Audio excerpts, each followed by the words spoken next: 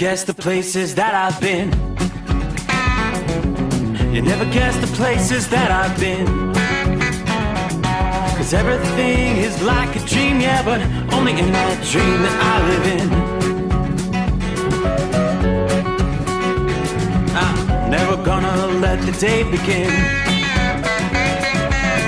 Never gonna let the day begin. 'Cause everything is like a dream, yeah, but only in that dream that I live in.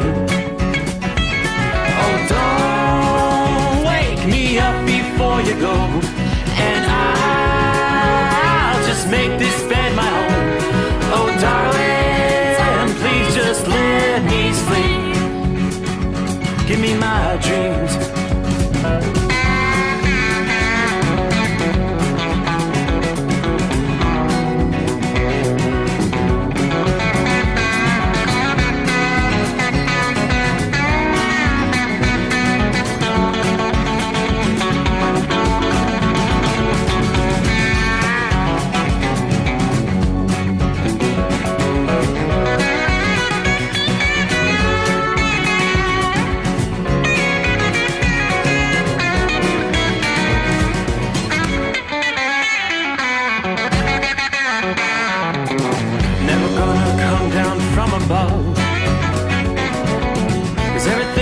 Better from above. Nothing's ever as it seems, yeah, except in that world that I dream of. Never gonna lose the ones I love. Never gonna lose the ones I love. 'Cause everything is like a dream, yeah, but only in that world that I dream of. Oh, don't wake me up before you go, 'cause I can't face this day alone. Oh, darling, please just let me sleep. Give me my dreams. Give me my dreams. Give me my dreams.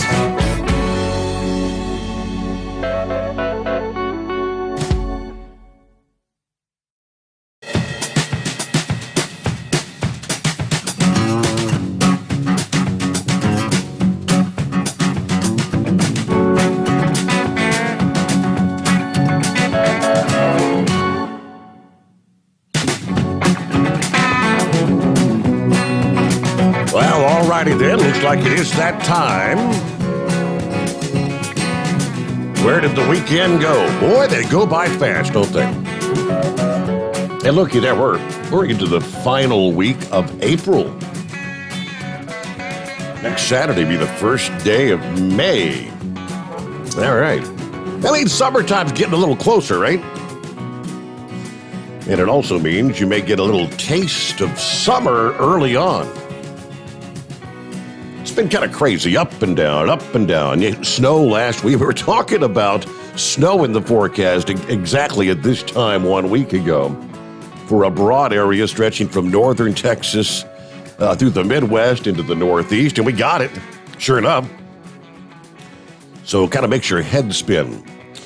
And the changes as of late, we've got another major pattern change in store this week. And by the end of this week, folks who live in those regions may feel like you've gone through all 4 seasons in like 1 week's time.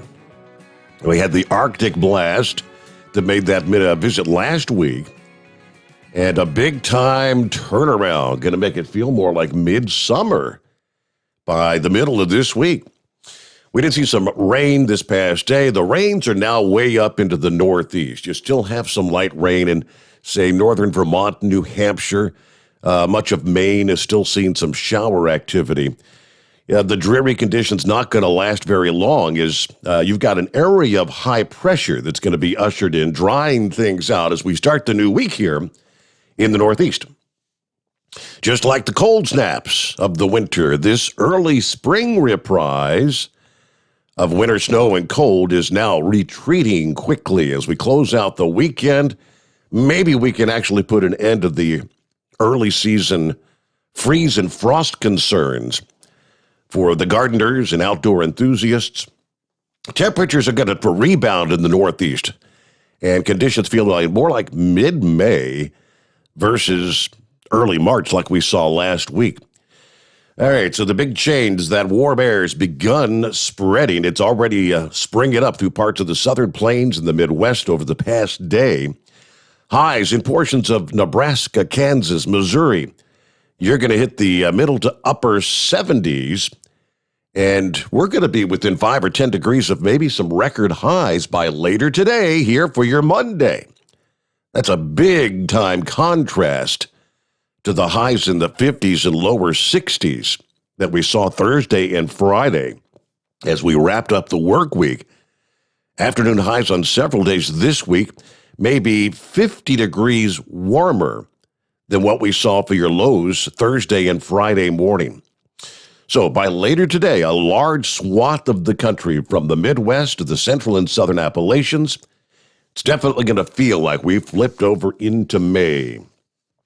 Got that pronounced bulge, northward bulge in the jet stream overhead. Now, some areas that experienced record-challenging warmth to start the week probably going to remain warm at least through Tuesday as the core of the warmth begins to shift further east and heads toward the northeast over time. All right, rather than feeling like early March, it's going to feel more like mid-May. What are we looking at temperature-wise here? Temperatures are going to soar into the upper 70s and even lower 80s as far north as Detroit, for instance.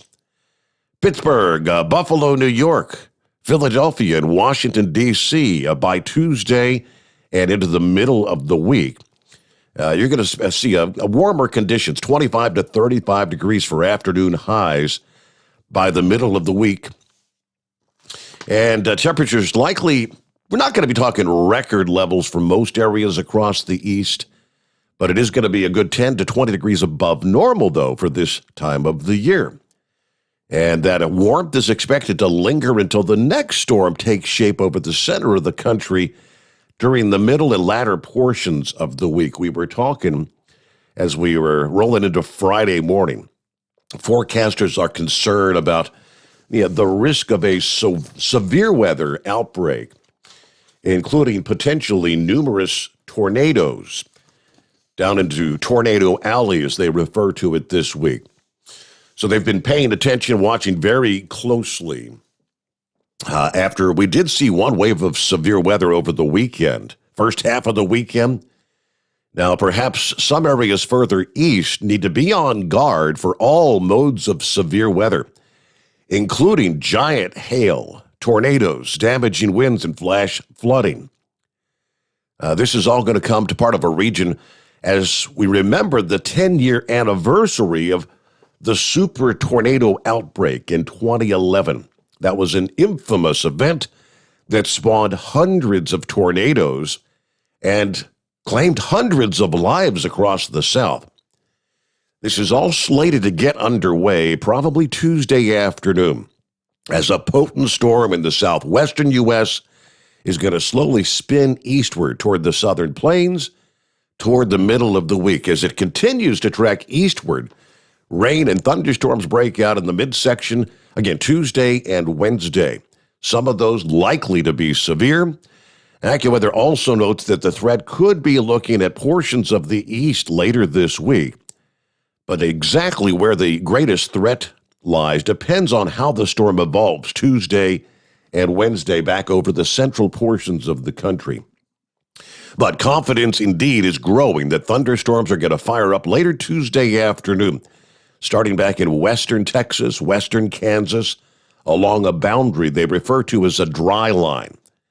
A dry line, a sharp boundary between the warm, moist air that's streaming northward out of the Gulf of Mexico versus the dry air advancing eastward out of the high deserts and the plateaus of the southern Rockies. That dry line, as they call it, kind of acts like a cold front in the way that it spawns thunderstorms. But instead of temperature differences on each side of the boundary, there's what they call a drastic moisture difference. Dry lines are a very common feature in the warm months in this part of the country, oftentimes sparking powerful thunderstorms. Whenever some energy is provided from a storm, such as the one expected to swing through the southwest this week, so these thunderstorms can be capable, again, of giant hail up to baseball or even softball size at times, as well as tornadoes, powerful winds, torrential downpours, and all that could be in the offing. Very large hail, torrential rain. Yeah, once these storms get underway Tuesday, they begin to shift eastward Tuesday night into midweek. That's when we'll see the most widespread coverage of rain and thunderstorms unfolding. If you're going to be traveling through portions of central and eastern Kansas, Oklahoma, Texas, on over into western Missouri, you may not see any rain or thunderstorms until the overnight hours Tuesday night, including places like Kansas City, Oklahoma City, and Dallas. But forecasters say, again, confidence in what the greatest severe threat remains a little bit lower there.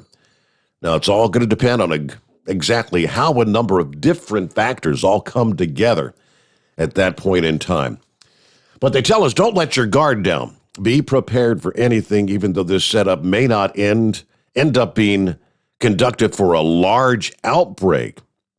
You know, it only takes that one tornado that can destroy property and take lives. Another aspect of this is going to be the slow-moving nature of the storm, whether it's severe thunderstorms, heavy rain, and embedded thunderstorms, or the combination of the two. If you're going to be stretching from Texas, Oklahoma, Kansas, Missouri, Arkansas, you could see multiple rounds from Tuesday night through Wednesday night, even parts of the lower Ohio Valley, southern Illinois, southern Indiana, into northern Kentucky. You may see some of these storms Wednesday and Wednesday night. But undoubtedly, several inches of rain are going to be possible in these areas through Wednesday night, which is certainly going to raise that risk of flooding before the storm finally moves off to the east. In some areas, this heavy rain could lead to flooded fields, damaging crops that have already been planted, or undoubtedly delaying planting in areas where farmers are still preparing their fields. Parts of southern Oklahoma into Texas, where you've seen pockets of moderate to extreme drought. Yeah, some of this rain will actually be welcome. Threat for severe storms may not end Wednesday, instead continuing into the eastern U.S. for Thursday and Friday. Several other factors are going to come into play there, so just kind of pay attention, keep checking back for updates. Again, as confidence grows on how the pattern's going to set up for the latter portions of this week. All right, what do we see here? The 2011 super outbreak was centered significantly higher, further to the east, compared to the setup for this particular storm system, they tell us. All right, so we'll be paying attention to things. We saw back in the 2011 setup, storms were occurring, stretching from Texas all the way up to New York and Pennsylvania. Kind of remember that. It seems like there were close to maybe 300 tornadoes in that particular outbreak. All righty, what are we looking at as we head into a Monday here? It is 844-844-3388. A great way to start the week. Looks like our little phone line. Joel was on the line. Joel's going to be joining us here. Let me do a quick reset of the phones, and we'll come back and get things underway. What are we going to be talking about tonight with Joel? We're going to be talking about balancing efficiency and productivity, as it's called. And lots of interesting things to go over. I plan to ask Joel as well. We talk a lot about reducing emissions and things of that nature. And if you didn't catch it, Joe Biden last week pledged we're going to cut carbon emissions by at least another 50% in, say, the next 10 years. I mean, this is, part of that new Green Deal kind of thing they're talking about. But some of these climate requirements are going to be big-time changes for us. So we'll delve into some of that coming up as well. All right, looks like we got Joel is back on the line, if everything's working correctly here. Happy Monday, Joel. Good to have you with us. Hope you had a good weekend. Yes, I did. Good early Monday morning. Yes, sir. All right. Out of the box here. So, yeah, unlike a week ago when we were talking about the snow coming our way, lo and behold, doing what we see, we're talking summer-like temperatures here in the next few days. Yeah, it's crazy. We got 4 inches of snow the morning that we talked. Being right up here on the lake, we got some lake effect and got a full 4 inches. And yeah, now we're talking a heat wave. So go figure. Are they talking like maybe 70s, upper 70s, all the way up in your neck of the woods? Yeah, we should be seeing that. I think it was going to be upper 70s. I know we're we're supposed to see some 80s here in the next couple of days. Believe it or not, that's what I saw. So, all right. So yeah, I'm ready for it.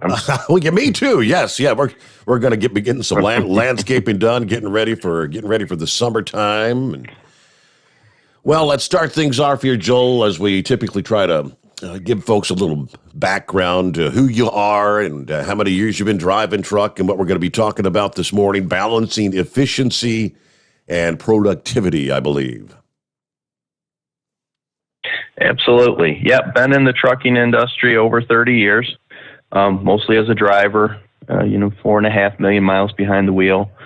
I do a lot of specking work for Ploger Transportation, putting together truck specs and trailer specs, and have done that for several years.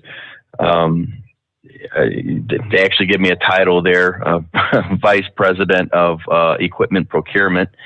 And I also have my own consulting agency now, Alpha Drivers Testing and Consulting. So been around the transportation business for a long, long time, and glad to help whenever I can.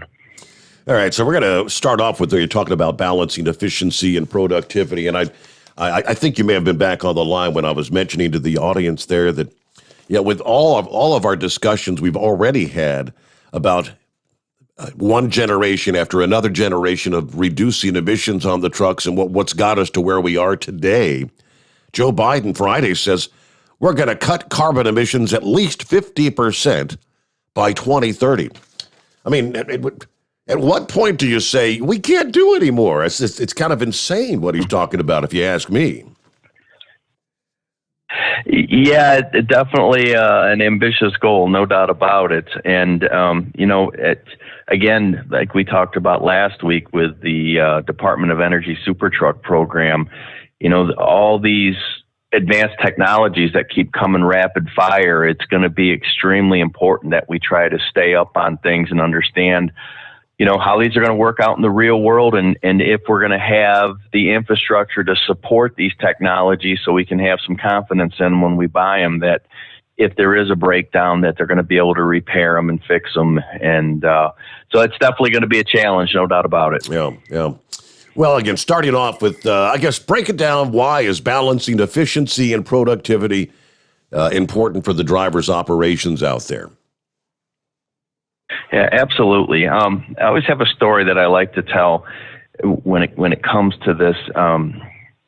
Ploger Transportation has a reputation for really, really working on efficiency and speccing the most efficient trucks on the market. And several years ago, when we had, some lower freight rates and higher fuel prices, we had put together a specification for our trucks. It was a direct drive transmission. We had more of a traditional gear set in that truck, and it was kind of limited to speed. We were running 60 mile an hour as a fleet. We were a short regional fleet, so we didn't really need the higher speeds, and we were able to pay a really nice fuel mileage bonus to the drivers, so we got drivers to buy in. And that specification worked very well for us for a long time. We made a lot of money with that.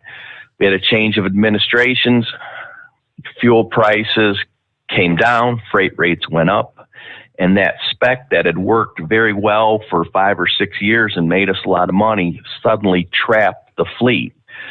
It wasn't designed to run as fast. When we did run it faster, we started to have emissions problems. The drivers weren't able to make their fuel mileage bonuses.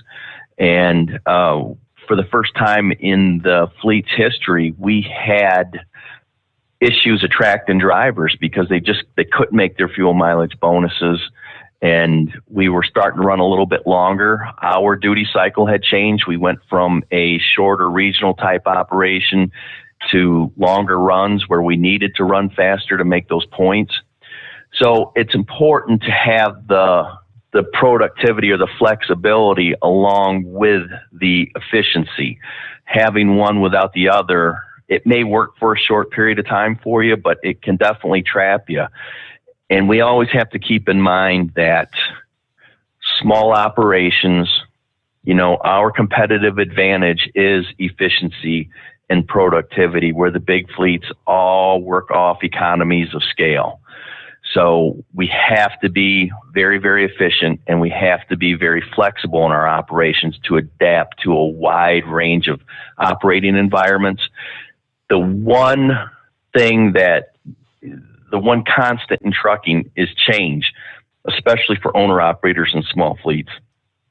Operations tend to change quite a bit over the years, and so having the truck that can adapt to those changes is very important. So what we had learned was a direct drive truck, if you're out looking to buy a truck, maybe a new one, or you're looking to pick up a used one, direct drive trucks, they're very good for running moderate speed with known operating conditions. And this is something that we don't see a lot of in the owner-operator duty cycle. Typically, we're running some loads off the load board, or, we're running irregular routes. We're seeing varying terrain, varying speeds, from state to state.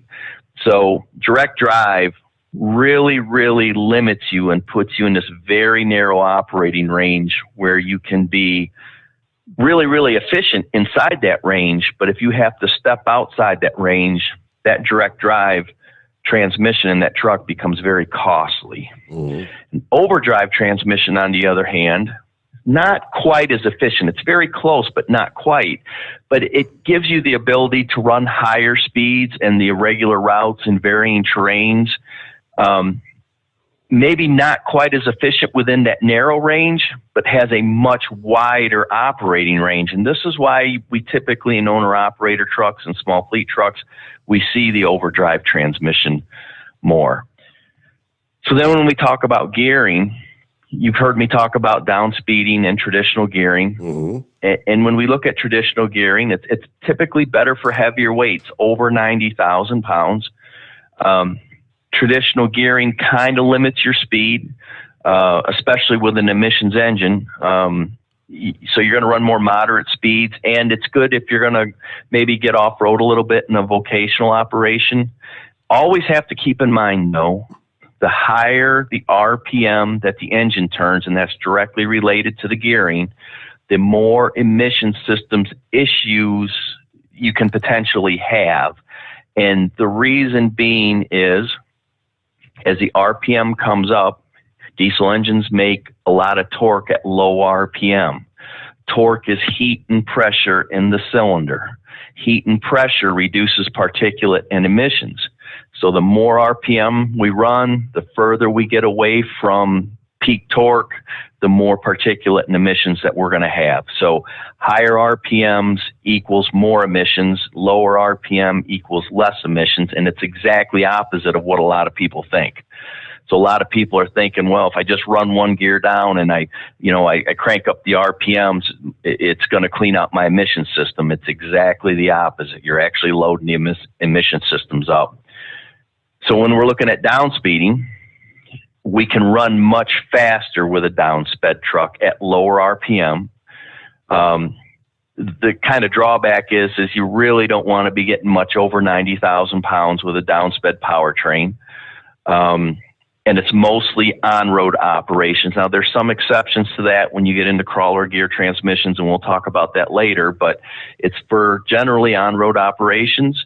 And that lower RPM, again, it means fewer emission system issue potential. And, the lower the RPM, the more heat and pressure in the cylinder, the better off you're going to be. All right. Well, we're about 22 past the hour, and of course, it's, as always, 844-844-3388. So I mentioned Biden and his plan, reducing emissions 50%. Yeah, what could be done to reduce emission systems issues in either, you talk about the traditionally geared or the downsped truck? Any tips there? Yeah, absolutely. There's a whole lot of things we can do, and a lot of it centers around what I call aggressive preventative maintenance. And in the past, before we were catching emissions, we got kind of lazy. We're just blowing it out the stack. So if the overhead was a little bit out of adjustment, it really didn't mean a whole lot.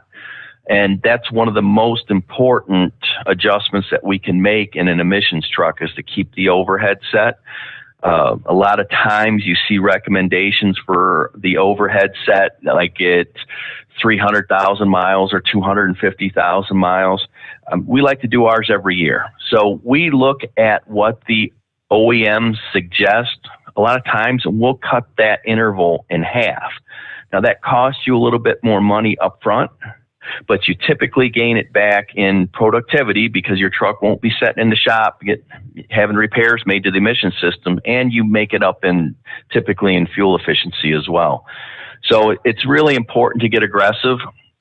Being a Volvo guy on the Volvo side, I know things very well, what we do.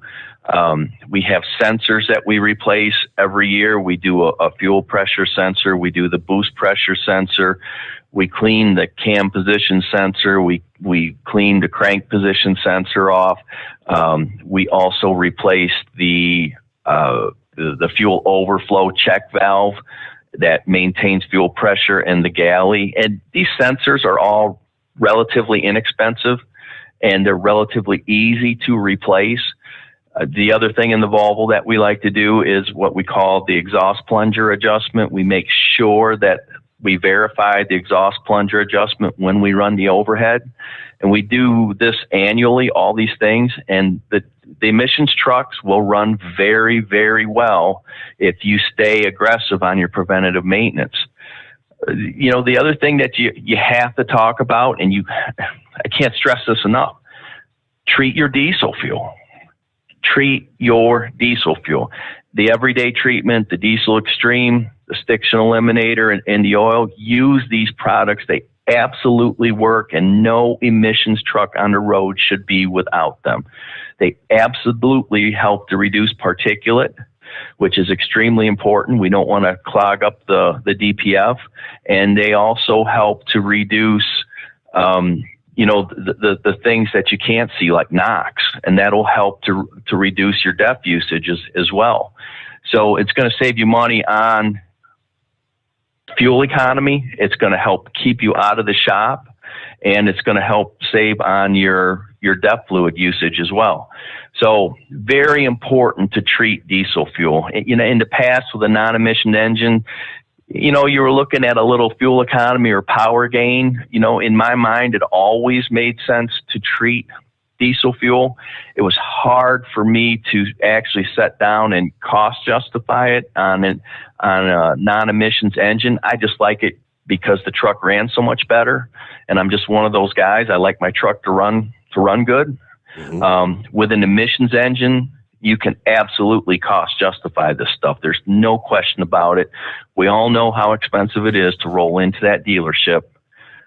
They're starting to just, throw parts at the emission system because sometimes their techs aren't up to speed, and, getting a $10,000 or $12,000 bill out of a repair shop is not unusual for an emission system nowadays. So your fuel treatment is quite a value when you start looking at repairs that this can prevent. The other thing that we have out there, we have systems like the AirDog, which is a system that takes air out of the fuel, air and vapor, and it pressurizes the OEM fuel pump and prevents cavitation. Cavitation is the number one cause of injector failure. When you get cavitation, little bubbles that are essentially imploding inside the injector, they tend to rock on the cups and break the seals, and it erodes the injector tips away. So systems like the Air Dog, great system to help prolong the life, and bypass oil filtration is another thing that we can do. If you're going to keep the truck longer, makes a whole lot of sense to look into a bypass oil filtration system. And I know our friends at Hot Shot Secret actually have the Hot Shot. They've got the bypass filtration system available there as well. Absolutely. Yeah, definitely something to look into. Now, guys that don't keep their trucks as long, maybe that gets a little bit harder to cost justify. But if you're like the typical owner operator that's going to keep a truck 5 to 7 years, they're a no-brainer. Absolutely. So it's a worthwhile investment in your book. Absolutely. No doubt about it. All right. We're going to get a news break here. A quick time out. We'll come back.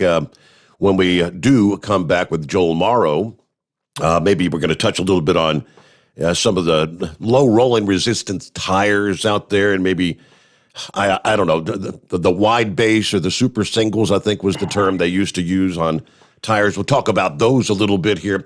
And always for our listening friends out there, if you've got questions, Joel, love to hear from you at 844-844-3388. Rolling into a Monday. Good to have you with us here. It's the Steve Sommers Overnight Drive, live from the Hot Shot Secret Studios. USA Radio News with Dan Naraki. Americans who are vaccinated against COVID will soon be able to travel to Europe, according to a top EU official. European Commission President Ursula von der Leyen told the New York Times Sunday that lifting restrictions will depend on conditions in the U.S., but those who are vaccinated will be able to travel to the continent this summer, though she did not lay out a timeline. Non-essential travel to the EU has been banned since the beginning of the pandemic last March. And the Biden administration has partially lifted a ban that will allow for the export of raw materials for the production of COVID vaccines to try to help India control a massive second wave of infections. A spokesperson for the National Security Council said Sunday in a statement that raw materials needed to produce the Covishield vaccine will be made available to India. The country is undergoing a large surge in new cases, recording more than 346,000 on Sunday. Officials say that a new variant of the virus, the B.1.617, is partially responsible for the surge in cases. This is USA Radio News. Rockstar Radio. Did you know this station, this network, is looking for their next rock star broadcaster? That's right, we are. And it could be you. It could be you interviewing the guests, talking to the newsmakers right in the middle of everything. Have you ever dreamed of being a rock star show host? Now could be your chance. Together with this station, we'll help you with everything you need. The studios, the equipment, your own producer, a co-host if you'd like, and so much more. Broadcasting is changing. There's never been a need for fresh voices and unique opinions like there is right now. You can do this. Our professional team will guide you every step of the way. Sound effects, show content, building your social network media, and everything you need to be the next rockstar broadcaster. Get all the details. Email bill@rockstar.today. That's bill@rockstar.today to get started with your own show. Email bill@rockstar.today. That's bill@rockstar.today. Don't wait. You could be the next voice for America. Email bill@rockstar.today. Keep the bugs off your glass and the smokies off your ass. This is the Overnight Drive with Steve Sommers. Some say their truck reflects who they are, dependable and reliable. That's why you trust Blue Def. Now the best just got better. Introducing Blue Def Platinum, a revolutionary innovation with advanced System Shield technology to significantly reduce harmful deposits. To maintain fuel economy, save money on costly repairs, and sustain the life of your SCR system, there's only one DEF to choose. Blue Def Platinum. The best just got better. Diesel Army is on duty 24 hours a day, 7 days a week. Burning the midnight oil with the best diesel coverage. All the tech, all the torque.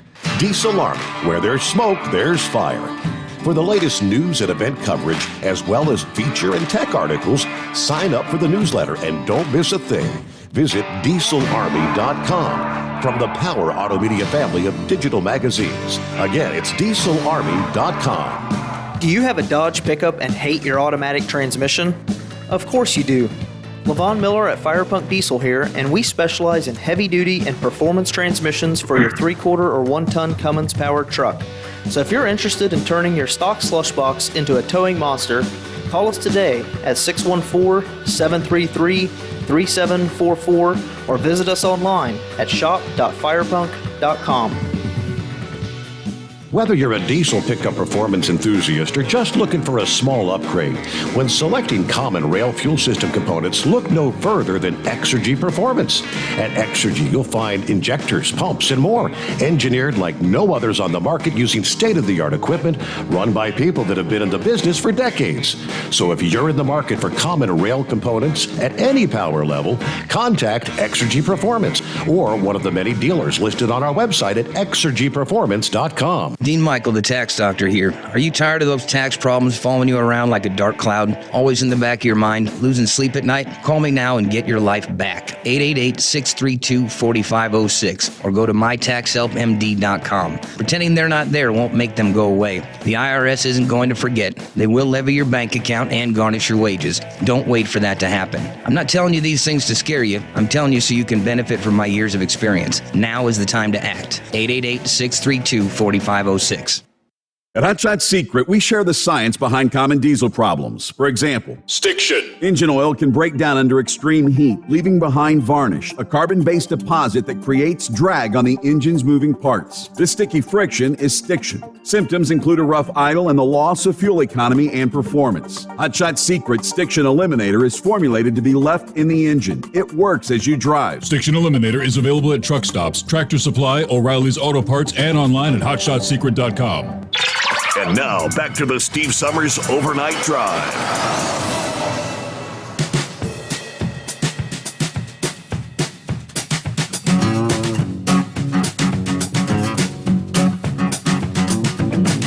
All righty, back at it here on a Monday. Hope you had a good weekend. Yeah, again, we'll be paying close attention to Mother Nature this week with the big warm-up. That means could be talking severe weather for a broad area, central and eventually eastern portions of the country. Right down through Tornado Alley, as they call it.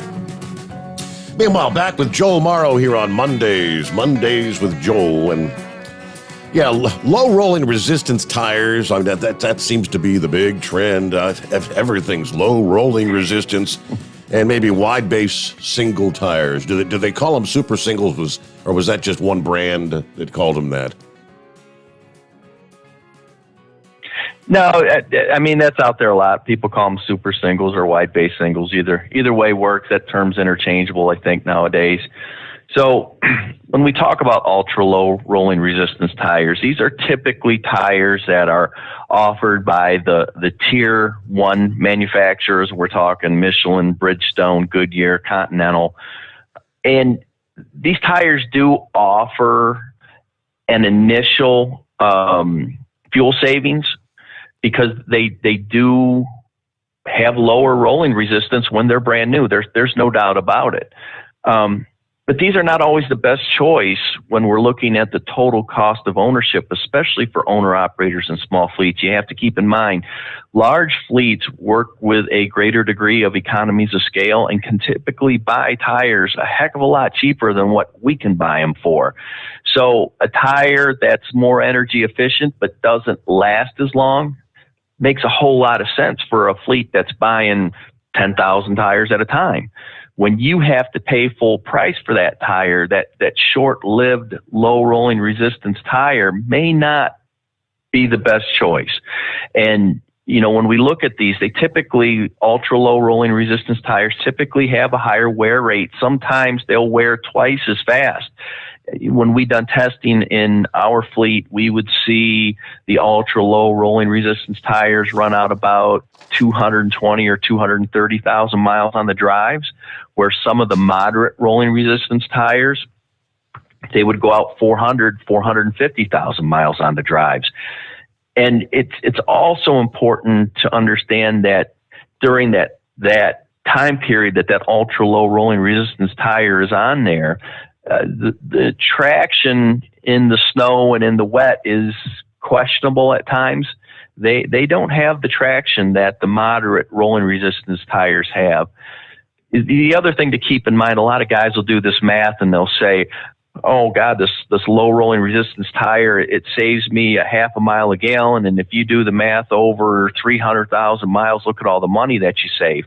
The problem with that calculation is they're using a static a very static calculation, and they're applying it to a dynamic situation. So when you have a moderate rolling resistance tire, and it starts to wear, eventually it's going to equal the rolling resistance as it wears of the ultra low rolling resistance tire. And because you have more tread you typically start out with, once it gets into that sweet spot for rolling resistance, it typically stays there longer.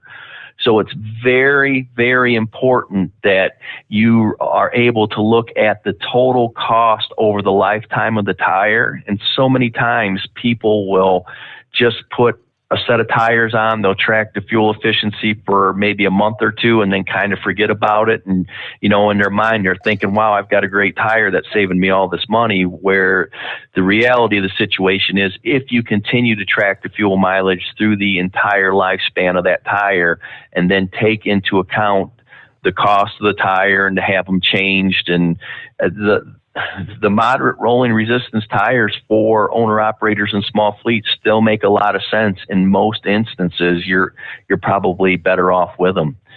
When you get into wide base tires, we kind of drank the Kool-Aid on this at the beginning when they first came out. You have a lot of wear issues with wide base tires, and one of the problems with a wide base tire is it's wide. It's very, very wide across the tread, and that tread tends to crown up. The faster you go, the more crowning effect you get across the tread. And what happens is the center of the tire is actually rotating faster than the shoulders, and it kind of scrubs the shoulders of the tires off.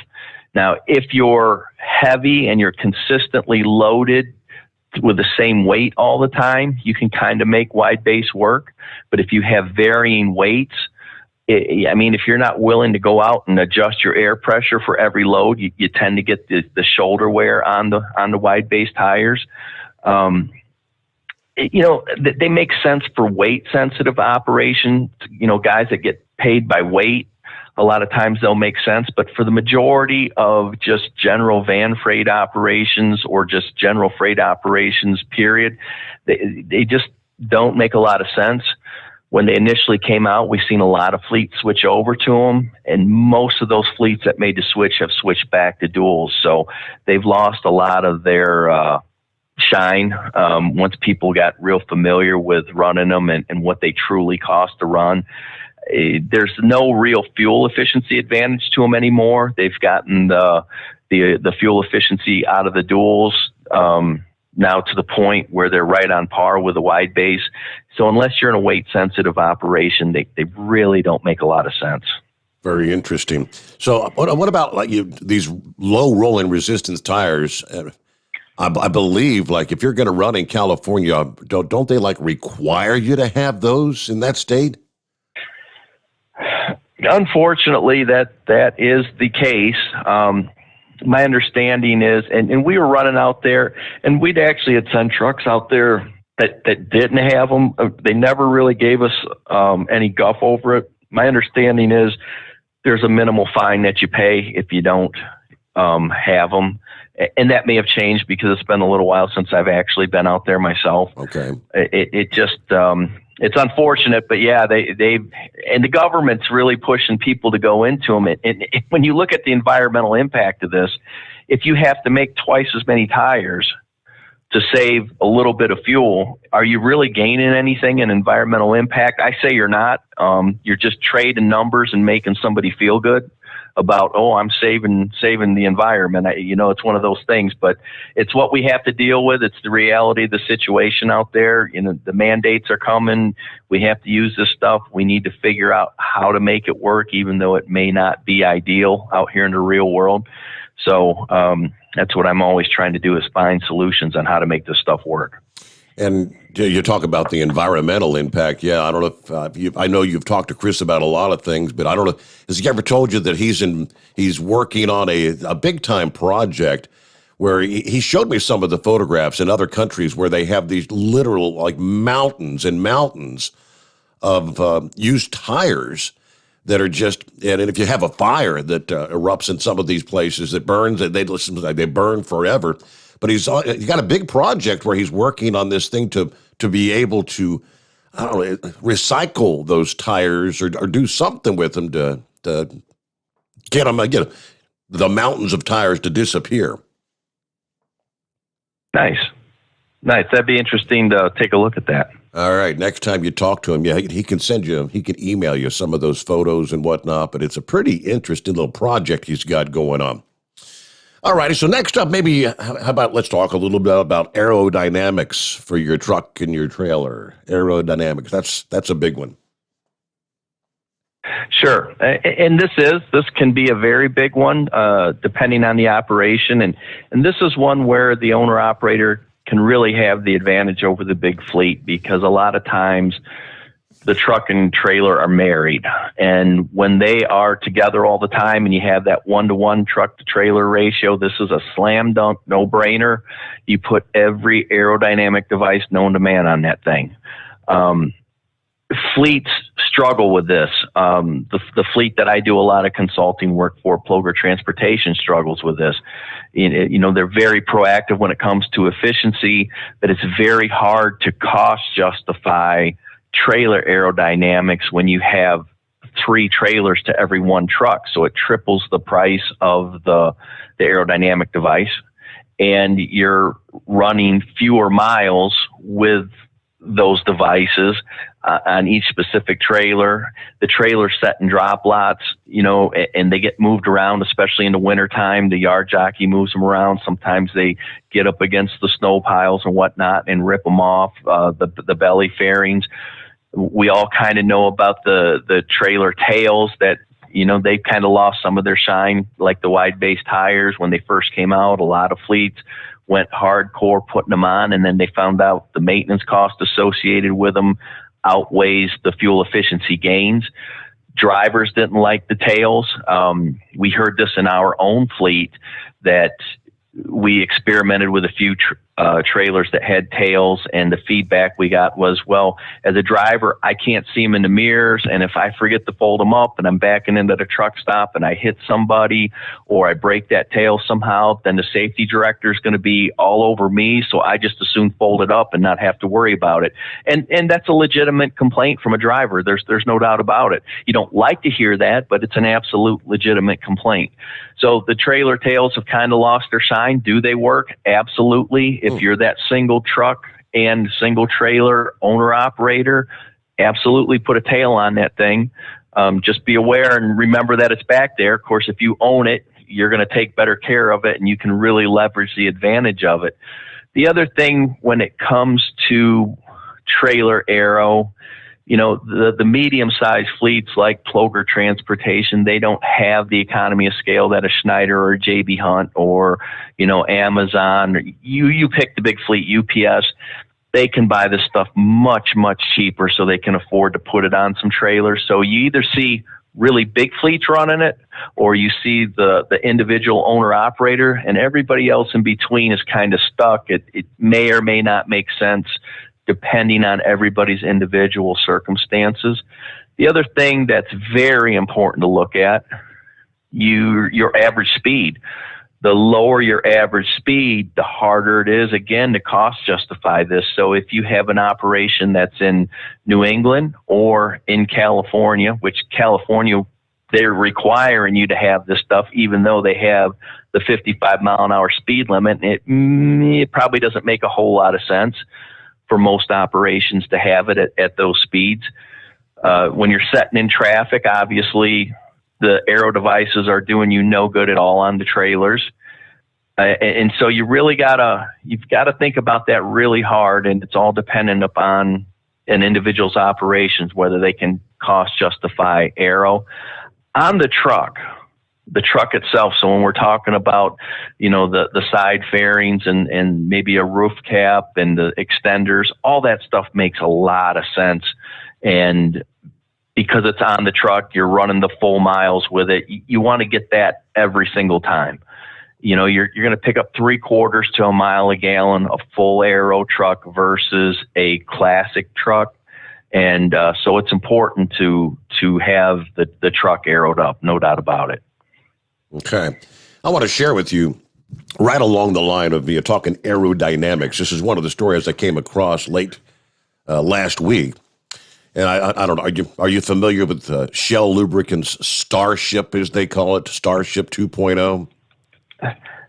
Absolutely. Oh, yeah? Okay. Well, I guess they're going to soon be out on the road again, according to, I can't remember where I found this, CDL Life or something, but they say that a lot of the technology updates and improvements to the truck since they went through their first phase, like back in 2018, and they're going to launch this brand new version of the tractor trailer on a coast-to-coast journey here in the month of May, I believe it is. So sometime in the next week or so, they're going to be hitting the road. But they're talking about on the aerodynamics side, bespoke 100% hyper aerodynamic carbon fiber cab. What is that, to reduce weight or something? Is that what that would be? Yeah, I watched the progression of the 2018 run that they done, coast to coast, and I'm really hoping they do a better job this time around, because the results in my mind were kind of lackluster. I don't even think they broke 9 miles a gallon on their coast to coast run, and we're able to do that with production stuff without having to go to the carbon fiber. So. The carbon fiber, it's very lightweight. There is no doubt about it, but you tap it and it tends to shatter. It's very expensive. Does it make sense for a production truck? Absolutely not. Not really sure what they're trying to, I guess it's kind of a super truck project that they funded themselves and that they're throwing out there and they're putting out on the road. It's interesting to watch, and it'll be real interesting to see how well that truck does this time around. I mean, it says they're gonna carry 40,000 pounds this time versus I think it was only 30,000 pounds in 2018. But you're right. The first Starship, they achieved 8.94 miles per gallon. And it sounds like they had everything that you could supposedly put on a truck, all the bells and whistles, hybrid this, hybrid that, down-sped axle configuration and all that, all those things you talk about. But, yeah, they didn't even break 9 miles per gallon. Yeah, they had all that stuff. The problem that I saw with it, they had it. It wasn't necessarily configured right. And what little I understood and knew that they had going on, it's like they just missed the mark on certain things. Their transmission selection wasn't quite right for the axle ratio. It was downsped, but it wasn't fully optimized, and I think that gave them a whole lot of fits, and it'll be real interesting to see what they've learned and how they apply it and see if they get some better results. I would expect that truck to do like 14 or 15 miles a gallon just by looking at it. Mm-hmm. Very, very aero looking. There's no gap between the truck and the trailer. It's got the carbon fiber cab. It's very lightweight. They spent a bunch of money on this truck, so I would hope that we see some better results out of it this time around. I'm going to be watching that really close. Yeah, I was looking at some of the photographs, and I thought when I was looking, I said, there's no space between the cab and the trailer. How is that functionally possible? Did you understand how that worked? Yeah, I believe they've got some wings that fold out from the back of the cab that close that gap up once you get past a certain speed, and then they retract once you get back down under the speed, so you can turn and make corners. I'm not sure it's practical in the real world. I mean, look at that thing, how low it sets to the ground. Exactly. Some of these rough roads out there, running through snow, and it's just super aerodynamic thing, and the numbers they just don't justify what they've got going on there. And it's going to be interesting to see what happens this time around. Hopefully they've got things a little more optimized and are going to make this work a little bit better than the first time around. It's going to be interesting to watch, no doubt. I think it'll be interesting to see if they cross any railroad crossings out there. You talked about the ground clearance. It's like, man, this thing's going to bottom out on anything. Yeah, last time they ran from San Diego to Jacksonville, I think across 8 and I-10. So it's about as cherry picked as you're going to get. It's flat. The roads are relatively smooth compared to the stuff you find further north. And so, yeah, it's just going to be an interesting thing to watch. I hope that they do much better than what they've done. I've got fleet trucks that without half the aero that are matching what they're doing on their first run. So hopefully things get a little bit better this go around. All right. It'll be very interesting to see. So that'll be hitting the road here in a few days. Chevy guy, you've talked to this guy a time or two before. What's on your mind, Chevy guy? Yeah, I'm just sort of, by the way, the super single, they don't do good in the woods either. They quit rolling in the mud. You'd think they would actually float, because they got that wide track. But I've actually seen an Army truck bringing one out of the woods and hit the mud. And as soon as that thing hit the mud, it quit rolling and just dug into the ground. That trailer load sat out there for a month until it dried out and they could dig it out of there. Yeah. And by the way, you forgot to mention that, especially a small company, it was better to leave a driver sit on the side of the interstate for 3 hours till the company could get someone out of the shop to put tires on it. And there might be a tire company right up the ramp there, It just... absolutely. You were flat. You weren't going nowhere. You couldn't cripple. If you had an inside flat on a tandem, at least you can sneak it in. What I'd like to know about, are they ever talking about driver safety on this stuff? I know lighter weights. My FLD 120 97 had 4 springs up front on the front axle. The K900 had 8 springs. Of course, it was bought to haul heavy equipment on a lowboy. But at this Columbian, I'm going a single spring with a half spring from the axle forward. I've seen a friend got someone crossed the double yellow line, ran into him. There goes your steering. Possibly that spring went up into the fuel tank, caused the fire. He perished. Do they talk about, how about NASCAR style roll cages in these trucks? 80,000 plus safety equipment, a tolerance for the safety equipment. All you have to do is go and see what these trucks do in a crash. They crinkle up like an egg. And I just sort of wondered, are they not talking about that too? One company that takes that very, very seriously is Volvo trucks. They have a high-strength steel cab. They have airbags in the truck.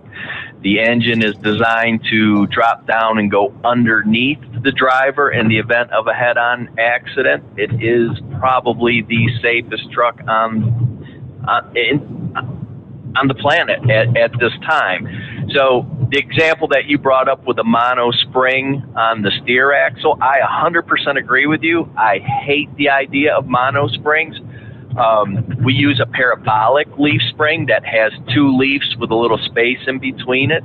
So you have 2 full leaves. If one of those leaves break, you still have the other one to support the load, and you're not going to, lose control and end up exactly like you're talking about. Some manufacturers, they choose to go ahead and use them because they're trying to save every little bit of ounce of weight that they can. So, I agree with you. There are options if you're looking for safety. Volvo's a great example of that. Very well engineered for safety. It's one of their main priorities. And I believe they're still the only Class 8 truck manufacturer putting an airbag in their truck. Okay, because I'm like, we've already talked about this Mercedes for performance. Sure. And the fact that I do run 80 plus pretty regular. When you put the chips out of the bin, you don't know exactly what kind of weight you got. So, and it can sometimes, with the sap running and everything else, the trees you could end up at easy 87,000. So I'm running them in between that pretty regular. When the emergency happened, they said 90,000, no problem. 92,000, no problem. And here you are going down the road that I guess you call them mono springs. At least I know what they call them now. But yeah, to me, my older trucks I felt safer in. But yeah, you just got to go to the junkyard and see what some of these trucks go through. And I don't care what make they are. Especially when they catch on fire. If that spring goes through that fuel tank, it catches fire. Our driver, my friend, might have survived that. It's hard to tell, but he burned to death in it. So okay. Yeah, on this particular point with that mono spring, I agree with you 100%. I've never liked the idea of the mono spring, and I stay as far away from them as I can get. Well, I don't have a choice. It's sitting under me right at this moment. So, all right, buddy, we're going to sit back and copy the mail and enjoy the answer to the question. Thank you, Chevy Guy. Have a good morning. We'll chat later at some point in time. Happy Monday, right? Looking at news update just ahead here. Get the very latest what's going on. Yeah, he brought up truck fire. Are you familiar, Joel? I'm hearing from drivers in recent years that it seems like when trucks are involved in accidents, that there's a lot more truck fires today than there used to be. And could that be attributed to the regen systems and things that are running so hot on these newer trucks? I hear that a lot from the owner-operator community. I can tell you in our fleet operation and fleets that we benchmark against that we have not seen it in reality. We have seen no, in fact, our fleet has never had one catch on fire, emissions or non-emissions. We've never had a truck fire where the truck's burnt to the ground. So, there's more trucks on the road today. That may have something to do with it. We're certainly running much faster speeds than what we were back in the 70s and the 80s. And so when you have an impact at higher speeds, I suppose the chances for fire are a little bit greater. Yeah, the emission systems are hot. Despite what everybody thinks, they're pretty well designed to handle that heat and to dissipate the heat out the exhaust shielding the way they have it, so the air cools it fairly well. We just haven't seen that come to fruition. I hear it all the time, but it just doesn't play out in the numbers. At least we haven't seen it. Doesn't seem to be the reality. Okay, just maybe a kind of a coincidence kind of thing. All right, we'll get a news update here. You want to jump in, chat with Joel this morning? It's 844-844-3388. Great to have you with us as we get the brand new week underway. Rolling into the 26th day of April, a Monday morning. The Steve Sommers Overnight Drive live from the Hot Shot Secret Studios. USA Radio News with Dan Naraki. Americans who are vaccinated against COVID will soon be able to travel to Europe, according to a top EU official. European Commission President Ursula von der Leyen told the New York Times Sunday that lifting restrictions will depend on conditions in the United States, but expects those who are vaccinated to be able to travel to the continent this summer. She did not, however, lay out a timeline to reopen travel. Non-essential travel to the EU has been banned since the beginning of the pandemic last March. White House Senior Advisor for COVID Response Andy Slavitt tells CNN that news shows that the rest of the world is watching the success of the U.S.'s vaccination program. They're looking at the U.S., they're looking at the success of our vaccination program, they're looking at the reduction in disease, and while they know we're not done yet, they're saying those Americans are safe to come to our country without risk of spreading COVID-19. Think about that. That's incredible. Just a few months ago, we were the nation in the world that was one of the most cut off from travel. This is USA Radio News. Hi, I'm Wayne Alaroot, and I'm in the best shape of my life. I love working out hard every day, but I turned 60 this year, and working out can cause some serious aches and pains. I was commiserating with my buddy Jay Schrader, the Super Bowl champion and former Raiders quarterback, about the challenges of staying in great shape for anyone over age 50. Jay said I had to try sonsoflibertycbd.com, and it would heal my body, mind, and soul. He was right. No more aches and pains. I feel like $1 million. Finding quality CBD, not easy, but Sons of Liberty CBD, highest quality CBD I've ever seen. CBD is not pot. It won't get you high. It's 100% legal. It's 100% American made. CBD is mainstream and it works. For my listeners, sonsoflibertycbd.com is offering a discount of 15% off every product if you use the code WAR15 at checkout. Even better, you can combine this discount with their subscription discount for 25% off. Please support veteran-owned, service-disabled, small business, Sons of Liberty, CBD.com. Just say WAR15 to get 25% off. The Vice President is renewing calls for movement on gun control. Jeremy Scott reports from the USA Radio News Oregon Bureau. With more than 130 mass shootings in the U.S. since President Joe Biden has taken office, Vice President Kamala Harris says the administration is limited on what it can do on gun control. We have to codify, that's a fancy word for make permanent, make the law that we agree we should have background checks. That's just reasonable gun safety laws. We should have an assault weapons ban. Assault weapons have been designed to kill a lot of people quickly. They are weapons of war, and Congress has to act. Harris telling CNN State of the Union that there's only so much the president can do through executive order, but something must be done. From the USA Radio News Oregon Bureau, I'm Jeremy Scott. And you're listening to USA Radio News. Now you can fly anywhere in the world and pay discount prices on your airline tickets. Book a flight today to London, Paris, Madrid, or anywhere else you want to go. And pay a lot less guaranteed. Call the International Travel Department right now at Low Cost Airlines. 800-215-5141. 800-215-5141. That's 800-215-5141. A painting worth almost $500,000 has been ruined in an apparent accident. Mike Fortier reports. A young couple in their 20s was visiting a Seoul, South Korea art gallery this month when they came across a work by graffiti artist John Won. Below the painting on the floor were the paintbrushes and other material he used to make the piece. This couple, though, according to police, thought the brushes and the paint were an invitation to create their own work. So, as surveillance video shows, they picked up the brushes, applied some paint, and started making their own brushstrokes on the canvas, ruining the artwork, valued at $440,000. No charges were filed. A small fence has since been posted around the piece to prevent a similar misunderstanding in the future.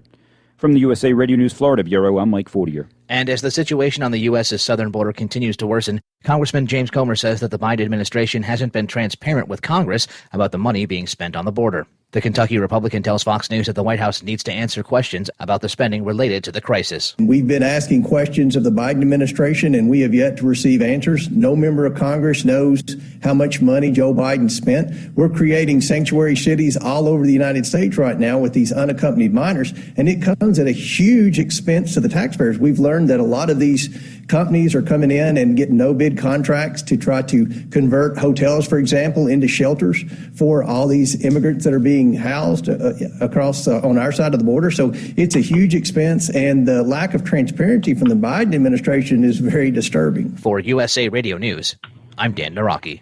At Hot Shot Secret, we share the science behind common diesel problems and their solutions. For example, ultra-low sulfur fuels. The primary function of diesel fuel is combustibility. One of the little-known aspects of fuel is its role as a lubricant to metal-on-metal moving parts. The introduction of ultra-low sulfur fuels diminishes the fuel's ability to lubricate because sulfur, which has been mostly removed, has lubricating properties. Hot Shot Secret Everyday Diesel Treatment with LX4 delivers unmatched lubricity. Third-party testing confirms that it takes 3 times the amount of leading fuel treatment to match the lubrication benefit of 1 dose of Hot Shot Secret.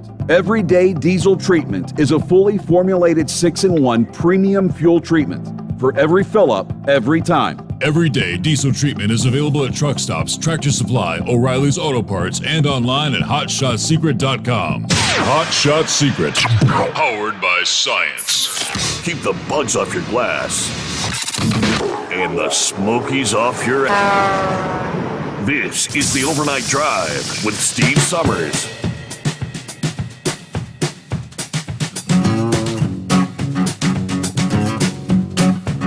Okay, back at it here on a Monday morning. There you go, another weekend in the books. Final week of April, if you can believe it.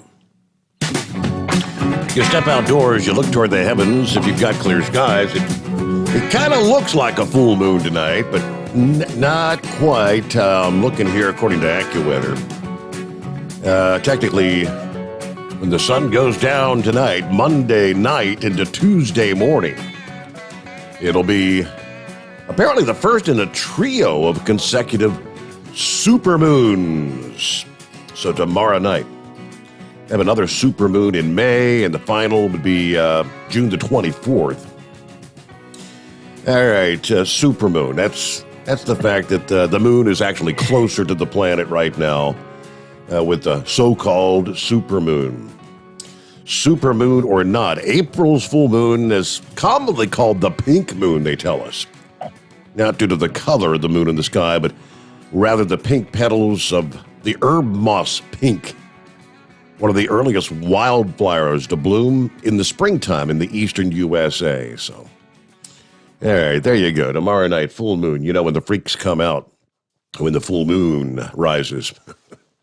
Well, we are back for hour number 2 here. Joel Morrow, great to have you with us. We appreciate you spending some time with us each week here on Monday mornings.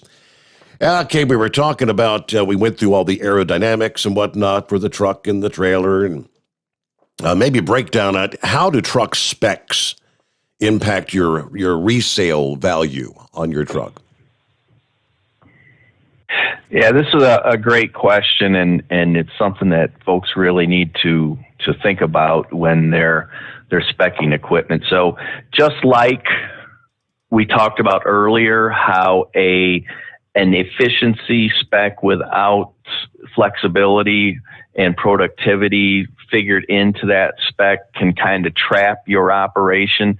The same thing can happen in the resale market. So you have this ultra efficient direct drive truck that has this very narrow operating range where it's very efficient.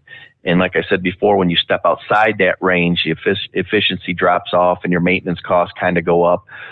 In the secondary market, folks realize that if you don't have that flexibility, it kind of locks you out of a lot of the markets that used trucks typically go to, farmers and aggregate haulers and, some of this vocational type work where people buy used trucks and put them into these types of duty cycles.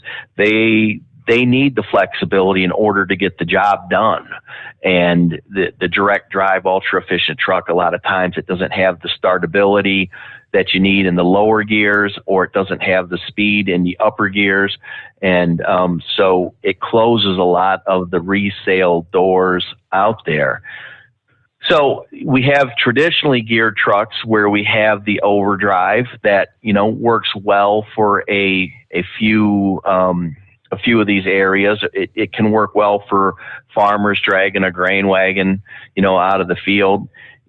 You don't necessarily have some of the speed that you'd like to have. Now, guys do run them faster, but you do incur higher emission systems costs because the RPMs run a little bit higher on them. So what I like to do, and what we've started doing, is we have the down spec with an overdrive, which gives us a whole lot of speed, and it gives us a very wide operating range where we're efficient from 50 mile an hour to 80 mile an hour. We have a very high degree of efficiency. And then we've been speccing a crawler gear transmission that gives us all the low end startability. So we've kind of got the best of all the worlds tied into one truck. We're not having to choose between an overdrive or a direct drive truck because I can run in both gears at highway speed. If I'm in a state like California, you can run 55 in direct drive and really put up phenomenal fuel efficiency numbers.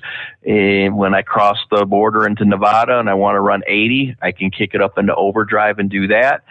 If the farmer or the vocational hauler or the aggregate hauler wants to buy that truck and they need to be able to pull that grain wagon out of the field when it's a little bit sloppy and they need that really low startability with the crawler gear transmission, it has that. So it opens a lot of doors, and it really will help improve the resale value of the truck.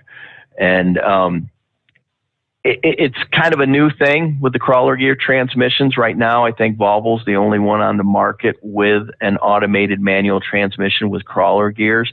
I think Freightliner has updated their automated manual transmission so it has a lower first gear, which kind of achieves the same effect, not quite as good, but still better than where they were before, which will help to increase the resale value if you order that particular transmission. You will pay extra for a crawler gear transmission or a transmission with a deeper first gear and a higher weight capacity. But I think as folks out in the marketplace learn of the benefits, that kind of like the 18-speed and the 13-speed manuals nowadays, it's what people will pay extra for in the used market. The same thing's going to happen with the automated manual transmissions with the lower first gears and the crawler gears. People are going to be willing to pay more. So you're going to more than offset that initial extra cost if you're buying new with the added money that you're going to get on resale and the improved fuel efficiency that you'll see from the lower gears. The crawler gears enable you to run a faster drive axle gear set to help keep the RPMs low, again, improving fuel efficiency and the durability of the emission system. So it definitely has an impact how you spec your truck, how much it's going to be worth when it comes time to sell it. Specking is important. And where do you get your best advice when you're trying to spec a truck? I think you've mentioned in the past a lot of times, some of the salespeople at these dealerships really aren't up to speed with what the latest and best specking technology is. Yeah, there's a couple companies out there.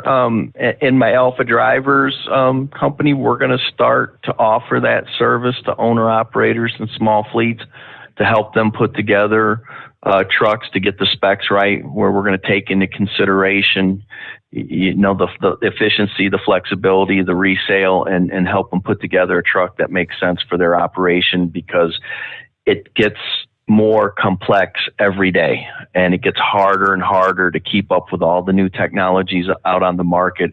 It's not an easy thing to do. Even with the connections that I have, it's still very difficult to keep up on this stuff and understand when you should spec it and how it should be used. And then there's always programmable parameters that go with these components, and you have to have that programming right to make it work right. And it's not an easy thing to do. So we're going to start to see more and more, I think, of consulting companies out there that are going to help folks put together a spec that works for them.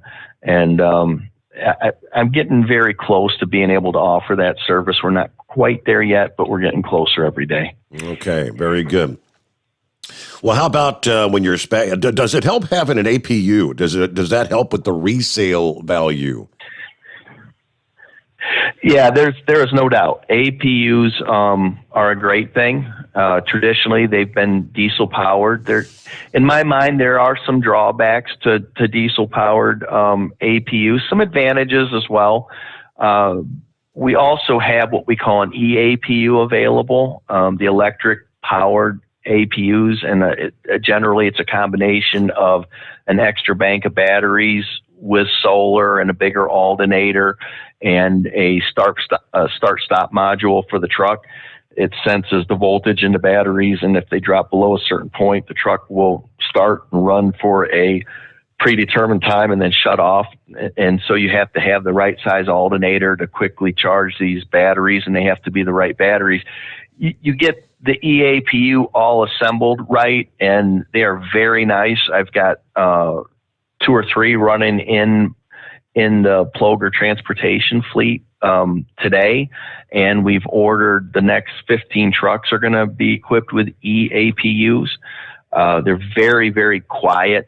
The great thing with the solar panels up top, even if you do run the batteries dead at night and maybe the truck didn't start for some reason, the sun comes up, it only takes about a half an hour and that truck's going to start again. Today's solar panels are very energy dense. I mean, they make a lot of power for the small area that they take up, and so they're very nice to have. They increase the life of the batteries and do a lot of other things. But to me, the big thing is they're quiet with virtually no vibration. And the diesel-powered APUs was kind of like a lawnmower running outside your bedroom window. And I just always had problems sleeping with them. I didn't like the vibration levels in the truck. Some guys are used to it, and they like it. Both systems have their advantages and disadvantages. I can tell you that the electric APUs from just a few years ago compared to today's are much, much better.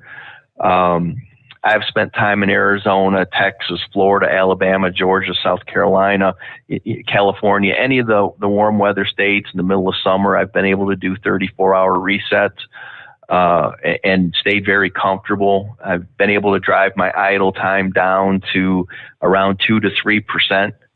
And we all know that idle wastes fuel and it kills emission systems. Very, very hard on emission systems to idle trucks. One of the newest companies out there is Merlin Solar, and they make an awesome solar panel. It's a semi-rigid panel that they can mend or bend and mold to the curves of the cab, and it makes for a very, very clean installation. They are extremely durable. That was my big worry when we first put solar panels on the truck was, okay, I'm going to hit a tree branch or I'm going to get into a hailstorm and it's going to break these panels. I've had 0 failures on the panels. I've hit multiple tree branches, bird strikes, hailstorms, you name it. They take a beating and they just keep going.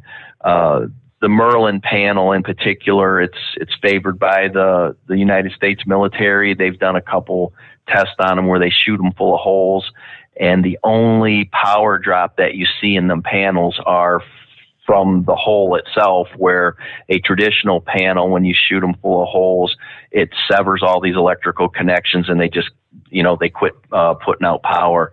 The Merlin is set up a little bit different in the panel where there's multiple pathways for that power to flow. So if you would happen to sustain a little bit of damage, they keep producing electric at a very high rate, and they're very good in low light conditions. So it's definitely something folks need to take a look at. And you can retrofit these onto older trucks just to keep batteries charged. One of the things that we found with the Merlin Solar is they help to keep the average voltage of the battery above 12 volts. And when you keep it above 12 volts, that reduces sulfation in the battery, which is the primary failure mode of batteries. The plates will sulfate. They won't hold a charge very long. And that's due to discharging the battery and then recharging, discharging and recharging. So when you look at that power cycle, on a chart, you got this up and down line. It's crazy. With the solar panels on it, that line kind of evens out and you don't get the sulfation that you get with systems without solar. So solar panels on trucks are going to be the next coming thing, I think, for the majority of us. Relatively inexpensive. Very durable, very reliable. They increase the life of your starting batteries. And if you have an electric APU, it'll increase the runtime of your air conditioning system. My trucks also have hydronic heaters on them. So one of the benefits guys with the diesel say, well, it'll keep the engine warm. The Webasto hydronic heater will also keep the engine warm without having to have a diesel engine running. So either system is a good choice today. They cost about the same. The high-end diesel unit and a high-end electric APU, virtually the same cost-wise. My preference, I just like it because I don't like the smell of a diesel APU. I don't like the vibration. I don't like the noise, and the electric eliminates all of that. So they're kind of nice. Saw a funny meme in recent weeks where in the life of a truck driver, I don't know if you caught this one. The driver's sleeping, and earthquake, he's sound asleep. Gunshot, lights out, he's sound asleep. Tornado, he's sound asleep. APU quits, and he's wide awake. Wakes him up. Yeah, I saw that. Yeah, that is absolutely true. And the reefer guys, they absolutely know that. I mean, it's there's nothing truer than that. And I saw that, and I got a chuckle out of it too. But there's a lot of things that we can do today. Even retrofitting older trucks, solar's one of them. And the other one that I constantly go back to and I harp on, and I'm going to do it again here because I think it's so important, is treat your diesel fuel. Just treat it. Spend a little bit of money up front on it and treat diesel fuel. It makes such a huge difference if you have an emissions truck. It's going to keep you out of the shop. It's going to keep the truck running better. It's going to improve your fuel efficiency. The ROI on the stuff is just spectacular. And the more advanced and complex the diesel engines become, the more important products like the everyday treatment and the diesel extreme and the Stiction eliminator are. These are products that we use every day, and wouldn't be caught without them in our fleet. It would be hard to get the results that Ploger Transportation gets in terms of fuel efficiency and uptime without everyday diesel treatment. Our bulk tank gets treated with it. It's just, you can't say it enough, and it needs to be just preached over and over again to guys. Treat your fuel. It will save you money. All right, looking at 23 past the hour. Out of the box, Joel, I had the headline, Joe Biden Friday pledging to cut carbon emissions by at least 50% by 2030. Hell, that's only 9 years away. I think this was also from CDL Live. No, this one wasn't. Biden's ambitious plan could mean Americans will be forced to cut 90% of their red meat from their diets, which would equate to about, you get one average size hamburger per month. Americans may be forced to purchase a $55,000 electric vehicle under this Marxist plan, as they call it. Says at University of Maryland School of Public Policy estimated that cleaning up transportation would count towards about a quarter of the goal here. Transportation. I guess that's all modes of transportation, not just trucking, I would assume. It would also mean more than 65% of new cars and SUV sales and 10% of new truck sales would have to be electric. Oh. Yeah, electric has its place. There is no doubt for garbage trucks, for school buses, for that very local duty cycle where they're back at their home terminal every night.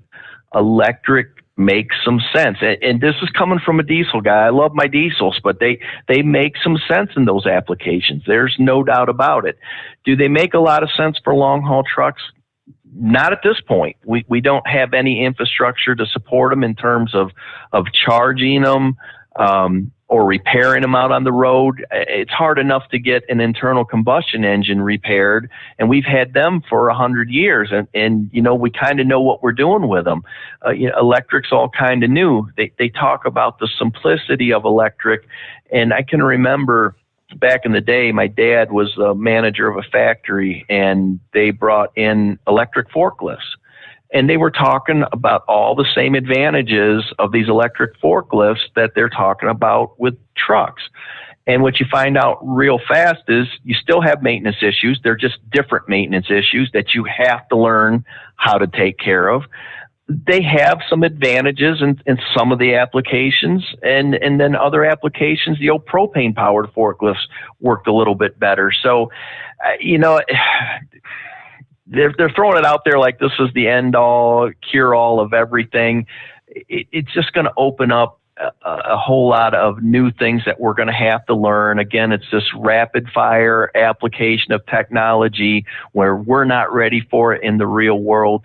Does electric have its place? It absolutely does. Is it going to dominate everything like they're talking about? I don't think it's going to happen.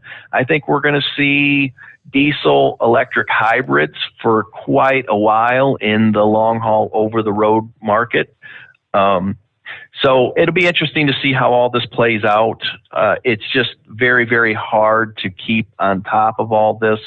And, I'm actually looking to have some discussions with some of these government officials that are, really pushing this stuff hard. I'm all for new technologies. I love new technologies, but I also understand the difficulties of applying new technologies out in the real world, especially as it relates to the owner operator and the small fleet operator. A lot of times these guys, they don't have time to reverse engineer things and fix things. They're busy running their businesses, and they need to know that when this new technology comes out, that it is supported in the field in terms of maintenance and repairs, so the downtime doesn't get crazy. And I can tell you right now, a lot of this stuff that they're looking to push out onto us, it's going to be hard. It's going to be difficult unless they take some of this funding and want to start to support the back end infrastructure so that we have reliable transportation vehicles that we can buy. Part of the announcement, according to the story I had from Landline and OOIDA, they said the DOT is going to establish guidance on how grants can be used to deploy charging infrastructure and newly designed alternative fuel corridors. Specifically, they announced a 5th round of alternative fuel corridors designations. That round includes nominations for 25 states for 51 interstates and 50 U.S. highways, accounting for all 5 rounds designations for all fuel types. The numbers are growing. 134 interstates, 125 U.S. highways. Nearly $42 billion in grants are going to be available for electric vehicle charging. Part of Biden's plan includes $15 billion to build a national network of 500,000 charging stations around the country. Tesla's been working on their electric truck for years now. I guess they get the most of the attention for the truck that's going to eventually go into production. Right now, they're having trouble, I believe, in getting the components to actually make the batteries for the trucks. How about some of the other manufacturers? I mean, you're a Volvo guy. Are they all looking at the electric vehicles? Yeah, Volvo's got electric trucks for sale right now in Europe and in the United States. The Volvo Lights project. And of course, these are trucks that are designed to run in metropolitan areas. So you're looking out in Los Angeles is where everybody seems to be at right now. And in the applications that they're running them in, they make sense. Electrifying all of these corridors, okay, that's wonderful. But what happens when that electric truck breaks down? You may have a recharging network, but do you have the network to support that truck when it breaks down? And the answer to that is no. And nobody's talking about that part of the infrastructure. And this is the part that we need just as bad as the actual charging stations or alternative fuel refilling stations. We need to have that network build out, that training to actually repair because these vehicles will break down. If it moves, it's going to break. Sure. And, look what happens when the emission systems first rolled out. The problems that we had with emission systems, and this is going to be even more challenging than emission systems when it comes to breakdowns on the road. It's not going to be an easy thing to deal with, and if the government's going to mandate that we have to run this stuff, they ought to contribute to building out that support infrastructure in terms of repair and uptime. Okay, we're going to get a news break here. You want to jump on board? Questions for Joel this morning? He's got a little more time with us. It's 844-3388.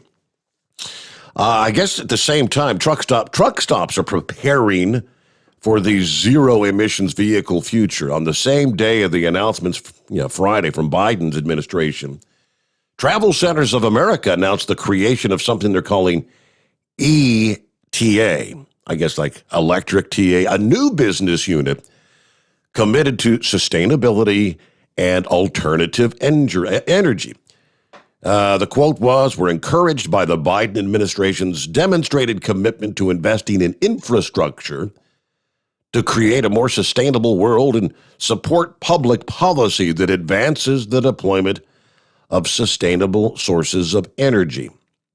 We look forward to evaluating the business case for investing in cleaner transportation fuels and to working with policymakers to ensure well-intentioned ideas are implemented in a manner that can generate the desired results for all stakeholders." TA is embracing changes that will redefine America's transportation infrastructure. They say, going back to last August, Electrify America and Love's Travel Stops announced a partnership between those two to put public, ultra-fast electric vehicle charging stations at 7 locations in 6 states. Well, that's not a whole lot of locations, but for what it's worth, we return in a moment. The Steve Sommers Overnight Drive, live from the Hotshot Secret Studios.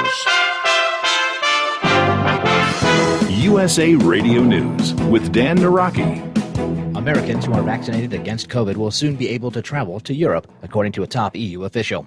European Commission President Ursula von der Leyen told the New York Times Sunday that lifting restrictions will depend on conditions in the United States, but expects those who are vaccinated to be able to travel to the continent this summer. She did not, however, lay out a timeline to reopen travel. Non-essential travel to the EU has been banned since the beginning of the pandemic last March. White House Senior Advisor for COVID Response Andy Slavitt tells CNN that news shows that the rest of the world is watching the success of the U.S.'s vaccination program. They're looking at the U.S., they're looking at the success of our vaccination program, they're looking at the reduction in disease, and while they know we're not done yet, they're saying those Americans are safe to come to our country without risk of spreading COVID-19. Think about that. That's incredible. Just a few months ago, we were the nation in the world that was one of the most cut off from travel. This is USA Radio News. Are you struggling with addiction or alcohol problems? If you're depressed, drinking, and using drugs, you may need help. And the Affordable Care Act guarantees coverage of substance abuse. I knew I could get myself out of this. I just needed some hope and some help. I took the first step to recovery when I made the call. Call the Addiction Hope and Helpline now for a free assessment with someone who cares. Call 800-854-1055. 800-854-1055. I feel like I'm losing control. I'm afraid I'll lose my job or even my family. Call now for hope and help with proven, gentle recovery programs. I never thought that I could be somebody who didn't drink and use drugs. I'm in recovery, getting the help I need. Call the Addiction Hope and Helpline now for a free assessment with someone who cares. Call 800-854-1055. 800-854-1055. 800-854-1055. You're listening to the Overnight Drive with Steve Sommers. At Hotshot Secret, we share the science behind common diesel problems and their solutions. For example, Hotshot Secret Diesel Extreme. Today's ultra-low sulfur fuels leave injector deposits causing frequent DPF regens and low throttle response. Diesel Extreme is a once every 6-month treatment that will clean your entire fuel system, including the tank, lines, pump, and the injectors. Hotshot Secret Diesel Extreme is available nationwide at truck stops, Fine Farm and auto stores, and online at hotshotsecret.com. Some say their truck reflects who they are, dependable and reliable. That's why you trust Blue Def. Now the best just got better. Introducing Blue Def Platinum, a revolutionary innovation with advanced system shield technology to significantly reduce harmful deposits. To maintain fuel economy, save money on costly repairs, and sustain the life of your SCR system, there's only one DEF to choose. Blue Def Platinum. The best just got better. PureFlow AirDog, your leader in fuel air separation system technology. Our systems filter out water, particulates down to 2 micron, and remove all of the air out of your diesel fuel. This allows for nothing but pure, clean diesel fuel to reach the expensive injection system equipped in your vehicle. Not only do our fuel systems protect, they also come in a variety of flow rates to meet your performance needs. Our systems are compact and use OEM-style fittings for an easy installation.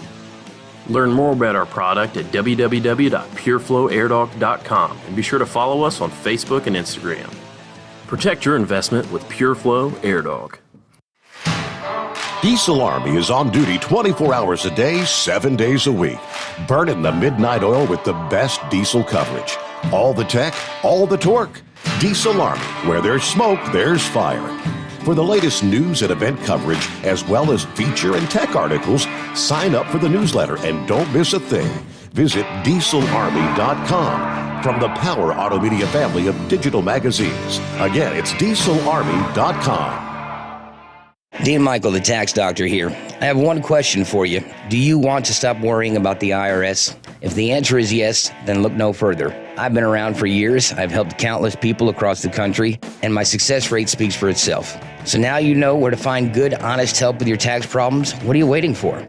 If you owe more than $10,000 to the IRS or haven't filed in years, call me now at 888-557-4020 or go to mytaxhelpmd.com for a free consultation and get your life back. For anything diesel, take it to Scheid Diesel. They provide a wide variety of services and diagnostics to determine what the problem is with the latest technology. From simple oil changes and preventative maintenance to fuel system diagnostics and repairs, engine rebuilds and cylinder head repairs, and rebuilds with our in-house machine shop. They also have on-site DPF cleaning for exhaust issues and DOT inspections. If your diesel is asking for some attention, Scheid Diesel has the specialist you need for anything diesel. Located in Terre Haute and Lafayette, Indiana, and Effingham, Illinois, Scheid Diesel has you covered. Drivers, you demand that your equipment's reliable and dependable, and that also applies to your headset for communication. Well, our friends at Stellar Electronic have you covered. The Pluto Duo headset bundle is the best communication headset you can find in the industry.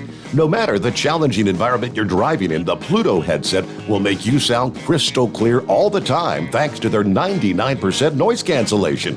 And the Duo's not only a stereo converter for the headset, but also a power bank so you can charge as you go. Learn more at StellarElectronic.com or visit them on Facebook. At Hot Shot Secret, we share the science behind common diesel problems and their solutions. For example, diesel particulate filter regeneration. The DPF catches particulates left over from combustion. The DPF regeneration cycle cleans the filter with temperatures exceeding 1,000 degrees Fahrenheit. A computer sensor triggers the DPF regen, which is often accompanied by a loss of power and fuel economy. The frequency of DPF regens are in correlation to the cleanliness of the fuel burn. Under heavy operation with the dirty burn, DPF regens can occur multiple times per day. Hot Shot Secret Diesel Extreme Fuel Additive promotes a more complete combustion, creating fewer emissions and therefore fewer DPF regens. Vehicles using Diesel Extreme experience 83% less DPF regens. Hot Shot Secret Diesel Extreme is available nationwide at truck stops, Fine Farm and auto stores, and online at hotshotsecret.com. Hot Shot Secret, powered by science. Because Channel 19's a little congested. Call Steve now at 844-844-3388. The Overnight Drive.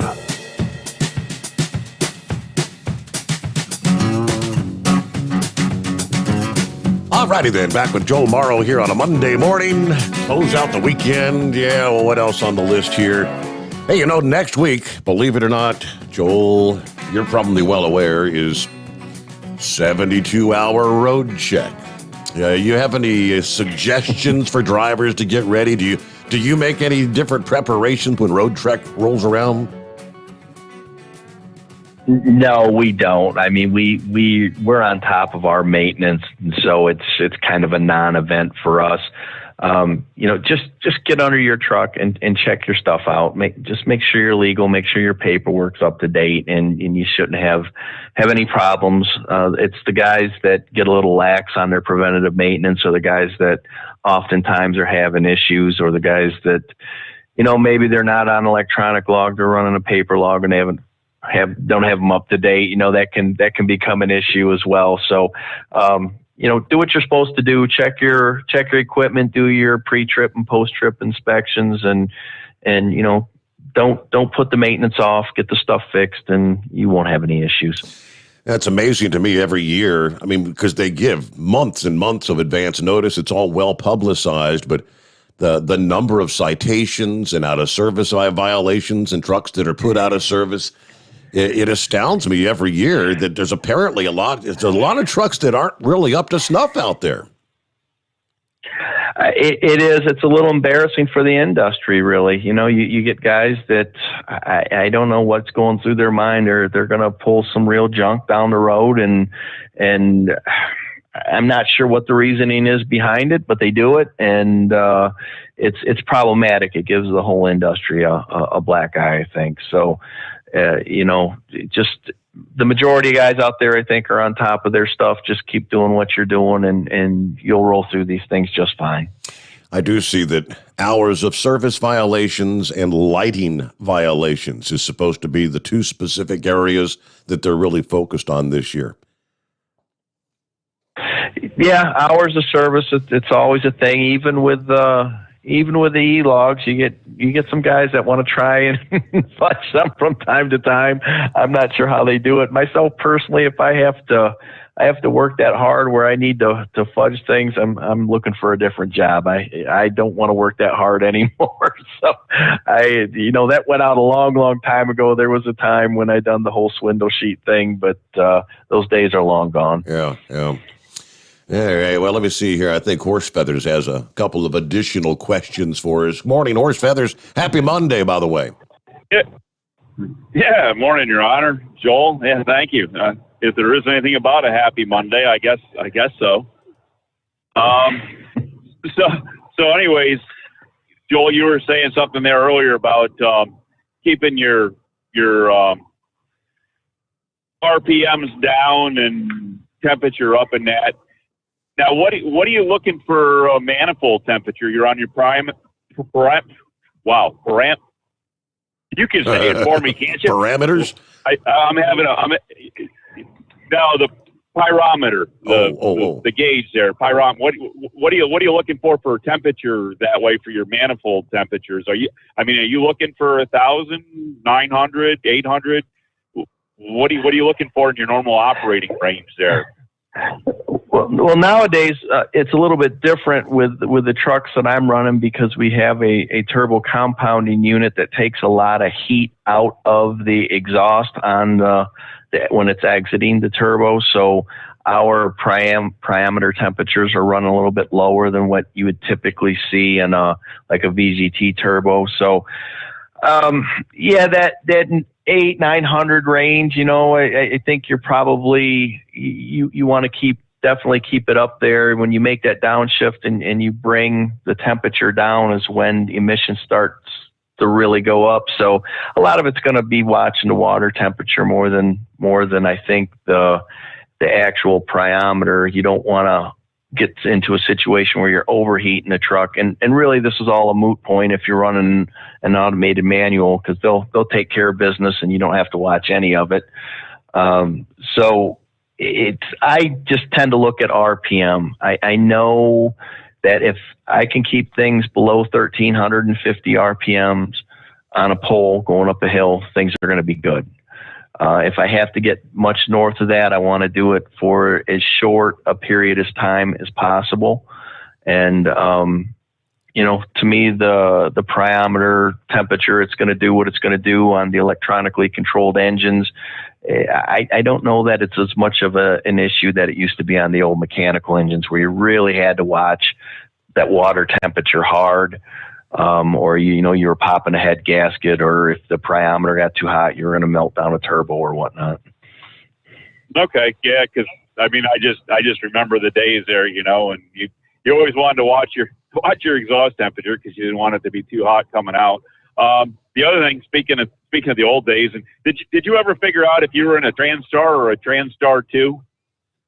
It was just a regular TransStar, I believe. I don't believe it was the 2. It was 1968, so I think the switchover was right in that time period somewhere. Yeah. Maybe it was 70 when they came out with the 2, but it was a day cab TransStar 4070. Oh, that's a little itty bitty cab there. If it was just because they were a small enough cab with a sleeper on them, let alone to have them just as the day cab. Yeah, absolutely. Well, it had an 8V71 Detroit, and the engine stuck out the back. And I remember we always had to take a 5-gallon bucket and cut it in half to put over the alternator so it didn't get wet.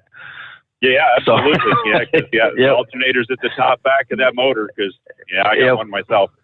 But the other thing, so you were talking about these high torque transmissions they're pretty much direct drive now. I mean, back in the day, I mean, you had the 9 over, the 10 over, the 15 over, and I was talking to somebody the other day, and I said, the whole deal in the day with those transmission is you smash it up against the dash and stepped on the gas, and they never heard that term.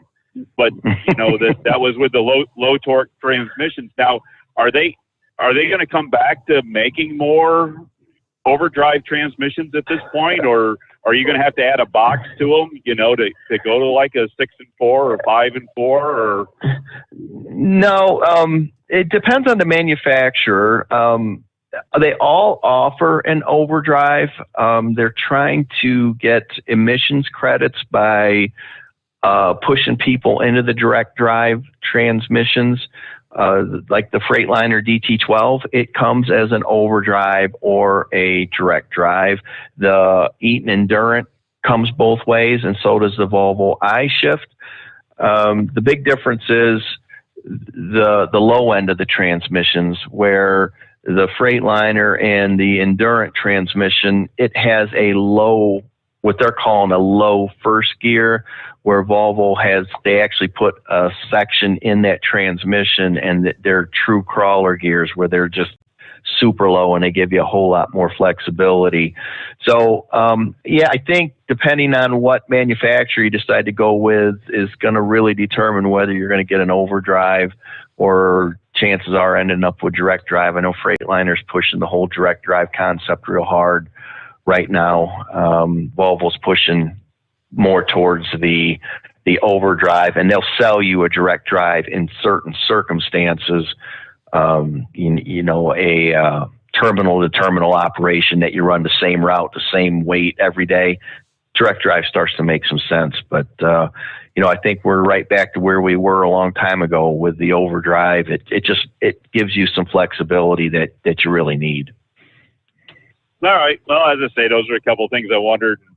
I guess probably the fastest truck I ever drove had a 13 double over in it. And that one was just, I think that one could have had a Montfort name put on the side of it because of the way it ran down the road. But what they were in the day it was pretty awesome, for speed wise and that you could get out of them and the RPMs that you keep down on them. But in those days, as you said, you weren't worried about keeping RPMs down or what you were burning and blowing out the stack at that point. It was just going down the road.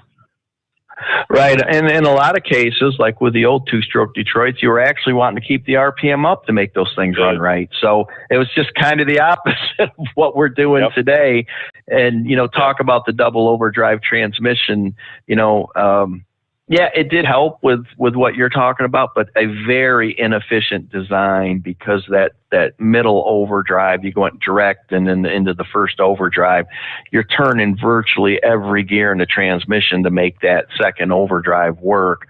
And very inefficient to run that double overdrive setup. There's still a lot of them out there today. I mean, people are still buying 13 and 18 speeds.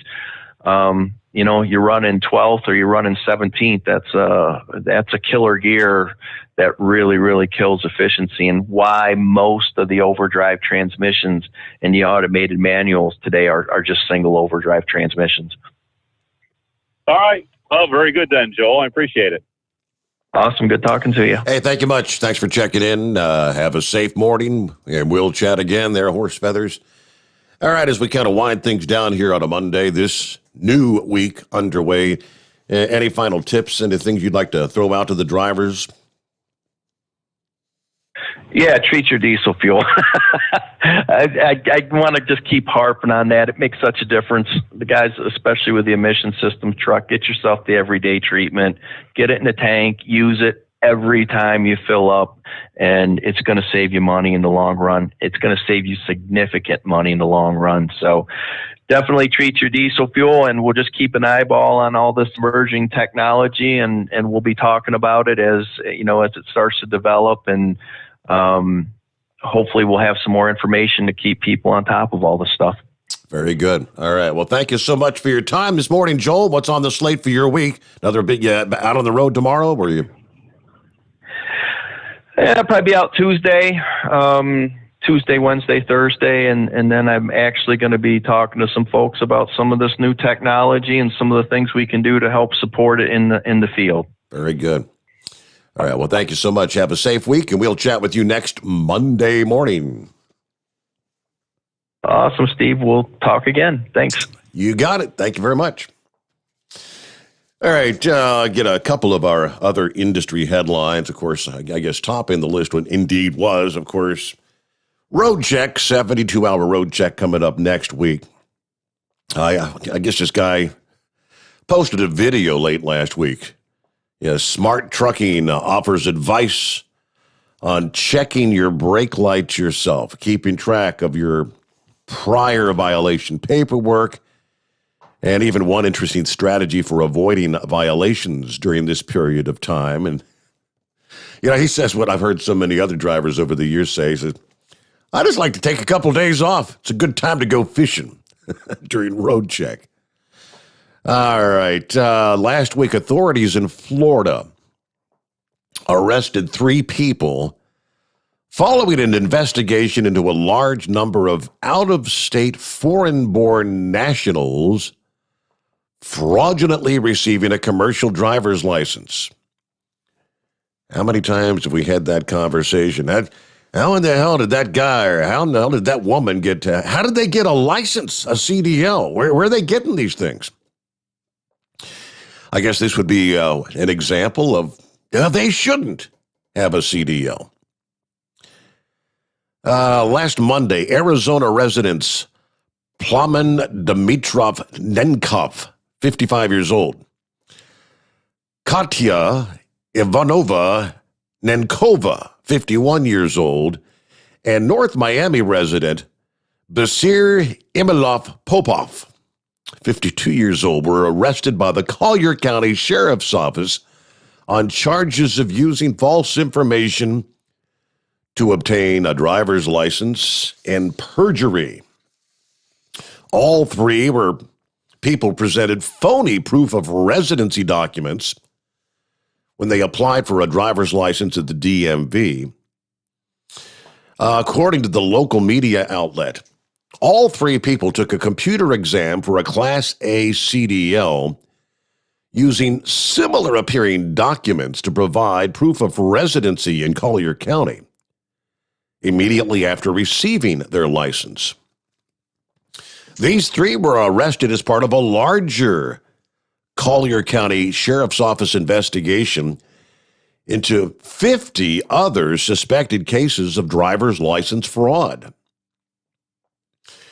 Sheriff's Office did release a statement which says, in recent weeks, Department of Motor Vehicles offices have reported an unusually high number of out-of-state foreign-born nationals seeking a reciprocal Florida driver's license. Immediately upon receiving their license, these similar appearing documents to provide proof of residency. Now, Florida requires CDL applicants to be state residents. Detectives say individuals are coming to Florida to obtain a CDL for jobs elsewhere because it's less difficult and less expensive than other states, apparently. All right, so Nenkov and Nenkova told detectives that they were married. They were born in Bulgaria, immigrated to the U.S. a few years ago. Said they had arrived in Florida the night before from Arizona. When detectives asked the couple if they lived at the Collier County address listed on their documents, they said they did not. Detectives also contacted the current resident and property manager, who confirmed the couple didn't live at that address. All right, during the investigation, detectives were alerted to another case of suspected license fraud in the Orange Blossom Department of Motor Vehicles. This one involving Popov, who was also from Bulgaria. So you wonder where they're getting their licenses. In many cases, I guess there's examples of that where how we see so many out there that cannot read, speak English. Of course, in the bigger picture, there's many areas around the country where they're not even paying attention to that anymore. But I digress. A couple minutes before we hit news update, top of the hour, as we're underway on a Monday. What's on your mind? We'll kind of catch you, bring you up to speed, what transpired over the weekend. And as always, our number is 844-844-3388. Friday morning, it was just after we concluded our program.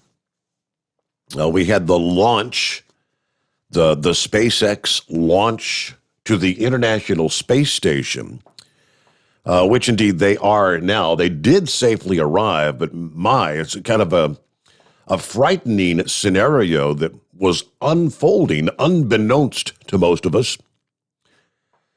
International Space Station's population swelled to 11 on Saturday with the jubilant arrival of SpaceX's third crew capsule in less than a year. So right now with 11, it's the biggest crowd they've had up there in years. All the astronauts representing the U.S., Russia, Japan, and France managed to squeeze into camera view for a congratulatory call from leaders of their respective space agencies. All right. Awesome to see all 11 of you there at the space station. The newcomers will spend 6 months at the station. They'll replace 4 astronauts who will return to Earth in their own Dragon capsule Wednesday, ending a half-year's mission for them. NASA deliberately, they say, planned for a brief overlap so the outgoing crew could show the new arrivals around, kind of bring them up to speed. Now, the frightening scenario was there was apparently what they call a near miss as the SpaceX rocket was headed toward the International Space Station. A near miss with a unidentified flying object. The astronauts on board were told to buckle up and prepare for a crash, according to NASA. While en route to the ISS after a successful launch, the 4 crew members were notified they could soon collide with an unknown object. There was no time, they say, to perform an avoidance maneuver. And instead, the astronauts on board the recycled space Crew Dragon capsule were told to put on their pressurized suits in the event of a collision. The NASA SpaceX team was informed of the possible conjunction by U.S. Space Command, apparently.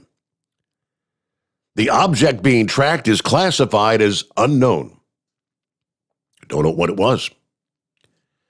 But the possibility came so close to the closest approach time, they did not have time to compute and execute a debris avoidance maneuver with any sort of confidence. So put on the pressure suits out of an abundance of caution.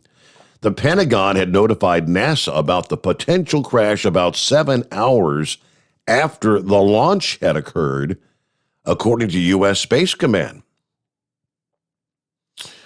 All right. After further analysis, the 18th Space Control Squadron determined there was no conjunction.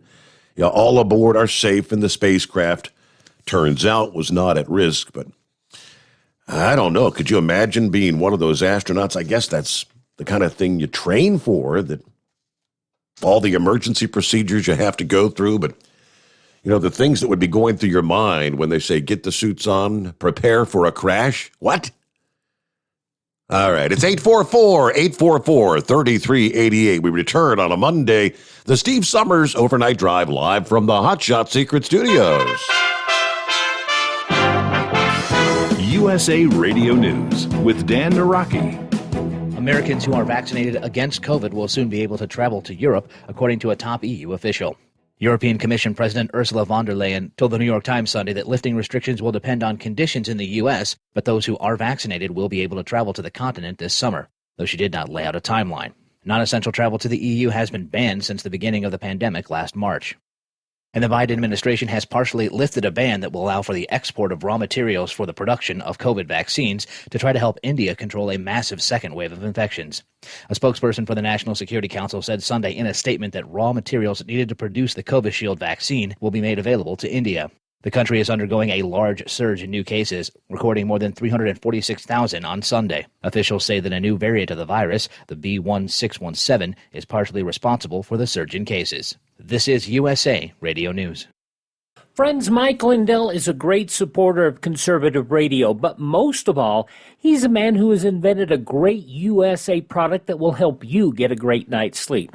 For over 3 years, I've told you how the MyPillow Premium Pillow has changed my life. I get the best sleep of my life. But more importantly, the pillows don't go flat. You can wash them and dry them as many times as you want. They maintain their shape, and they are made in the USA.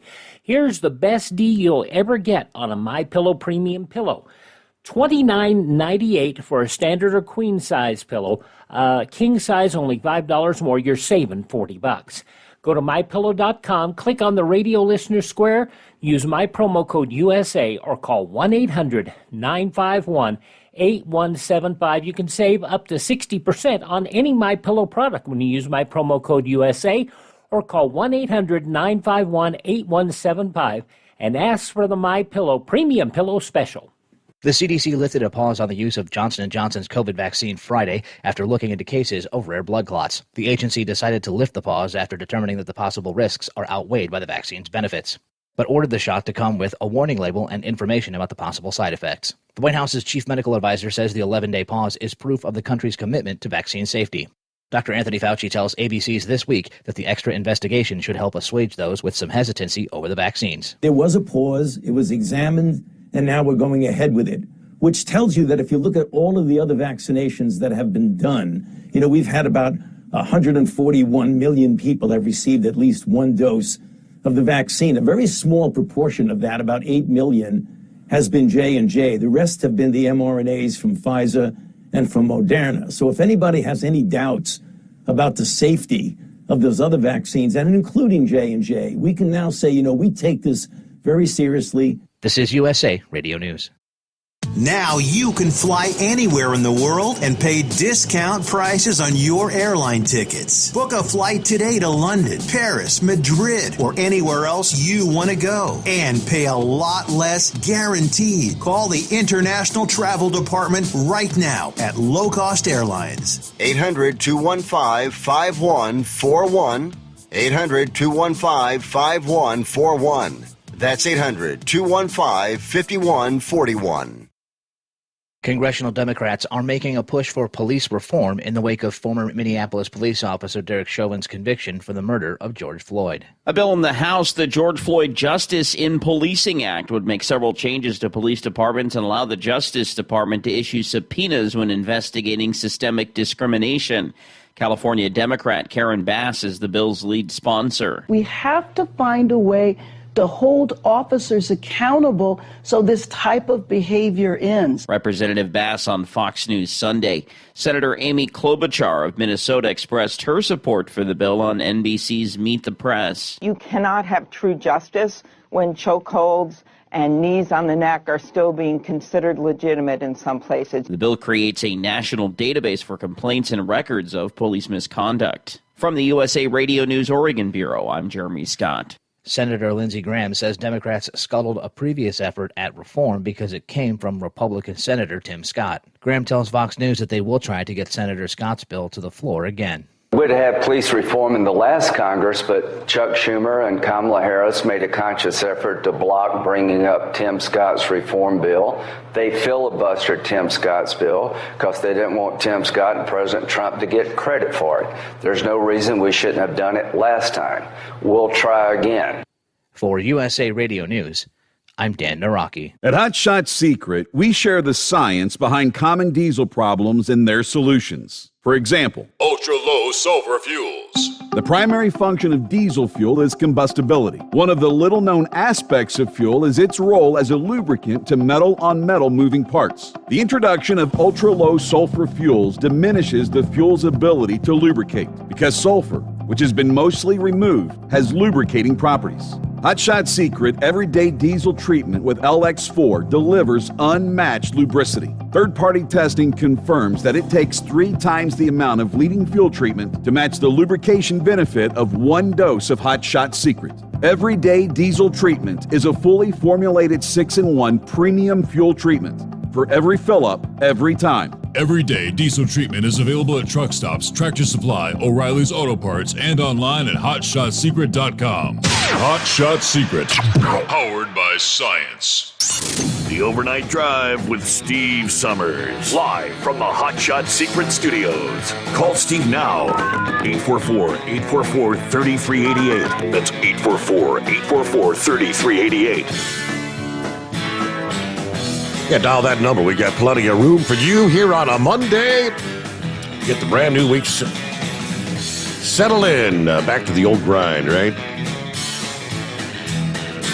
Let me see here. Early on, we had the disconnect, so I lost a whole bunch of the comments early on from the Facebook and YouTube post and whatnot. And well, once you lose them on the restream, I'd have to go to Facebook to find them or YouTube. But who's checking in, right? Rick's with us this morning. Morning, everybody. Good to have you with us, Rick. Santa Claus. Snowing over Donner Summit tonight. So far, Caltrans is just checking for chains on trucks. All right, getting a little late in the season for that, isn't it? Pappy out there checking in once again this morning. Hope you had a good weekend there. Dave, morning, Steve Summers, Overnight Drive Nation from Jefferson, Georgia. Clear, 54 degrees tonight. What else? I guess Santa Claus actually had a chance. He did get by the Hot Shot Secret booth and got to catch up with Kyle there over the weekend in Sacramento. He said, I hear they're going to be out in Sacramento again a few more times this year. It'd be nice if you could make the trip. Maybe so, yeah. I did send me an email earlier. What do you say here? Hot Shot Secret was very well represented Saturday with their display there in their customized Chevrolet truck. That was a nice-looking truck. I did share that on my Facebook page if you want to check it out. He says, I found out today that I'll be going to the country of Panama in a couple of weeks. Until then, I'll continue to follow our troops. I'm not sure what assignment I'll have after Panama, but I will continue to follow your show as long as the internet allows me to, like when I was deployed to Puerto Rico. Thank you much. All right, best regards from Santa Claus. Yeah, I'm glad you got by to see Kyle there. I saw the photo that he put up there, and looks like you had a little goodie bag from Hot Shot Secrets, right? So, and thank you so much for your support and listening to the program there in California, Santa Claus. All right, a couple of firearms-related stories before we get back to your calls here on a Monday morning.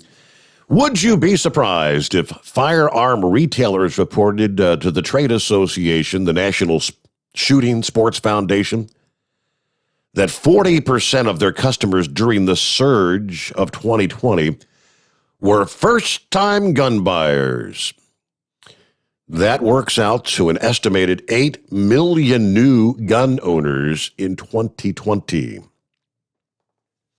And March, the NICS data shows that surge in sales is a new era rather than a short-lived spike. 1 year ago, we marked a new all-time record for monthly background check numbers. After March of 2020 saw more than 3.7 million, which bested the previous record by more than 400,000 checks, as the pandemic was joined by additional stressors in society, the surge in gun sales only picked up pace. The March 2020 record only lasted until June of 2020. That record only stood until December of 2020. Comparatively low points in between were still setting records for every calendar month last year. The number of background checks continues to defy expectations. A new all-time record set in January of this year. And, well, here we are again, March of 2021. Reset the record, 4,691,738 background checks, nearly 1 million more than March of 2020. I wouldn't suspect that has anything to do with the new administration and the discussions of new gun control measures, you think? That total for March, 1,145,000 and some change handgun-related checks, 666,000 plus related to long guns. It also includes 663,000 and some change permit checks, bringing the year-to-day permit total 1,816,000 plus. Permits are important because some states allow the presentation of a valid permit in place of an NICS check for the purchase of a firearm. The NRA has also led efforts to allow permitless carry in 20 states in the nation. Yeah, all flip side of the coin. Some states require a permit to be obtained before one can lawfully acquire a firearm. They've got some charts there showing the numbers, but by the end of the first quarter for 2021, we are outpacing last year in terms of permit checks. Yeah, people going out in droves, and, for well over a year now, we've heard all the discussion about the lack of ammo able to be found on store shelves at retailers and gun stores and things of that nature. Undoubtedly, it's just got to be the whole supply and demand when you're having those kind of numbers. When an individual buys a new firearm, undoubtedly they're looking to purchase some ammo to go with it, right? And the manufacturers just cannot seem to keep up the pace.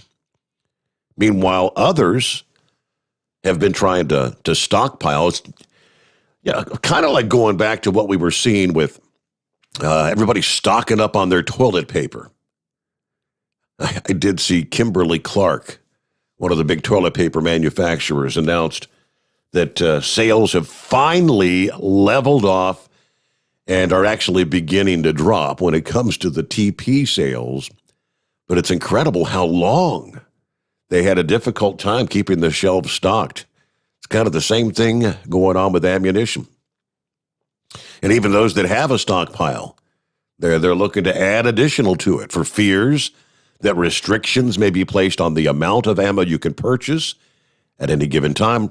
Technically, there's a lot of retailers that do right now have a limit on the number of purchases or boxes you can take at any given transaction. But very interesting numbers. You got a couple of other gun-related issues. Governors signing, and one was vetoing a piece of legislation that would have lowered the age for concealed carry. I think that was Montana. I have to pull that up. But I'll get the rest of the story, as they say, coming up here. Meanwhile, it's 844-844-3388. What's going on this Monday? Well, hey there, Heat Wave. Did you enjoy a few days off at the Hacienda, did you? Good morning, senor. Oh, yeah.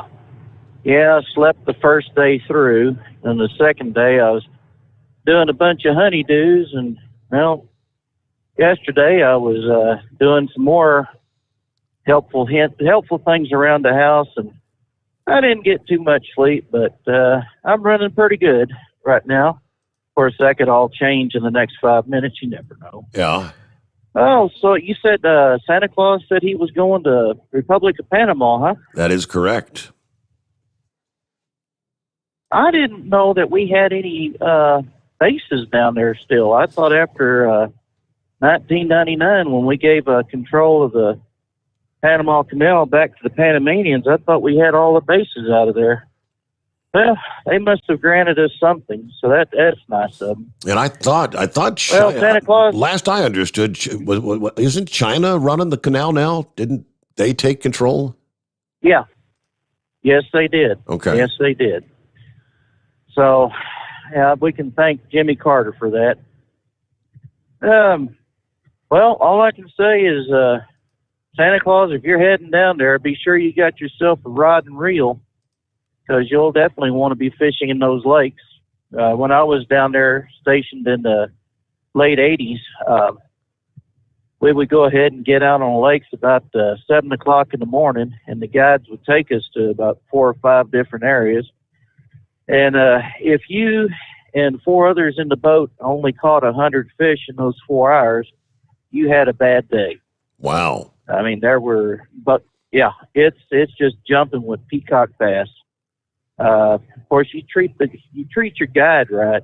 Well, then you're going to be sure to have at least 350, 400 easily. So yeah, that's a good day's worth of fishing, and it cost everybody about. Well, at the time, it cost us about $20 a person, so $80 a boat. That wasn't too bad, and that included getting the fish filleted. Oh, Lordy. Well, let's see what's going on here today. Yeah, I was went to Walmart to get some supplies before I come out on the road. And at our Walmart, we only have three checkout lanes. The rest of it is self-service. Wow. And yeah, and I asked the associate there, I said, why only 3 lanes? Well, we had all those lanes and we weren't using them. I said, yeah, y'all weren't using them because y'all didn't allocate your people right.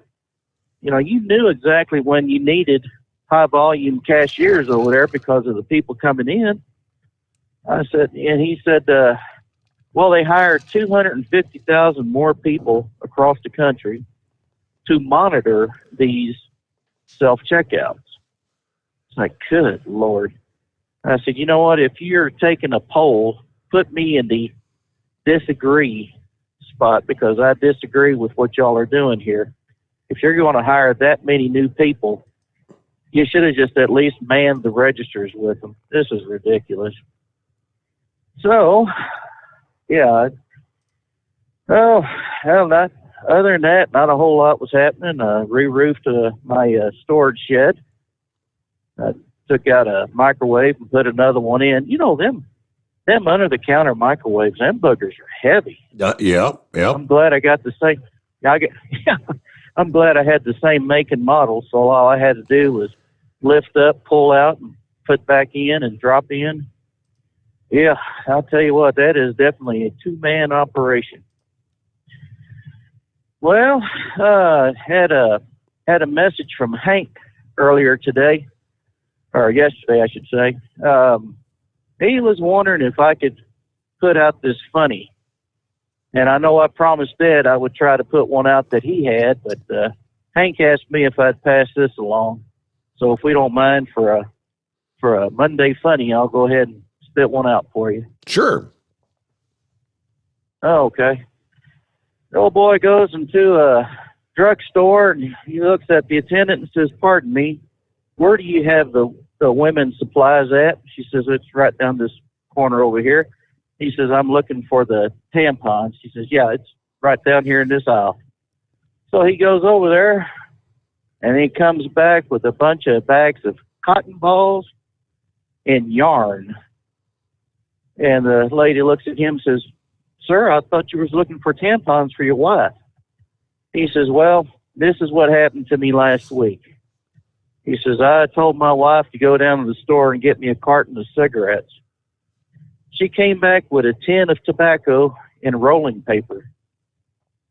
She said it was cheaper and I could roll it myself. So he said, this is pretty much the same way here. It's cheaper to buy the supplies and let her roll her own. I probably didn't do that one too much justice. Yeah, that's pretty good, though. Yeah, turn around is fair play, right? Pretty much. There you go. So anyways, yeah, we're going up to Sacramento, Tracy, California, and hopefully we'll be busy all week long. So I'll be here all week listening to you and telling jokes. And all I can tell you drivers out there is be careful and tip your service people well. So, yeah, you know, my wife always tells me that whenever I leave, to be careful out there. And I keep telling her, nah, I'm not going to be careful. I'm going to drive just as wild and reckless like everyone else.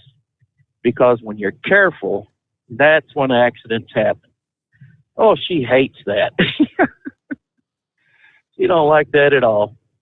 But anyways, I'll go ahead and I'll leave you so you can have other people holler at you. And you have yourself a good morning, senor, and we'll holler at you tomorrow. All righty, then. Be safe out there, Heat Wave. Do appreciate you chiming in this morning. You got it.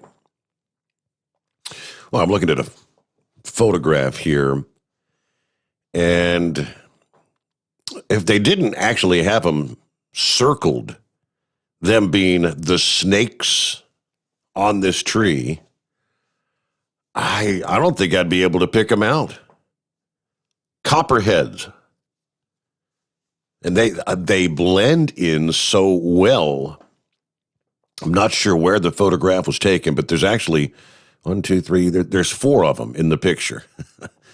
And, you know, I mean, they're actually, it's a big tree, and they get up in the crevices of the bark, and they just blend. You'd never see them. And he says, copperheads blend in so well, if you smell cucumber in the woods, stop and back up slowly out of the area. Now, that was kind of a new one on me. I was not aware. Copperheads emit some sort of a cucumber kind of smell. Is that the case? I'll have to try and remember that.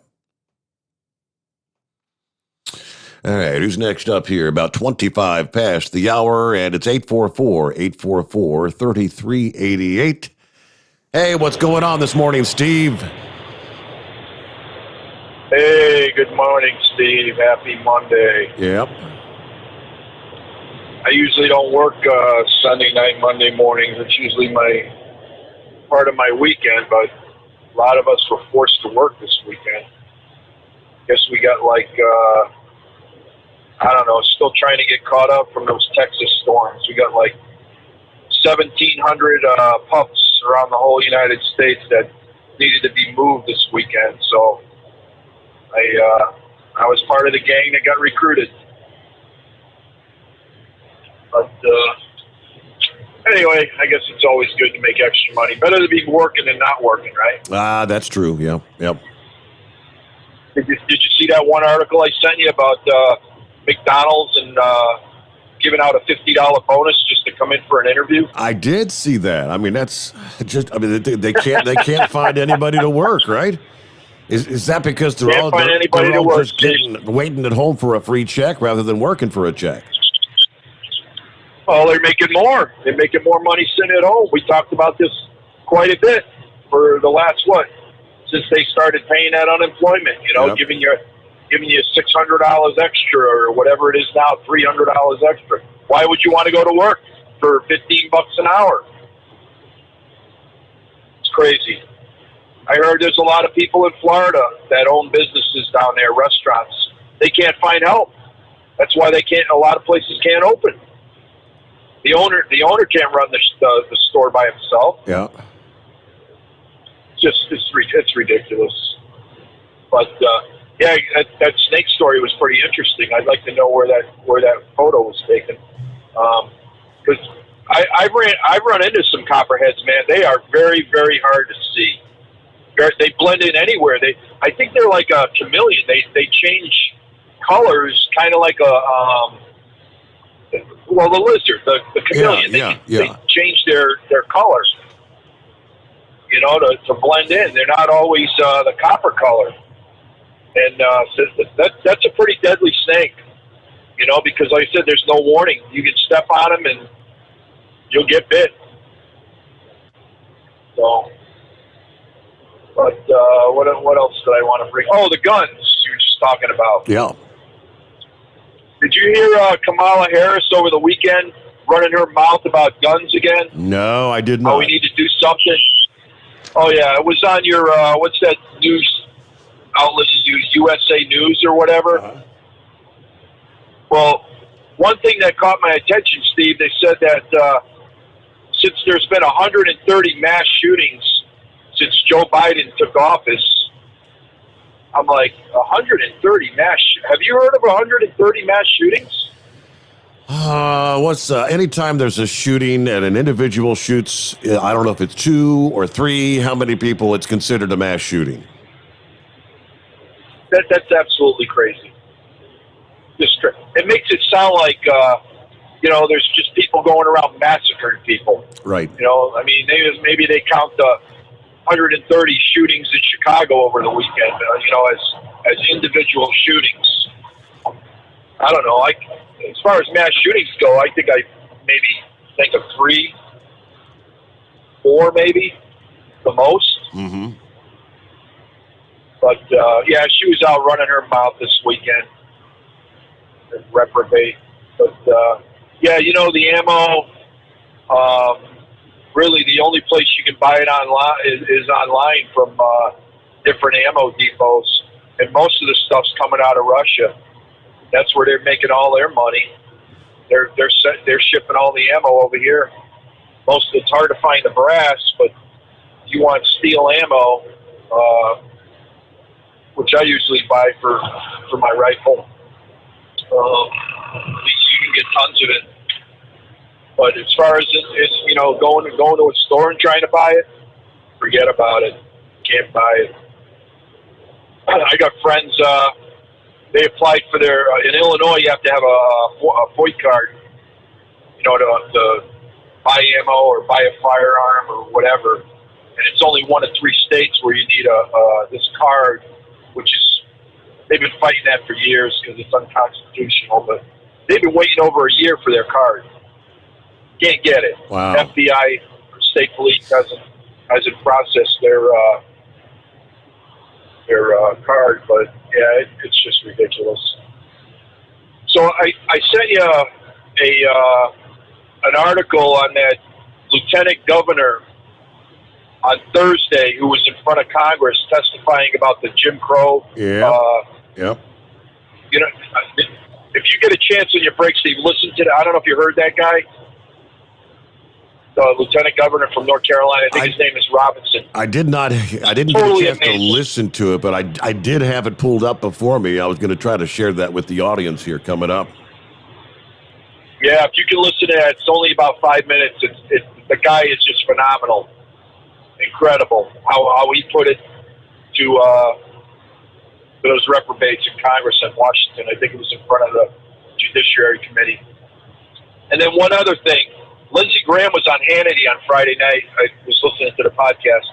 He was pretty awesome talking about all these new senators and congressmen that he's going to be backing, like Herschel Walker and hopefully Laura Trump in North Carolina running for senator. There's a bunch of them up and coming.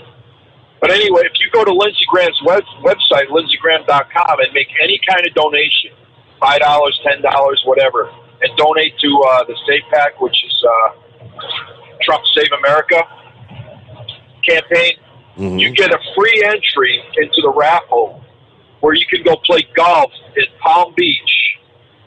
All expenses paid, hotel, golf. You get to meet Lindsey Graham. You get to see President Trump. You get a free trip if your name gets pulled. So they're going to pull one name for any amount you donate, whether it's $5 or $500. So you got till, I think, this Tuesday to get in that contest. So okay, cool. Just thought I'd throw that out there. Pretty cool. Well, that's about all my baloney for tonight, Steve. All right. Well, hey, thanks for checking talk to in. you later.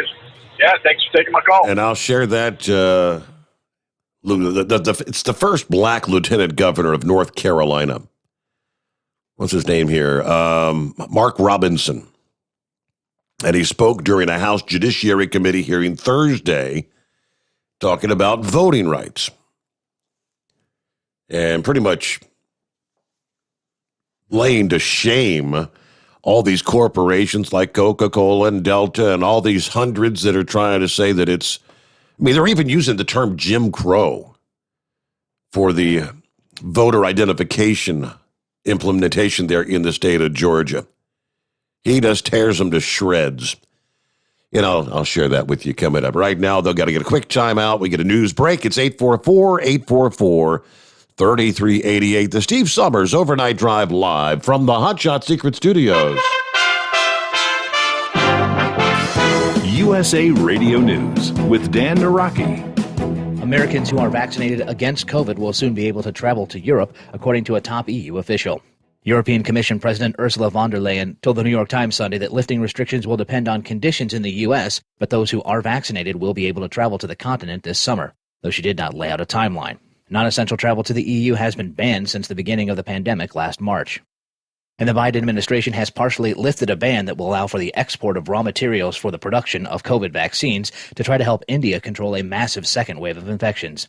A spokesperson for the National Security Council said Sunday in a statement that raw materials needed to produce the Covishield vaccine will be made available to India.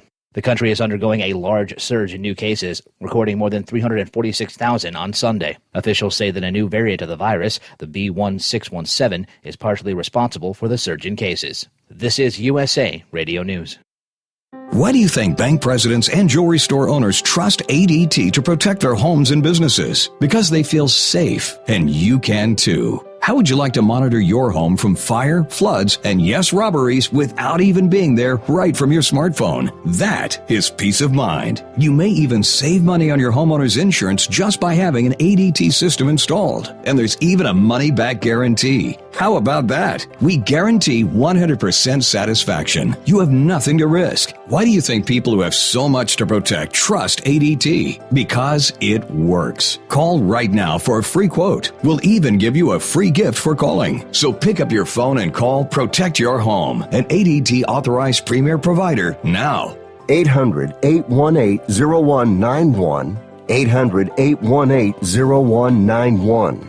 800-818-0191. That's 800-818-0191. Live from the Hotshot Secret Studios, the Steve Sommers Overnight Drive. Dean Michael, the tax doctor here. Are you tired of those tax problems following you around like a dark cloud, always in the back of your mind, losing sleep at night? Call me now and get your life back. 888-632-4506 or go to mytaxhelpmd.com. Pretending they're not there won't make them go away. The IRS isn't going to forget. They will levy your bank account and garnish your wages. Don't wait for that to happen. I'm not telling you these things to scare you. I'm telling you so you can benefit from my years of experience. Now is the time to act. 888-632-4506. For anything diesel, take it to Scheid Diesel.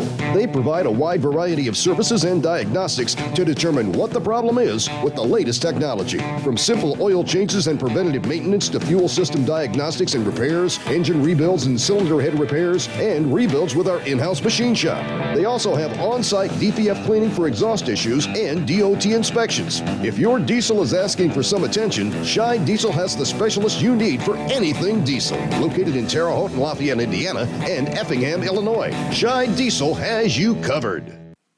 Getting a good night's sleep while on that long haul can be quite the challenge. That's why Commercial Vehicle Group has partnered with Serta Mattress to bring you the Bostrom plus Serta mattress for the best night's sleep possible while you're on the road.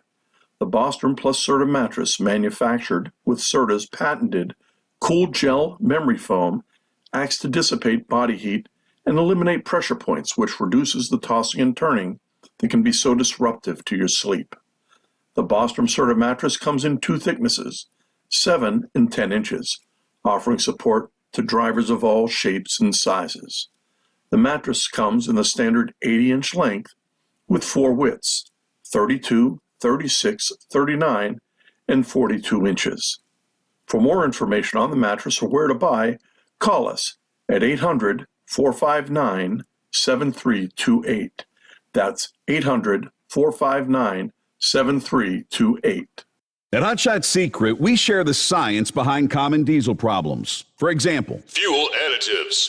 most fuel additives either impact performance or provide protection. Hot Shot Secret Everyday Diesel Treatment provides both performance enhancement and fuel system protection. Everyday Diesel Treatment delivers a 6-in-1 premium fuel treatment for every fill-up, every time. Everyday Diesel Treatment is available at truck stops, Tractor Supply, O'Reilly's Auto Parts, and online at HotShotSecret.com. Keep the bugs off your glass and the smokies off your ass. This is the Overnight Drive with Steve Sommers.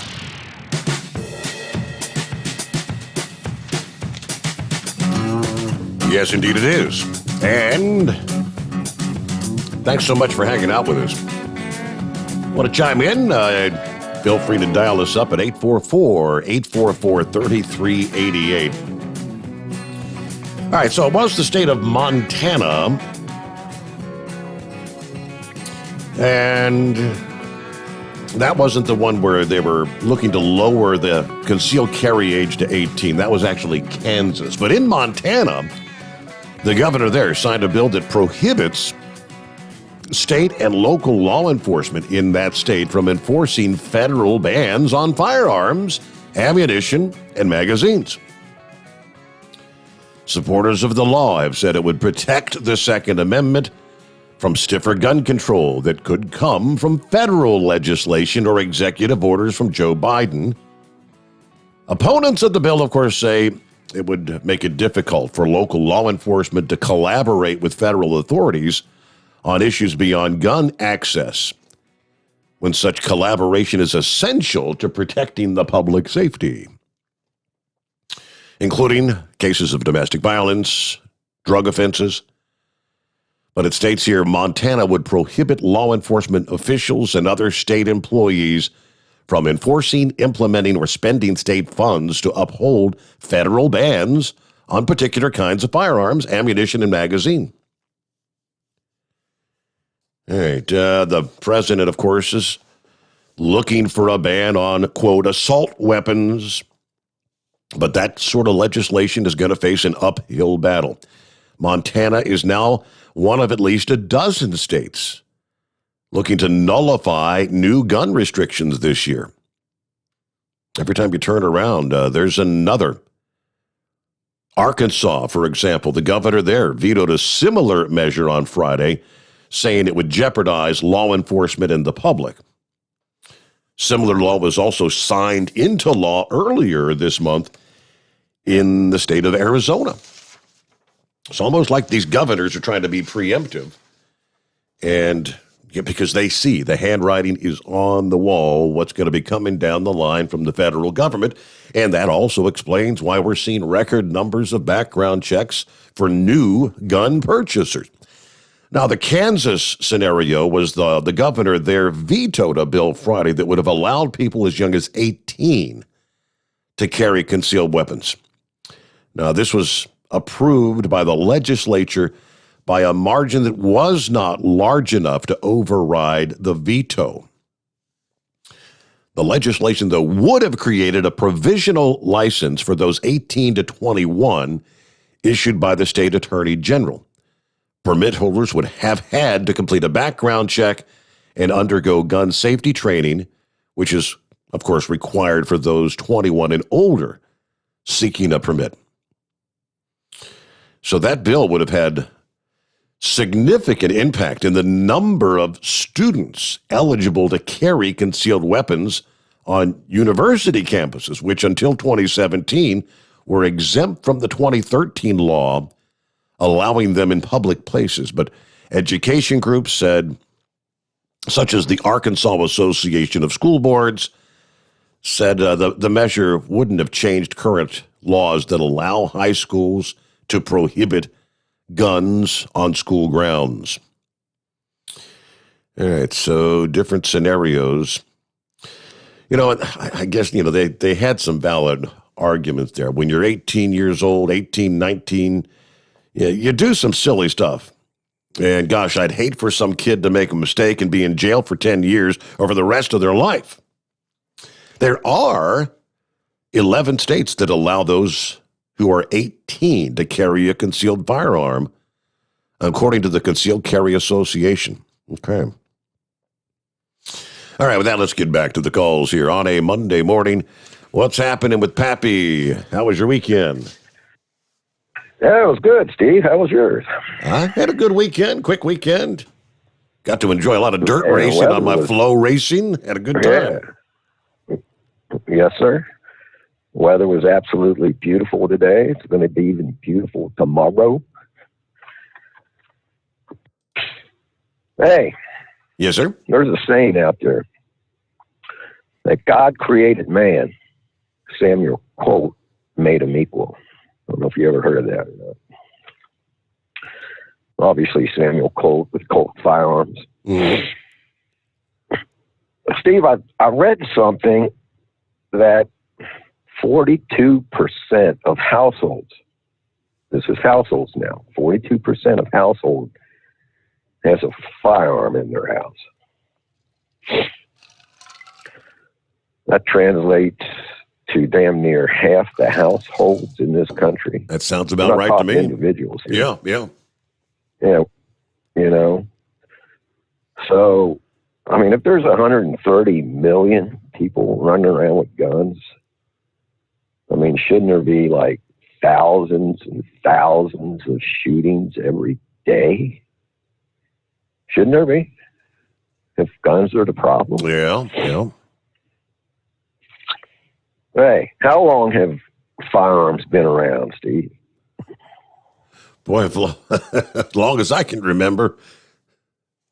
Well, I mean, we're talking, really a few centuries. Yeah. Right? A few hundred years to where they were.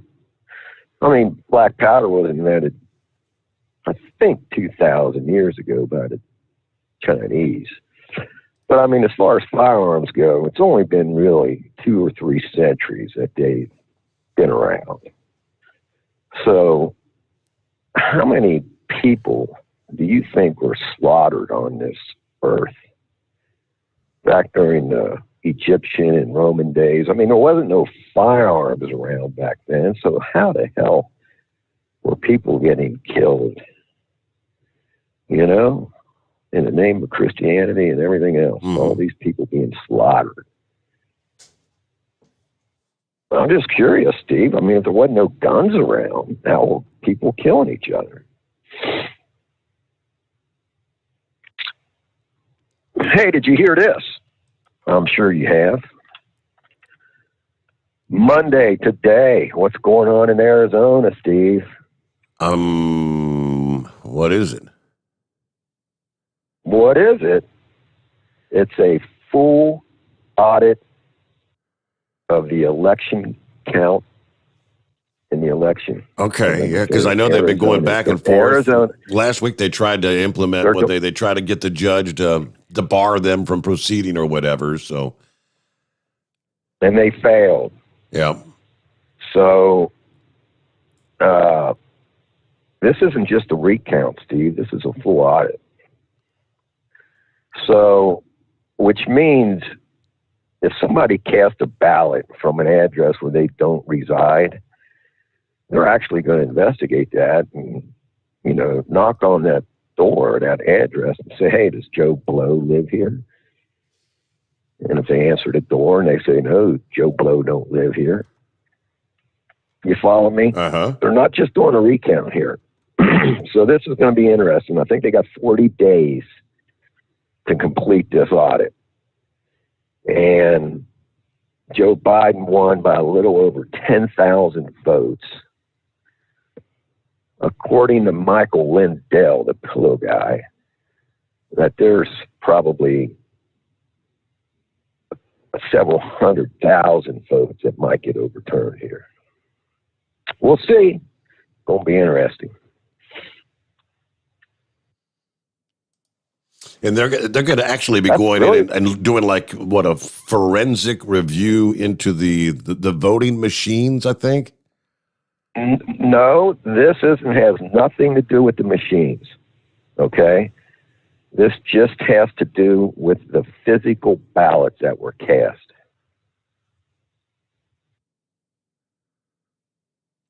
Okay.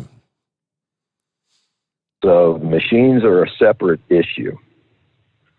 So we'll see what happens. I mean, this could be the start of maybe, getting to the bottom of things, and if it comes out that Biden won, then Biden won. Okay. But obviously there's some questions that need to be answered.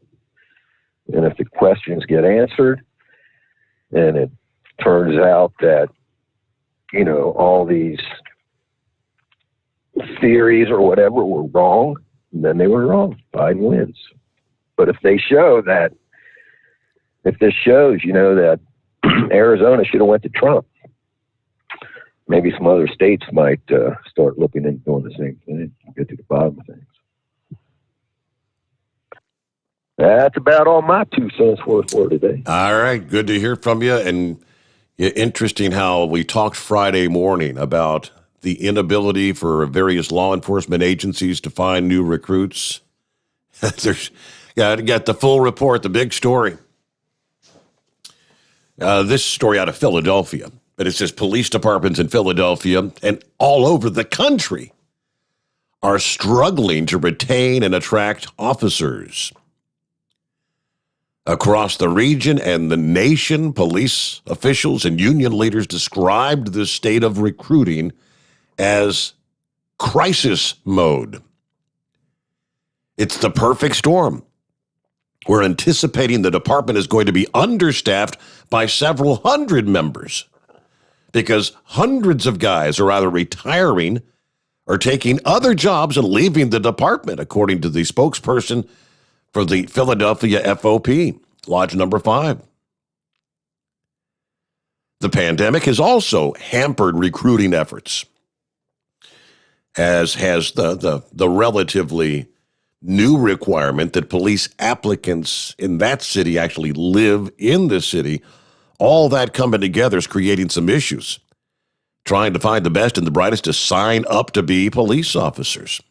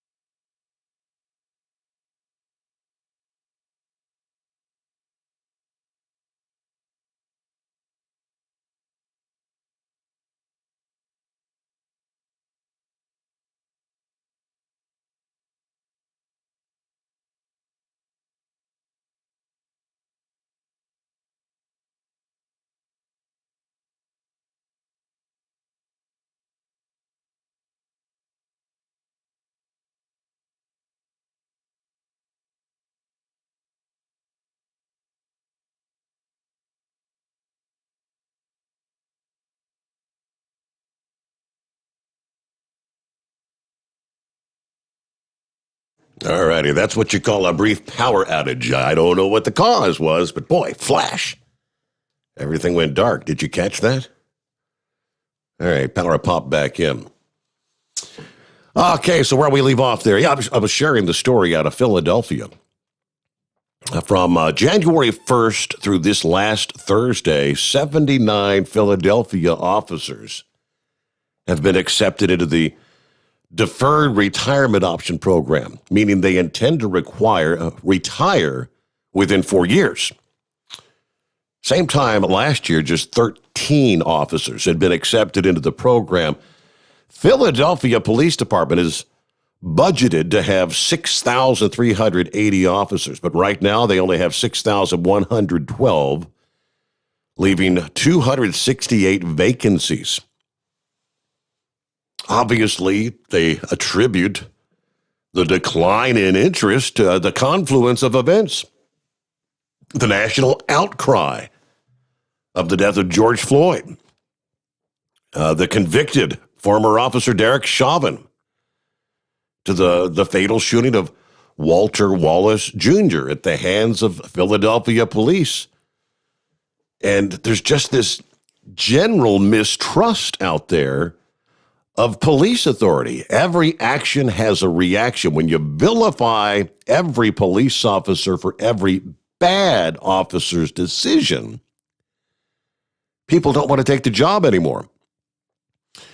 It's been a very difficult, trying time to put on the badge every day.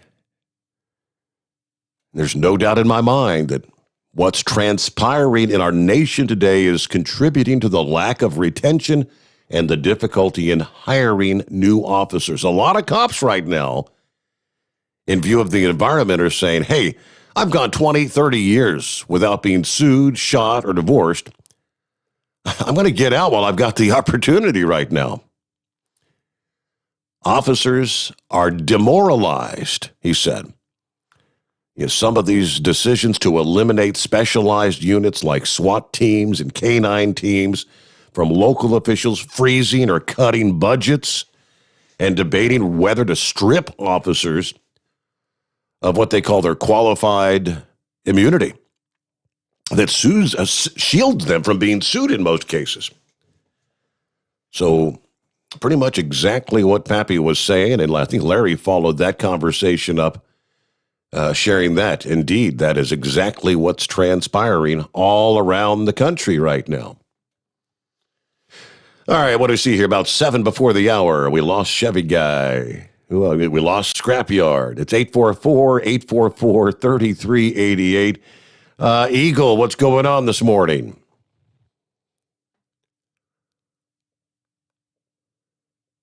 Do we have Eagle? Hello, Eagle. I hear him breathing there. Maybe he's snoring. Okay, well, he'll dial us back up, obviously, when he wakes up. All right, so that frees things up. We got lines wide open. I think Philip's going to be checking in here momentarily. It's 844-844-3388. There was a chase that led to a crash involving a tractor trailer on I-40/85 in North Carolina 61. According to Master Trooper Brandon Baker, going back Friday morning, troopers stopped a tractor trailer on I-40 after other drivers reported the vehicle being driven recklessly, they said. The driver, identified as Julian Parsons, 28 years old, drove off from the stop, and the chase is on. How does anyone think they're going to get away from law enforcement in a tractor trailer is beyond me, but it seems to happen way too often. The tractor trailer ultimately crashed on North Carolina 61 near the interstate. Parsons ran from the tractor trailer. He was taken into custody, now charged with felony speeding to elude, driving while impaired, reckless driving, hit and run, and additional traffic violations. A lot more than he probably bargained for, huh? Yeah, let me jump back up here. There's Philip. Good morning, Philip. I saw you pop up on the call screener there. Morning. How you doing, bud? Doing well. How was your weekend? Just the same old stuff. Just going to work, man. It was all right. We did all right. Okay. How was yours? You're doing okay? Doing well. Yep, sure enough. I don't know why anybody want to try to run from the law in a semi. That's kind of crazy sounding. You're not going to get far. Especially if you... especially if you're going to drive for one of the companies that got it tied back. You're not really going to go that fast, right? Mm-hmm. So, did you see how the astronauts got up to the space station okay?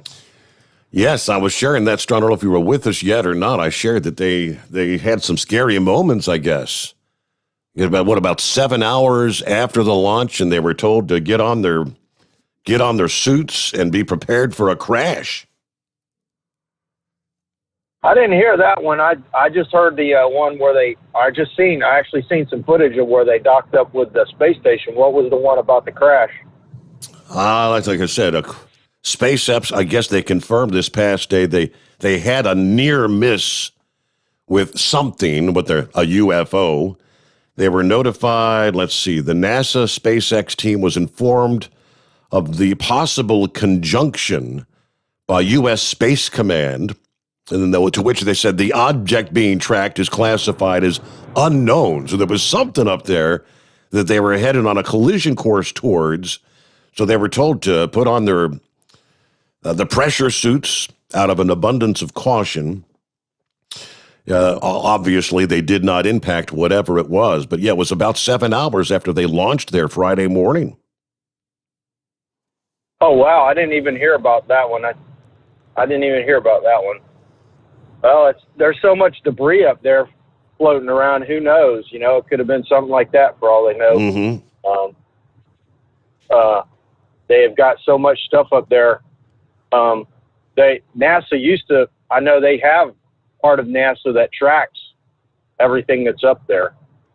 So it's hard telling. There might have been a lot of debris up there. I haven't kept up on it as much as I have here lately because I've been working so much. But I tell you what, from what my wife showed me a video because I was at work when it went up. But that was an amazing launch.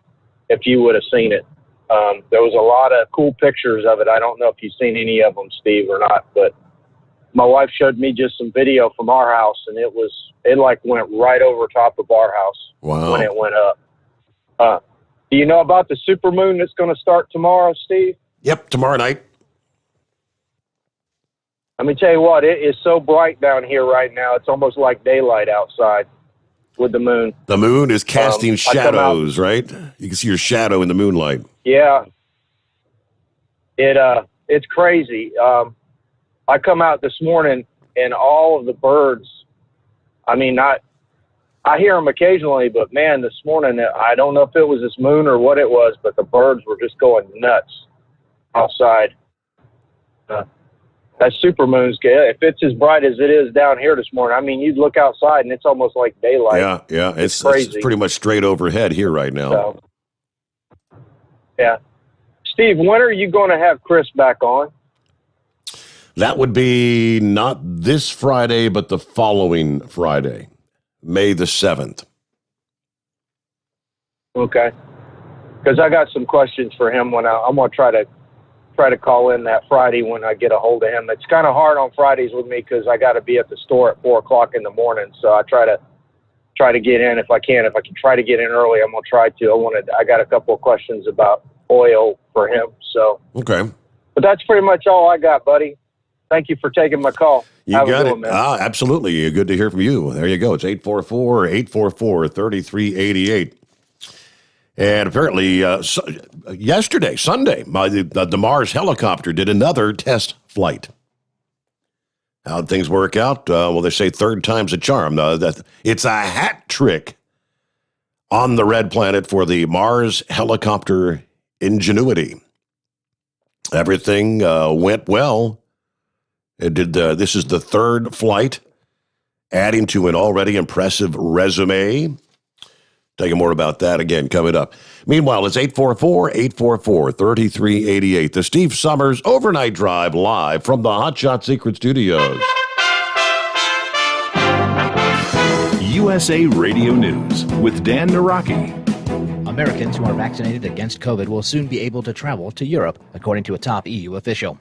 European Commission President Ursula von der Leyen told the New York Times Sunday that lifting restrictions will depend on conditions in the United States, but expects those who are vaccinated to be able to travel to the continent this summer. She did not, however, lay out a timeline to reopen travel. Non-essential travel to the EU has been banned since the beginning of the pandemic last March. White House Senior Advisor for COVID Response Andy Slavitt tells CNN that news shows that the rest of the world is watching the success of the U.S.'s vaccination program. They're looking at the U.S., they're looking at the success of our vaccination program, they're looking at the reduction in disease, and while they know we're not done yet, they're saying those Americans are safe to come to our country without risk of spreading COVID-19. Think about that. That's incredible. Just a few months ago, we were the nation in the world that was one of the most cut off from travel. This is USA Radio News. Friends, Mike Lindell is a great supporter of conservative radio, but most of all, he's a man who has invented a great USA product that will help you get a great night's sleep. For over 3 years, I've told you how the MyPillow Premium Pillow has changed my life. I get the best sleep of my life. But more importantly, the pillows don't go flat. You can wash them and dry them as many times as you want. They maintain their shape, and they are made in the USA. Here's the best deal you'll ever get on a MyPillow Premium Pillow. $29.98 for a standard or queen size pillow. King size, only $5 more. You're saving $40.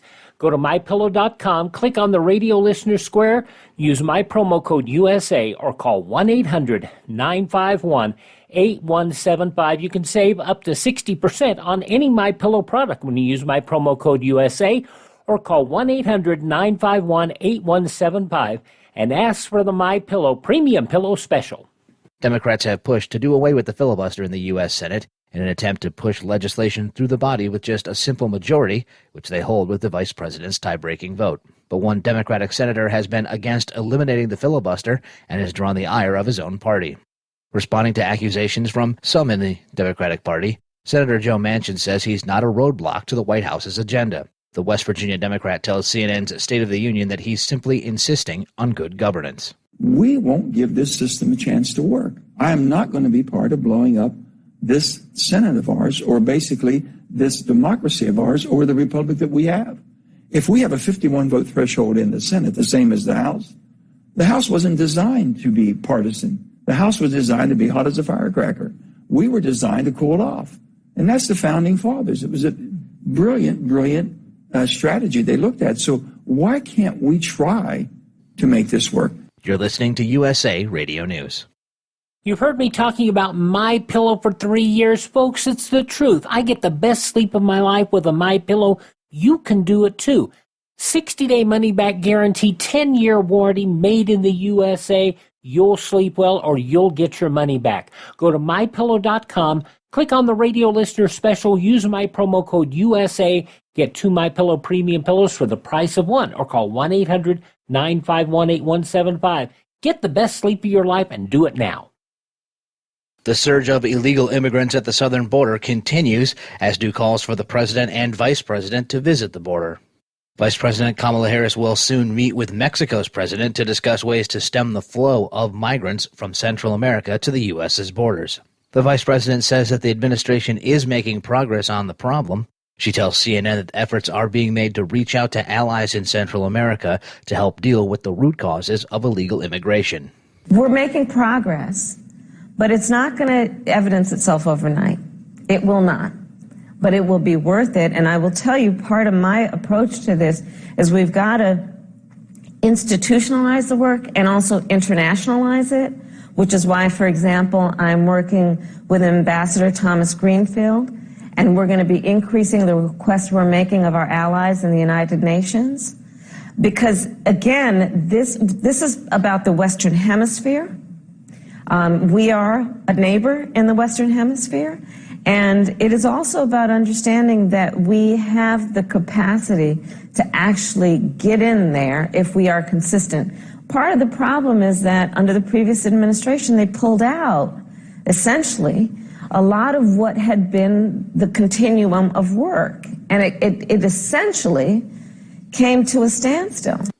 For USA Radio News, I'm Dan Naraki. At Hot Shot Secret, we share the science behind common diesel problems and their solutions. For example, ultra-low sulfur fuels. The primary function of diesel fuel is combustibility. One of the little-known aspects of fuel is its role as a lubricant to metal-on-metal moving parts. The introduction of ultra-low sulfur fuels diminishes the fuel's ability to lubricate because sulfur which has been mostly removed, has lubricating properties. Hot Shot Secret Everyday Diesel Treatment with LX4 delivers unmatched lubricity. Third-party testing confirms that it takes 3 times the amount of leading fuel treatment to match the lubrication benefit of 1 dose of Hot Shot Secret. Everyday Diesel Treatment is a fully formulated 6-in-1 premium fuel treatment for every fill-up, every time. Everyday Diesel Treatment is available at truck stops, Tractor Supply, O'Reilly's Auto Parts, and online at HotShotSecret.com. Hot Shot Secret, powered by science.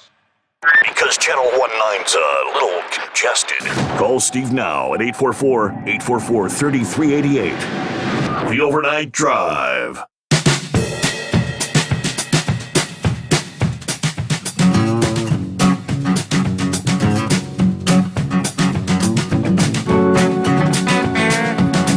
There we go. Welcome back. Good to have you with us here on a Monday. What are we looking at? 26th day of April. It's not quite the full moon just yet, but tomorrow night it will be. You step outdoors this morning, it looks full, and it'll look full the following night as well. But the technical full moon, Monday night into Tuesday morning. You see, I was looking at some of the comments here. Somebody's talking about the number of people, like you can see, that are viewing on Facebook or YouTube and whatnot. It seems like the numbers are going down. Yeah, the numbers on YouTube and Facebook are indeed going down because the numbers of people listening on the app, the iPhone or the Android phones, a lot more people are using the app. And I can see the numbers. Hundreds of listeners on the smartphone app.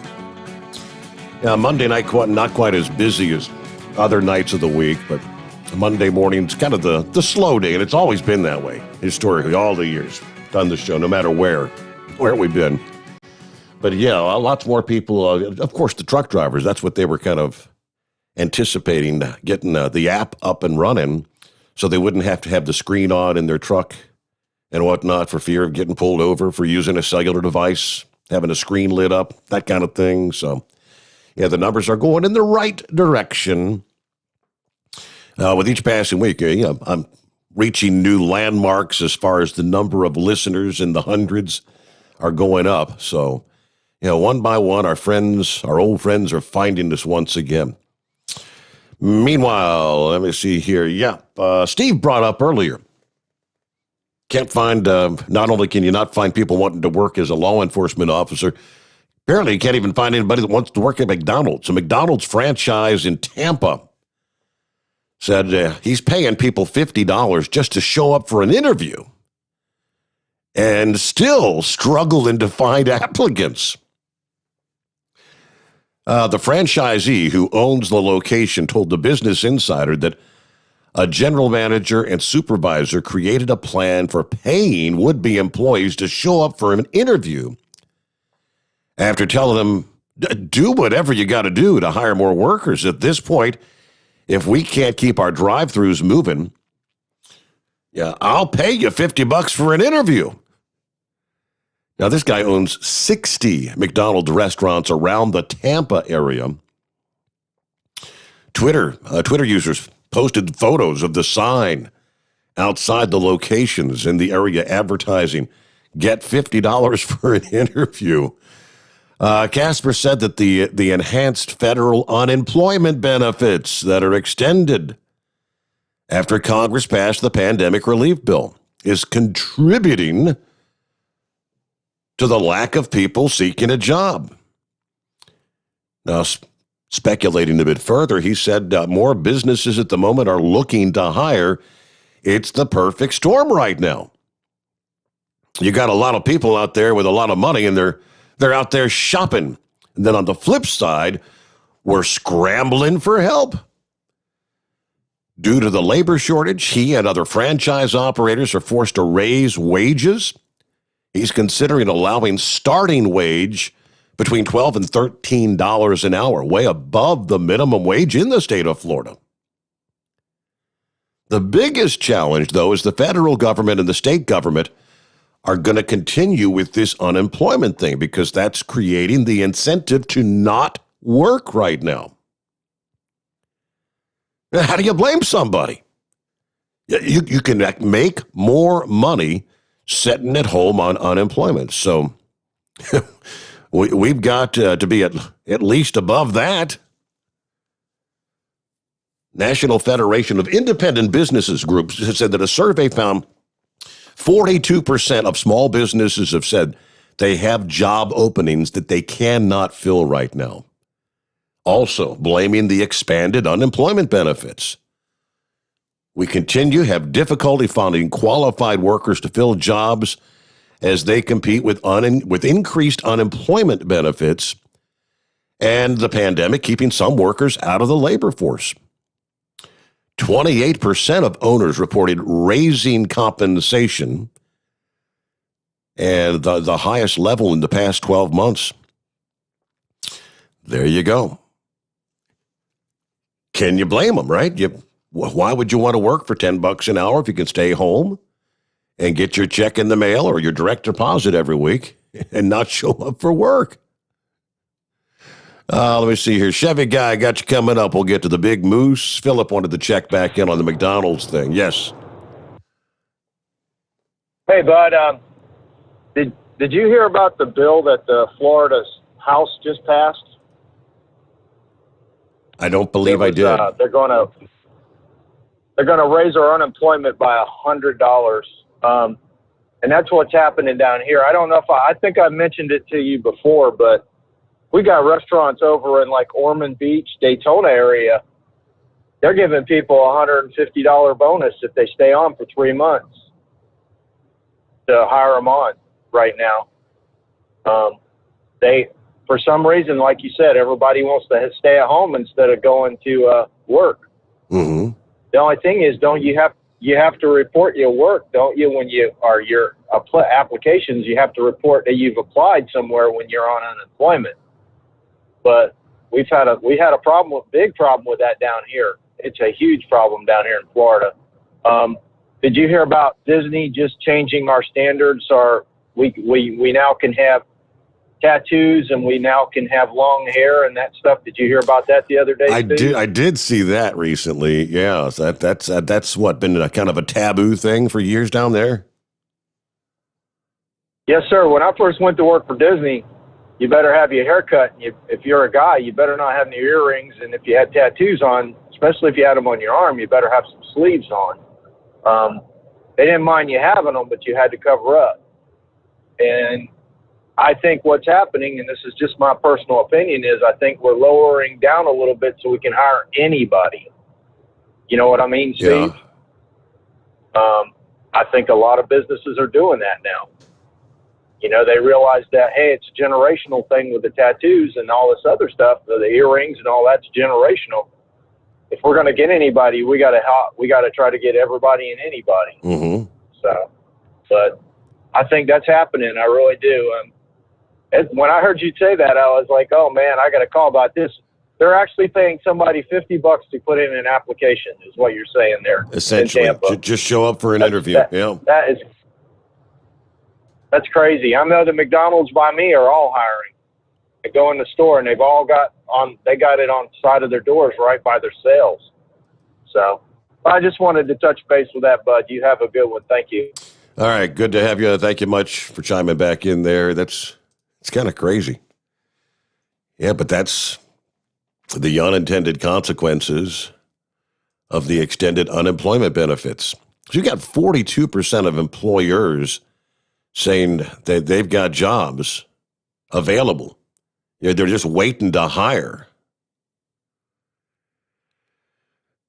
All right, let's get Chevy Guy back in the mix here. Hello, Chevy Guy. Yeah, I want to back up what Philip was saying about it being so bright. The moon is so bright here in South Carolina right now, just outside of Charleston. You can barely see the stars. I mean, it just, you've got one or two here and there. It's so bright. But when you were talking earlier and talking about the spaceship having to ready up for a strike with debris.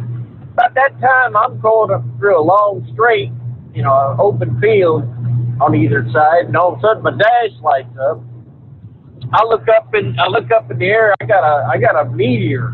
I mean, it just whizzed right over through the top of my left side window glass. That was really cool. You were talking about debris, and right there, I had one come down. I mean, it lit up the place, and then just up and disappeared. So, yeah, there's all kinds of space junk flying around out there. And also, did you know Greta Thunberg has a show on PBS now talking about saving the earth? Like, we only got 10 years or 5 years. I mean, that young girl just aggravating to hear her talk.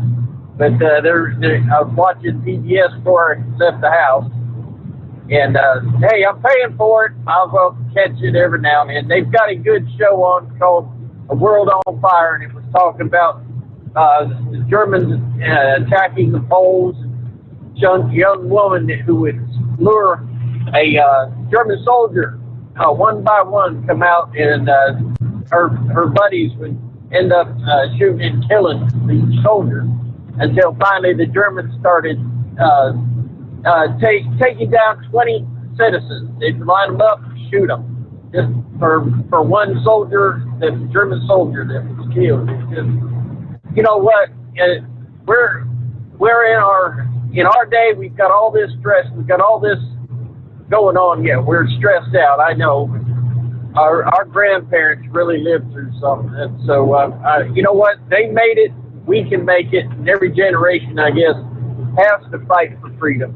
So we're just never give up on freedom. Now heat wave brought up something that brought a bad memory of getting through there. I don't want to hold up for. I want to hear what Moose has to say. A young married man in the early '80s. My wife said, "You got to go to town." I said, "What for?" "You got to get a box." "What a box?" "The Tampax." I go, "What?" I ain't never bought them things before, you know. Mm-hmm. Well, I go down to the store and I did not realize, and I took a panel so I could get the right size on this. I did not realize they had a whole 2 aisles down there of nothing but these products. I mean, it's just one little old hole. My God. So I go down there, I finally get now they can't be. I get this box, I got a large box, got it under my arm. I get up to the register, set it, 5 items or less, set it on the counter, and the girl's looking at me. I think I'm turning blood red. She reaches up the mic and says, price check on a box of tampons. Price check on a box. I turn around, I know I'm being hot under the collar, man. I know I'm turning. I can just feel my face flushing red. Yeah. And I swear, when I got home, I looked at my wife. I said, "Sweetie, you did not call down there, did you?" And she wouldn't answer me. So, yeah. Of course, now I want to tell you, I got a load of steel, and I didn't have enough ends for my straps. And I called the company, and an old driver told me, "Listen, son, what you need to do is get to the store, buy you a box of them tampons, and you put them under them straps. They'll hold up under a hurricane, and you'll make it fine." And sure enough, so I walked in and bought them things. I pulled them tampons, picking up tampons everywhere where I had that nylon strap being protected. But things have changed, I reckon. All right, buddy, I'm going to sit back and copy the mail and hold on. I'm going to see. Hey, I can't get Moose out of that wrestling suit. You know what I'm saying? You just can't unsee things on the theater of the air. Yes. Yep. All right. Thank you, Chevy Guy. Have a safe morning out there. Yeah, last week was the peak of, what was it? Wasn't it the Lyrid meteor shower? I think that was Wednesday night into Thursday morning. So that's a good chance. The Lyrids are known for putting on some pretty spectacular fireballs. I would suspect that was probably one of those such Lyrid meteors that he witnessed out there. Because there's always some stragglers. You can come across some well in advance of the peak and after the peak. So that was only a few nights ago. Yeah, for Philip, if you're still listening here, I'm looking at from space.com, the astronauts of the SpaceX Crew 2 mission had a brief moment of suspense after their launch Friday morning. The space junk encounter, called a conjunction, occurred at like 1:43 in the afternoon as the crew were preparing to sleep after a long day. For, I guess over the comm says, for awareness, we have identified a late-breaking possible conjunction with a fairly close miss distance to Dragon. SpaceX's Sarah Giles told the astronauts about 20 minutes before the conjunction occurred, as such, we need you to immediately proceed with suit donning and securing yourself in seats. Told the astronauts to get back into their spacesuits, get back in their seats for a safety precaution in the event of impact. Copy, Sarah. You want us in the suit for possible close call, said one of the astronauts from the European Space Agency. At the time of the space debris conjunction as it approached, Giles radioed an update to the Crew 2 astronauts to say the debris appeared to be passing Crew Dragon at a bit of a further distance than initially expected. By 1:44, they radioed the all clear to say the debris indeed passed by without incident. We have passed TCA with no impact. The distance and the composition of what that actually was, not immediately clear, they say. But yeah, there are hundreds and hundreds, if not, I don't know, are there hundreds or thousands of pieces of space debris out there that just continues to add up over the years. These encounters with space junks have occurred several times over the year at the International Space Station. Some of the NASA shuttles occasionally moving to dodge debris as a safety measure. The space station's huge. Believe it or not, they say it's about the size of a football field. But the SpaceX capsule, relatively small, just under 27 feet long. All right, so either way, that had to be some frightening moments for the astronauts there. What do you think crosses your mind at a time like that? Good morning, Big Moose. Hey, bud. Hey, a couple of things here. I sent you a couple of links. Did you see where down there in Florida, somebody threw away about $3 million worth of them COVID ventilators is brand new, still in the crate.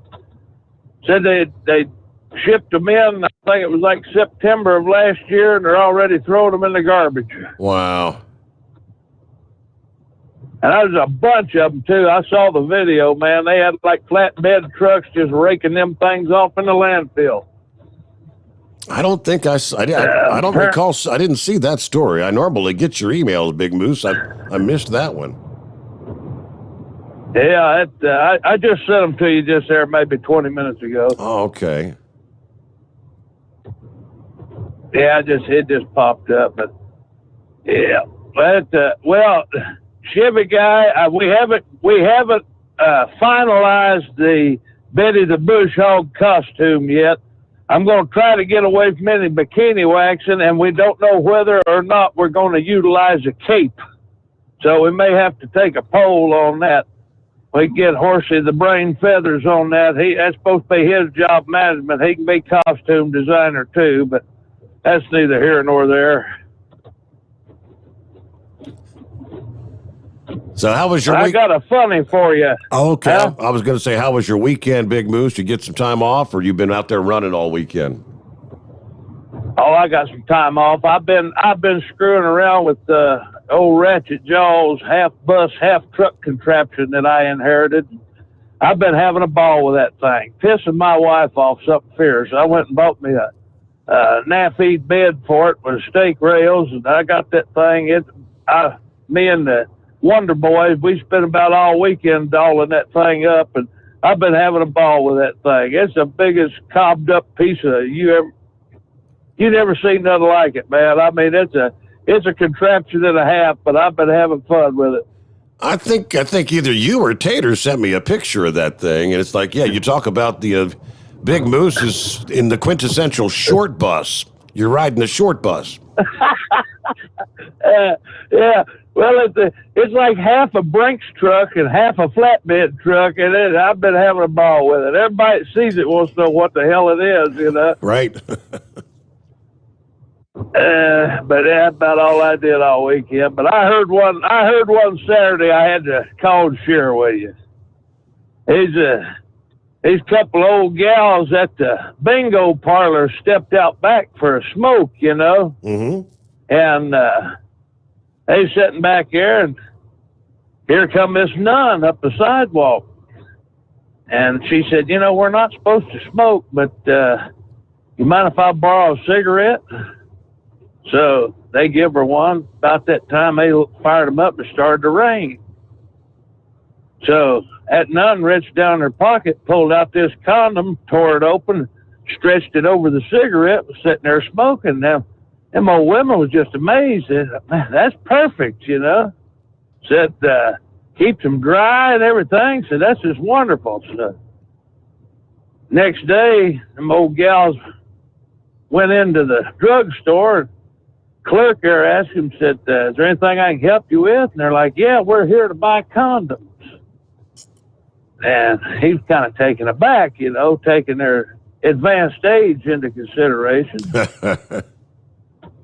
And he said, well, do you know what style or what size you need?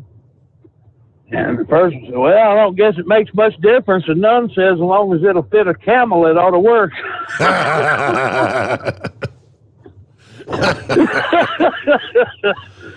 Oh, my. Well, that's all my BS. That's pretty good. Keep it twisted, spotted, and solid. I'm going to try to get some work done. All right. Have a good morning. Have a great day. As long as it fits a camel. Say what?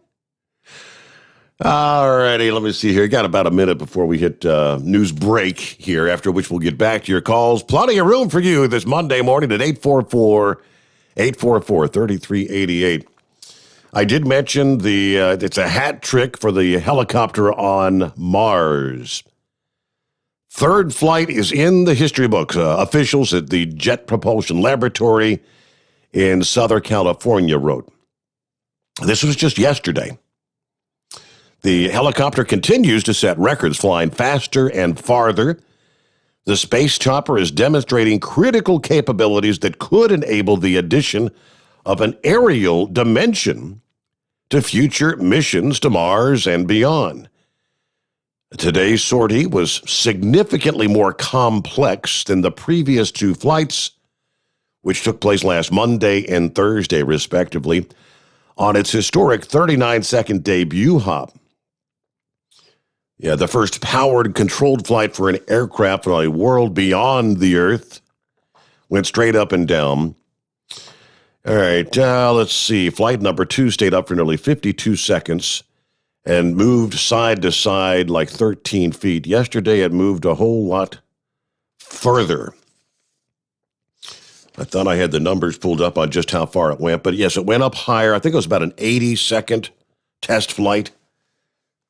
So everything went as planned. I think they're going to do 2 more trial flights here in the next week and a half, I believe it is. Then that's going to be pretty much it. That's going to be the end of their use of the helicopter on Mars, because then the rover sets out on its mission, exploring for previous life on Mars, the red planet. There you go. All right, news break. It's 844-844-3388. The Steve Sommers Overnight Drive live from the Hot Shot Secret Studios. USA Radio News with Dan Naraki. President Biden will address a joint session of Congress this week and is expected to roll out a spending plan to fund education and child care programs. That as lawmakers debate over his more than $2 trillion infrastructure plan. Republican senators have responded with a counter-proposal, a plan they're calling a more targeted approach that focuses on only physical infrastructure projects like roads and bridges. Congresswoman Kat Cammack says the biggest issue will be how to pay for any spending plan. The Florida Republican tells Fox News that the White House's agenda is adding too much to the national debt. We have no way to pay for this. We have record levels of national debt. And if you look at the plan that the Republicans put forward, it's a fraction, but it deals with all the core issues and infrastructure that we have to deal with failing roads, failing bridges. We have got to get back to the basics in this country. This is USA Radio News.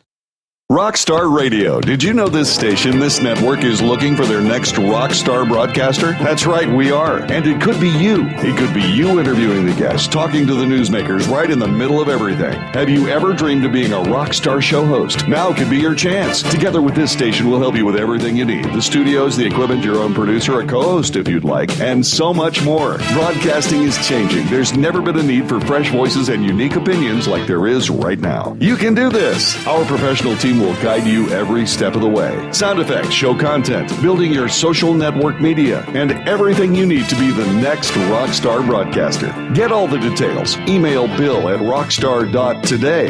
That's bill@rockstar.today to get started with your own show. Email bill@rockstar.today. That's bill@rockstar.today. Don't wait. You could be the next voice for America. Email bill@rockstar.today.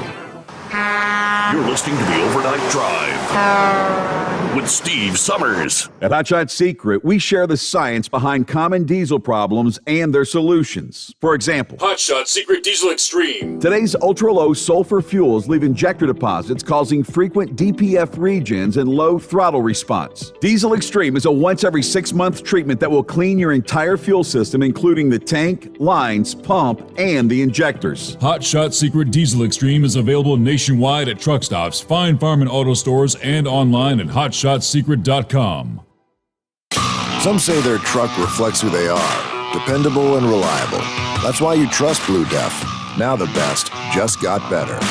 Introducing Blue Def Platinum, a revolutionary innovation with advanced system shield technology to significantly reduce harmful deposits.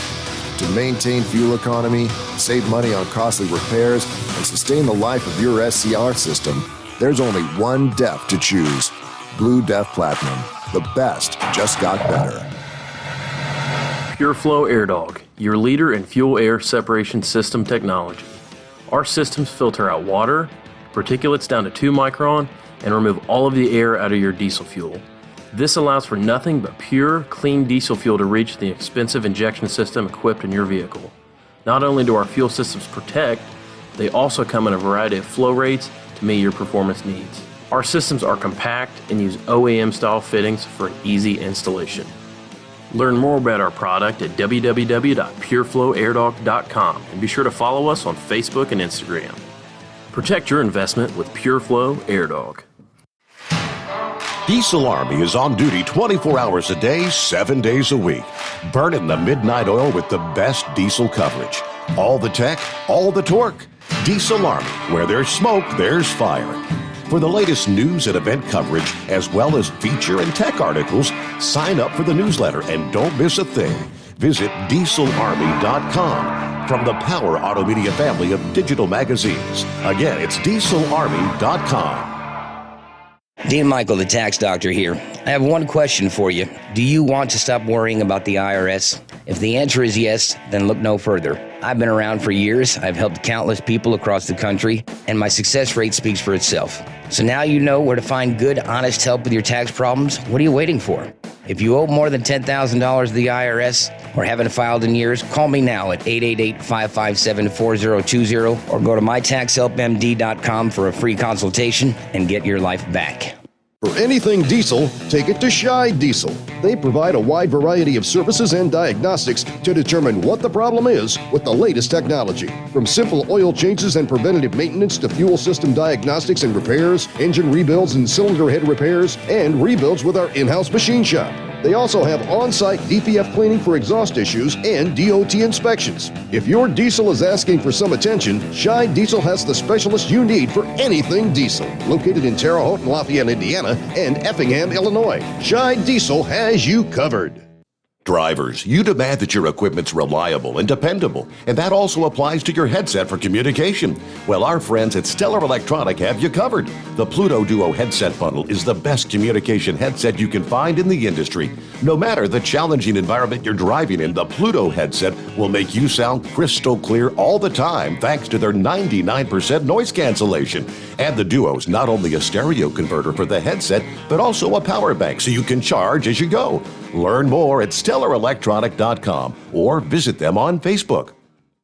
At Hot Shot Secret, we share the science behind common diesel problems and their solutions. For example, Diesel particulate filter regeneration. the DPF catches particulates left over from combustion. The DPF regeneration cycle cleans the filter with temperatures exceeding 1,000 degrees Fahrenheit. A computer sensor triggers the DPF regen, which is often accompanied by a loss of power and fuel economy. The frequency of DPF regens are in correlation to the cleanliness of the fuel burn. Under heavy operation with the dirty burn, DPF regens can occur multiple times per day. Hot Shot Secret Diesel Extreme Fuel Additive promotes a more complete combustion, creating fewer emissions and therefore fewer DPF regens. Vehicles using Diesel Extreme experience 83% less DPF regens. Hot Shot Secret Diesel Extreme is available nationwide at truck stops, fine farm and auto stores, and online at hotshotsecret.com. Hot Shot Secret, powered by science.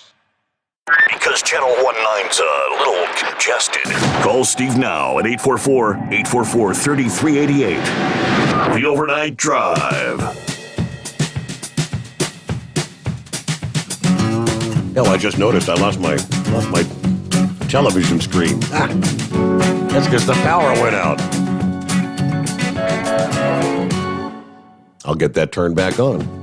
Took me all that time to notice that. Hey, a couple of updates for you here. All right, Pappy brought it up earlier in Arizona. Now, this could be a big thing. It may not be such a big thing. The audit, when and if they do get to do it, could prove quite interesting what they might actually uncover.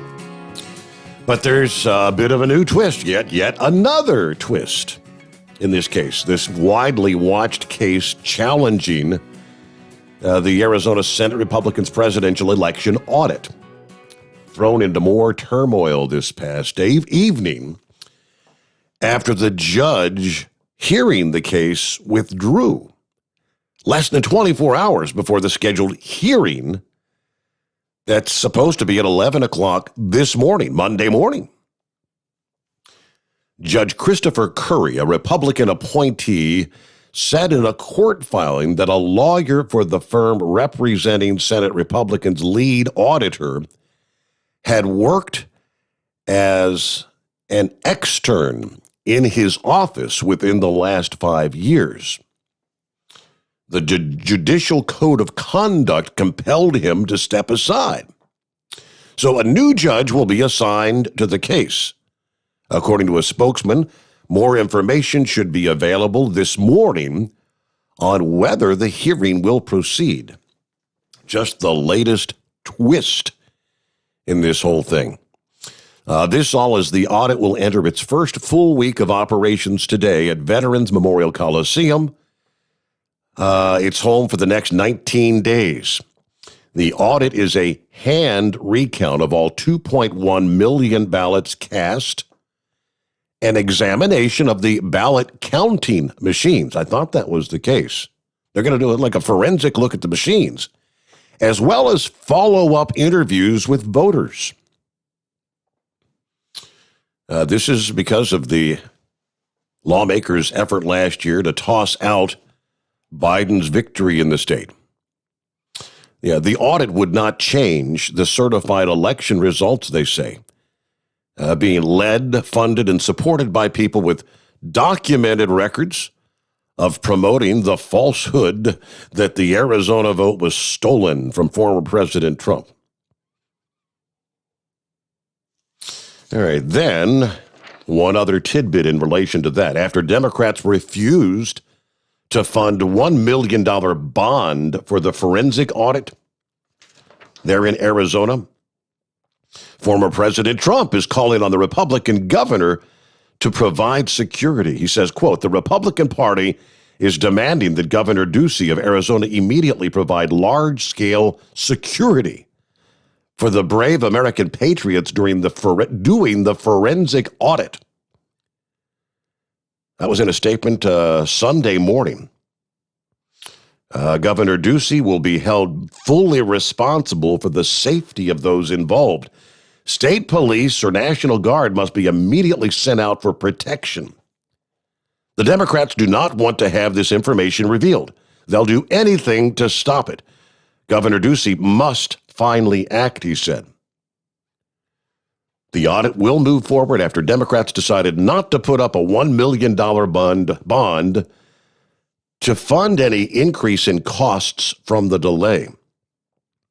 Democrats said the price tag was too steep, letting the Arizona audit continue in Maricopa County. All right, Maricopa County Superior Judge ordered the Senate auditors to produce their training materials and policies before a hearing, again, that was supposed to take place this morning at 11, which that kind of is in limbo right now.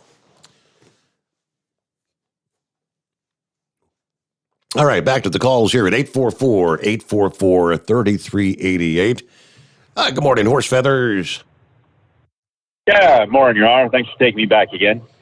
Yeah, I heard there was a range of like 28 miles that space debris was supposed to miss the Dragon capsule by, which in outer space, that's like sticking your fingers outside and catching a snowflake. Yeah, it's very, very close. Close. Yeah, absolutely.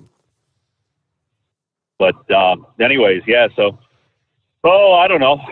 Not a whole lot other than that going on there, so I was glad to see they got up. I didn't get a chance to see anything but a few pictures on the TV. I forget. I think I sent you a couple things there, and I sent you a funny that you might be able to use on your Facebook. It was a YouTube thing there, so I don't know. Anybody that's got that, if you can pass it along, maybe it was a guy that was switching from Chevrolet to Ford. I think Monkey Goucher get an appreciation of that there. So, anyways, I don't know. It's kind of not the easiest to explain on the air, so I don't know. Probably shouldn't have said anything about it, but I want to let you know it was there in case you didn't see it. But anyway, so I guess pretty quiet night and small with us here, and as you said, warming up. They're talking mid to higher 80s. I think I saw something like 86 or 87 here for getting along the way there on Wednesday or Thursday. So I guess we'll see where all that comes. I guess if we get that, we got a chance of thunderstorms next, because I'm sure we'll have some very unsettled atmosphere at that point. No doubt. Yeah. So we got to be getting closer to uncovering that cement pond out back there, aren't we? Yeah, I don't know.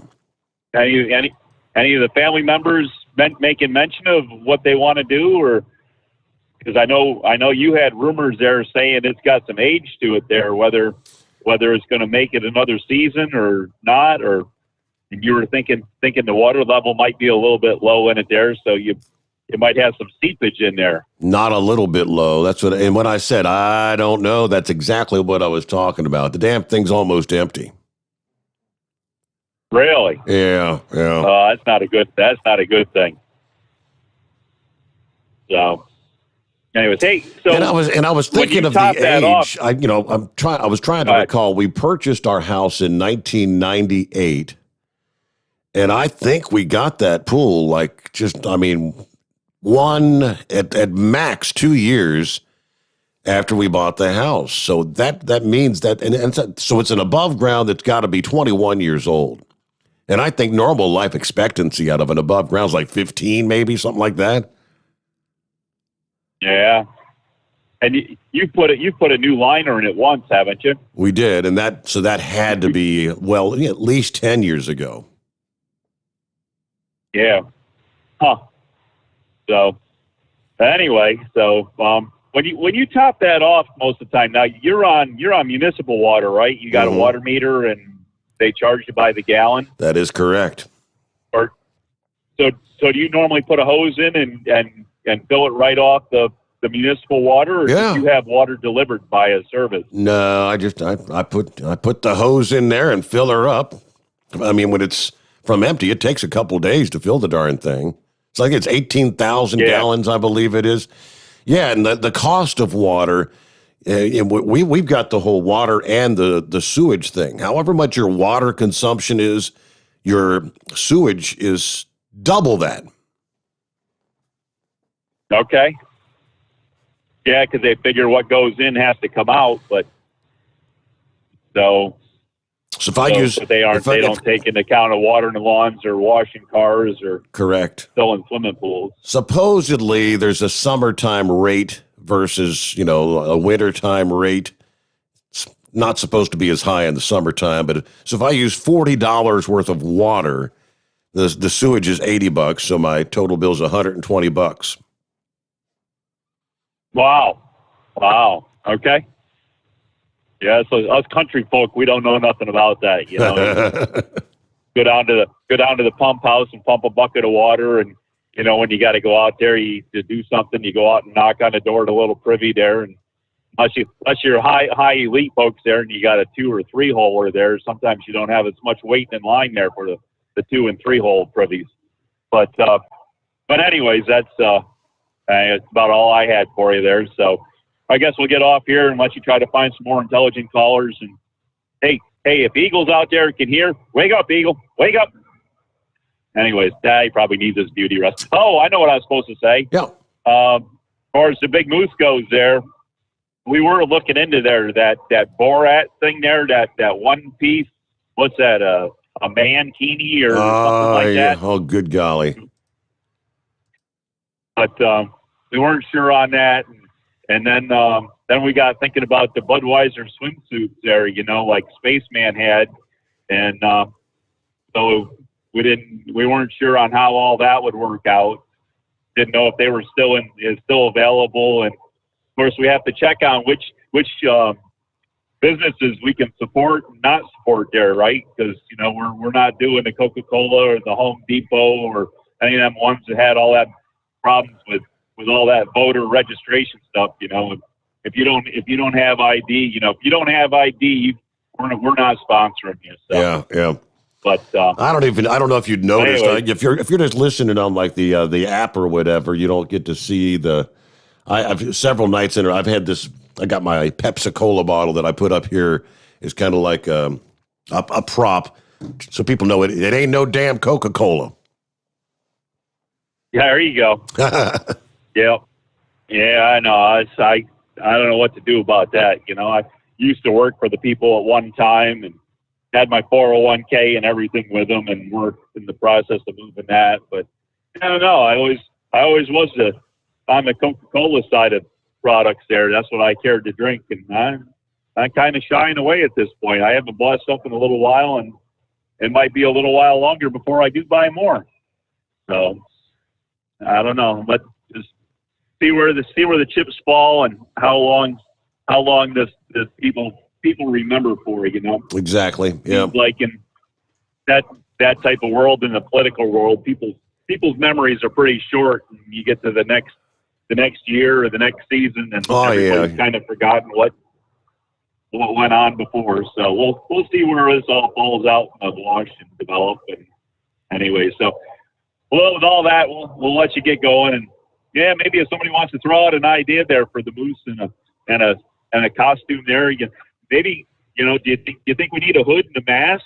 Do you think he should be a mask type of wrestler? Haven't thought of that yet. Maybe we'll look into that. So. All right. Well, Horse Feathers, thanks for checking back in. You have a good morning. All right. Plenty of room for you. What are we looking at? 844-3388. Yeah, we're hearing the demand for vaccines is dropping.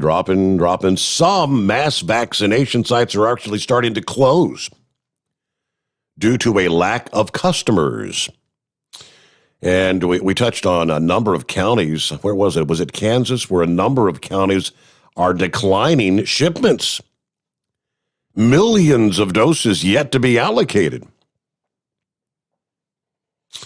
All right, according to the New York Times, numbers from the Centers for Disease Control says government officials in many states are focusing on having patients vaccinated at their doctor's offices. The pace of vaccinations has slowed. Maybe from the pause in the Johnson & Johnson shot for safety review, which I believe they've given the green light to fire that vaccination back up, the Johnson & Johnson. But according to officials in Palm Beach County, Florida, we no longer have a reserve of people who want to be vaccinated. To reach into, to show up and take these doses. They're going to shut their 3 mass vaccination sites by the end of May, they say. Of 16,000 appointment slots available this week, only 6,000 are filled. Nearly half the counties in Iowa are not accepting new doses of vaccine. Demand has dropped.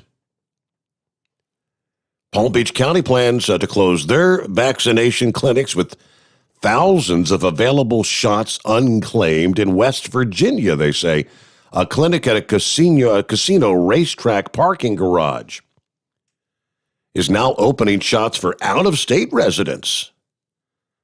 Trying to boost some demand there. In Arizona, a plan fell through that would have opened a federally run vaccine site in Tucson because demand there as well is slipping.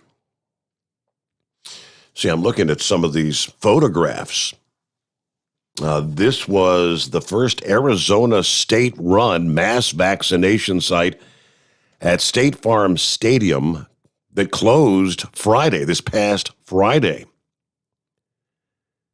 as they continue to kind of transition to outdoor operations to indoor venues. All right, just interesting how the demand is rapidly dropping off. And we're, what is it, right? Just over half, is it? When did half the population has had at least one dose of vaccine? I also saw that according to the CDC, there's like over 5 million people who haven't gone back to get their second dose, receiving just one dose of the vaccine and never showing back up. The reason some are skipping their second shot ranges from fear of side effects. Some people apparently think, hey, one shot's enough protection. All right, what do we see? About 7 before the hour. Lines available around the country. Jump on in at 844-844-3388. Yes. Hello, Heat Wave. Hey, thank you for the take back here. Hey, listen, the concept and functionality of electric trucks is not new. I was going to mention that earlier. Back in the late teens and early 20s, New York City had a fleet of battery-operated trucks, and I think they were chain-driven. I don't think they were shaft-driven. I think they were chain-driven. And they were just, regular lead batteries as far as I remember. But, that concept and idea is a century old. Yeah. I'm sure they went away. When they got tired of charging these damn batteries every night, having issues with them. There in New Mexico, we got signs that are saying nobody wants a resurgence of the virus, and I'm thinking, you're right. I don't. Build the wall, close the border. If we don't allow these illegal aliens coming in, then we really don't have a problem with the resurgence of the virus. It's just as plain and simple as that. They're all griping, well, we need to do something. Well, re-implement Trump's plan to keep the illegal aliens in Mexico And if they're coming in from the what they call that, the triangle spot of Central America, we don't need to send them money to get their economy going. I mean, they can go ahead and do it their own damn self. No one helped us out.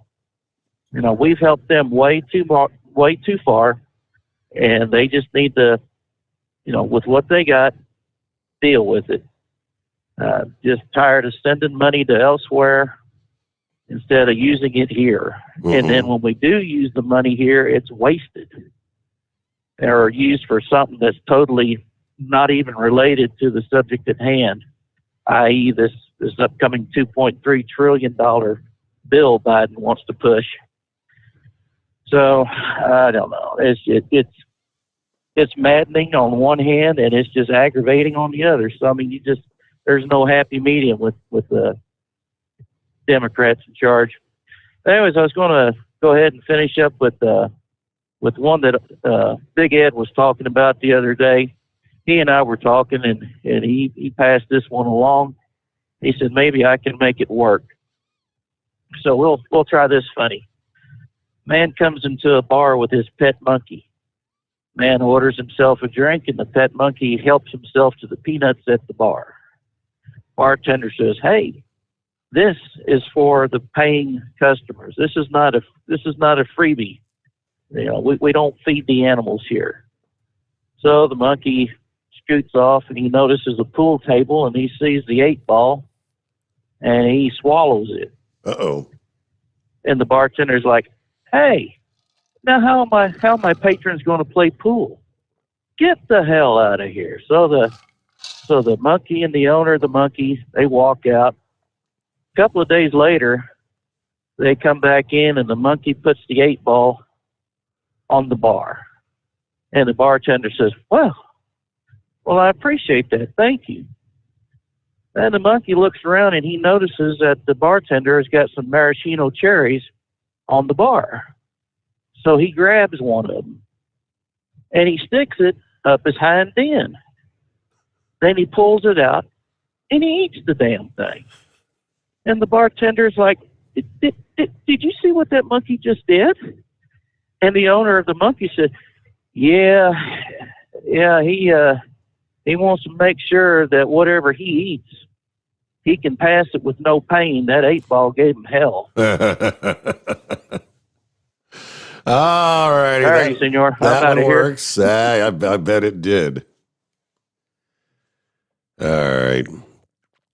Big Moose brought up the case of the ventilators in Florida. Cutler Bay, Florida. The reaction was strong enough for a few F-bombs. All these effing ventilators. This is what's going on. Brand effing new.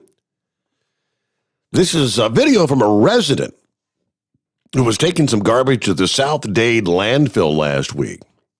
Stunned to see pallets full of brand new wrapped medical ventilators being dumped among mattresses, tires, and other waste. Hundreds of thousands of dollars worth of ventilators sitting on Trash Mountain. And I said, I thought there's a lot of waste. I mean, thousands and thousands of medical units just being tossed out. So, local news channel, Local 10, from the packaging of the video that he shot, they traced the model and the manufacturer, which was Beijing Aerospace Changfeng Ltd. In Beijing, China. A posting from a broker shows the device selling at $26,000 each during the height of need last spring, when they were scrambling to find ventilators for the people in ICU. But they did a little more digging. They said Beijing Aerospace Changfeng, this model was not on a list of 86 different ventilator models approved for emergency authorized use by the Food and Drug Administration.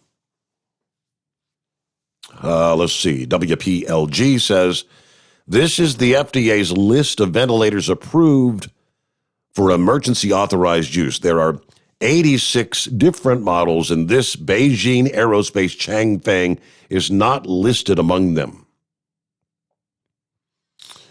Now, back to the person that was filming. He said, I can understand if they were used or damaged, but these were brand new, still in the package.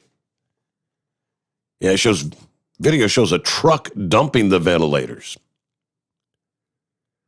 Now, they tracked the company from the truck to a customs broker in Doral, Florida, where we learned the specifics of items cleared through customs is not public information. Since we are the customs broker who clears customs for whoever the actual importer was, we can't give that information without getting authorization from the importer.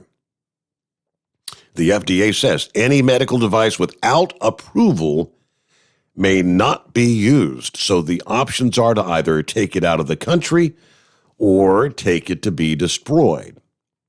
And apparently they took the second path, the second option there. They just ended up in the landfill. Yeah, but you got the video, the photographs there. They are, brand new, still in the crates, shrink wrapped and all that. So you think, what a waste. All right, what do we see here? We've got to get our news update here. We'll come back with our final hour. Lines available. It's 844-844-3388. The Steve Sommers Overnight Drive, live from the Hot Shot Secret Studios.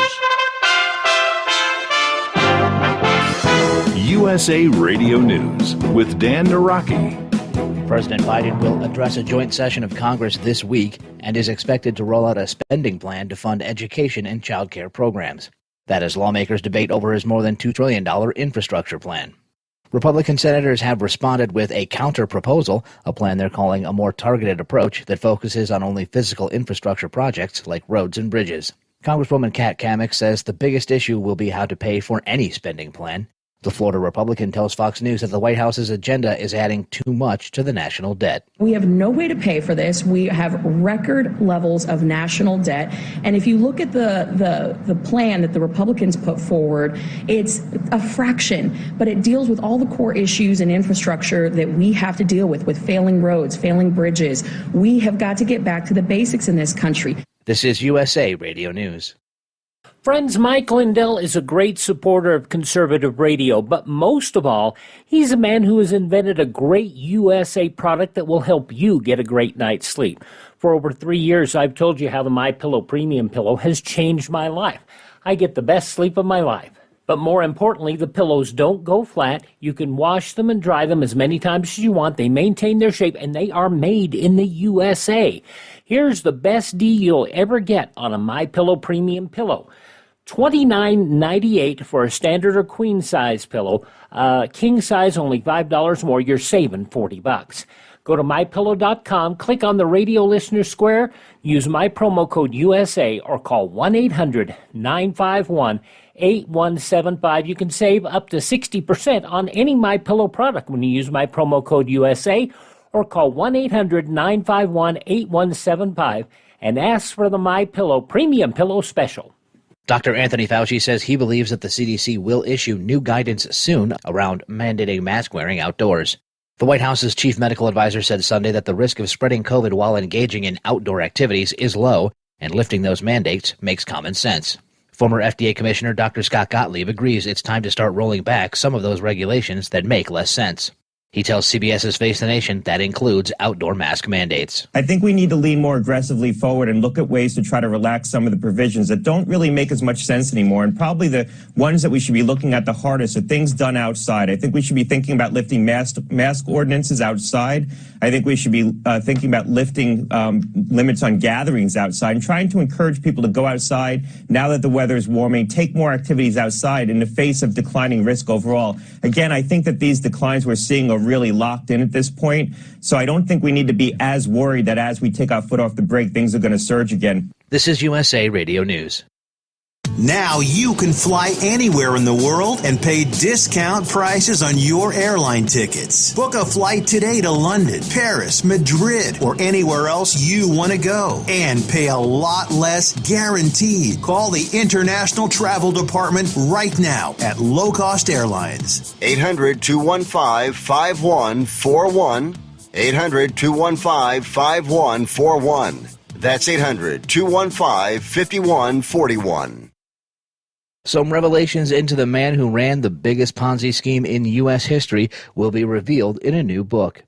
Mike Fortier reports. Bernie Madoff, the subject of a new book by Jim Campbell called Madoff Talks, uncovering the untold story behind the most notorious Ponzi scheme in history.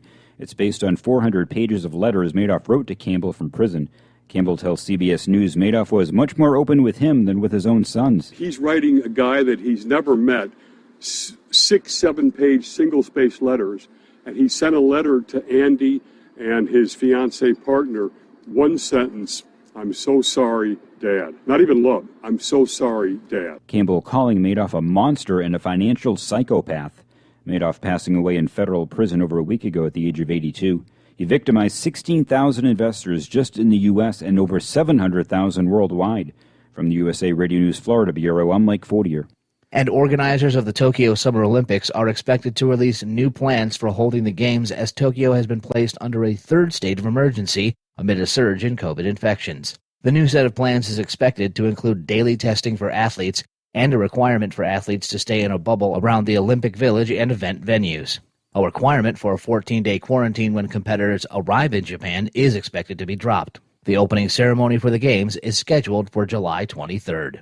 For USA Radio News, I'm Dan Naraki. At Hot Shot Secret, we share the science behind common diesel problems and their solutions. For example, ultra-low sulfur fuels. The primary function of diesel fuel is combustibility. One of the little-known aspects of fuel is its role as a lubricant to metal-on-metal moving parts. The introduction of ultra-low sulfur fuels diminishes the fuel's ability to lubricate because sulfur, which has been mostly removed, has lubricating properties. Hot Shot Secret Everyday Diesel Treatment with LX4 delivers unmatched lubricity. Third-party testing confirms that it takes 3 times the amount of leading fuel treatment to match the lubrication benefit of 1 dose of Hot Shot Secret.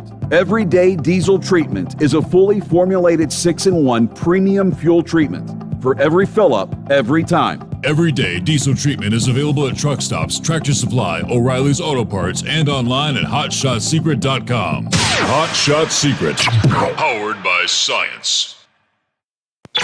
And now, back to the Steve Summers Overnight Drive.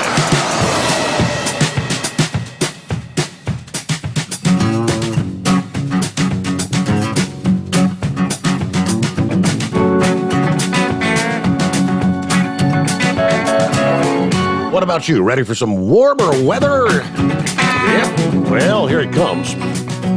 Get ready this week. It will be in the offing. Some places they may actually be challenging some record highs. Let's see. How about Omaha, Nebraska? You may top 90 today. Des Moines will climb into the mid-80s this afternoon after a chilly start to the day in the low 40s. Chicago's going to jump well into the 70s this afternoon as that warm front moves through this afternoon. By Tuesday, that warm air continues to expand on to the east. The heat's going to peak at record-challenging levels in some parts of the Midwest and Ohio Valley. Chicago and Toledo, Ohio will both flirt with record highs on Tuesday, they tell us. The temperature to beat in Chicago would be 87. Toledo, the old record, would be 88. While the peak of the heat doesn't arrive in much of the Northeast till Wednesday, Tuesday you'll start out feeling significantly warmer.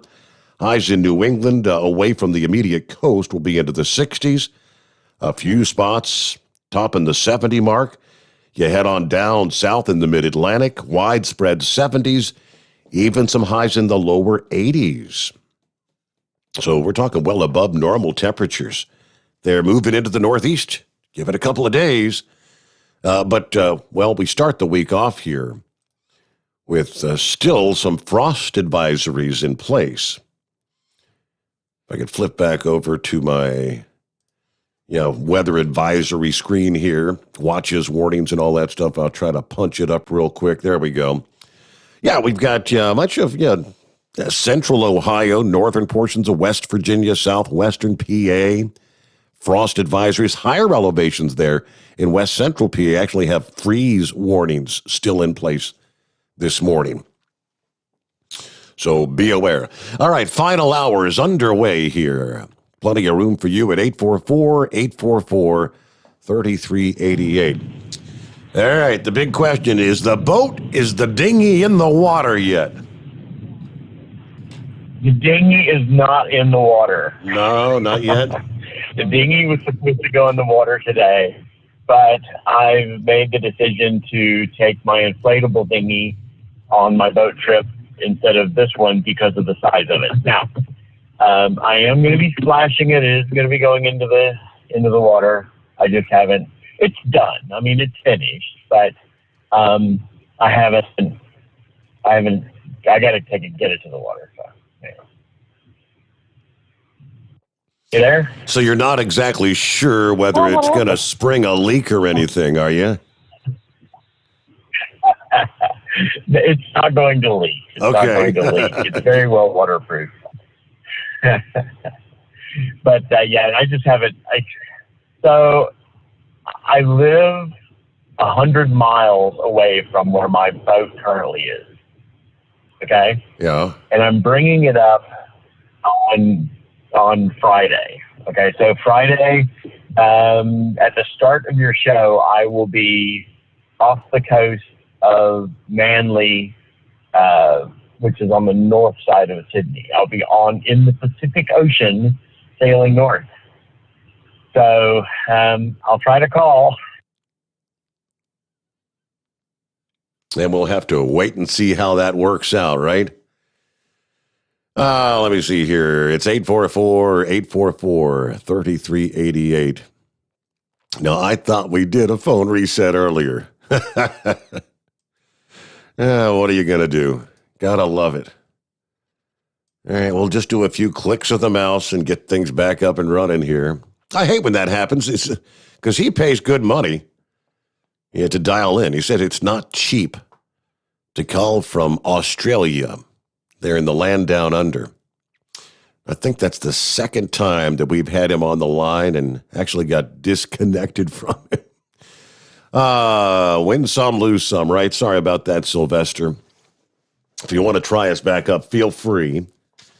And for the rest of you, seeing as we lost things there, it would be wide open lines at 844-844-3388.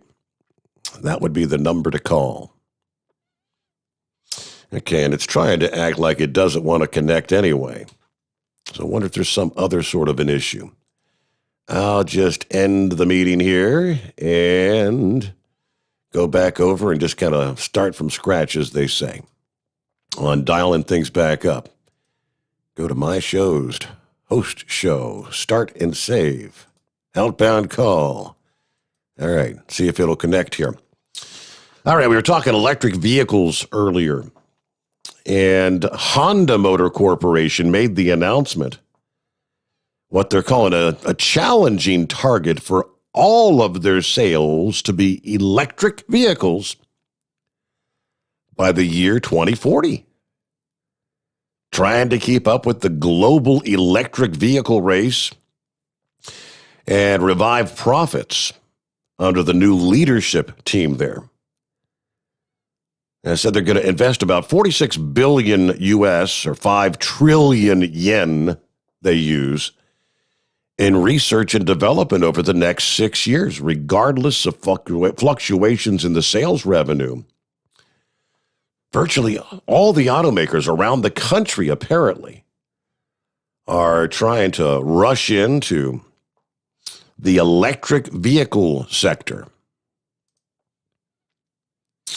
All right. I'm going to take a quick 60-second timeout because this thing's giving fits, all right? And when we come back, it'll be 844-844-3388. The Steve Sommers Overnight Drive live from the Hot Shot Secret Studios.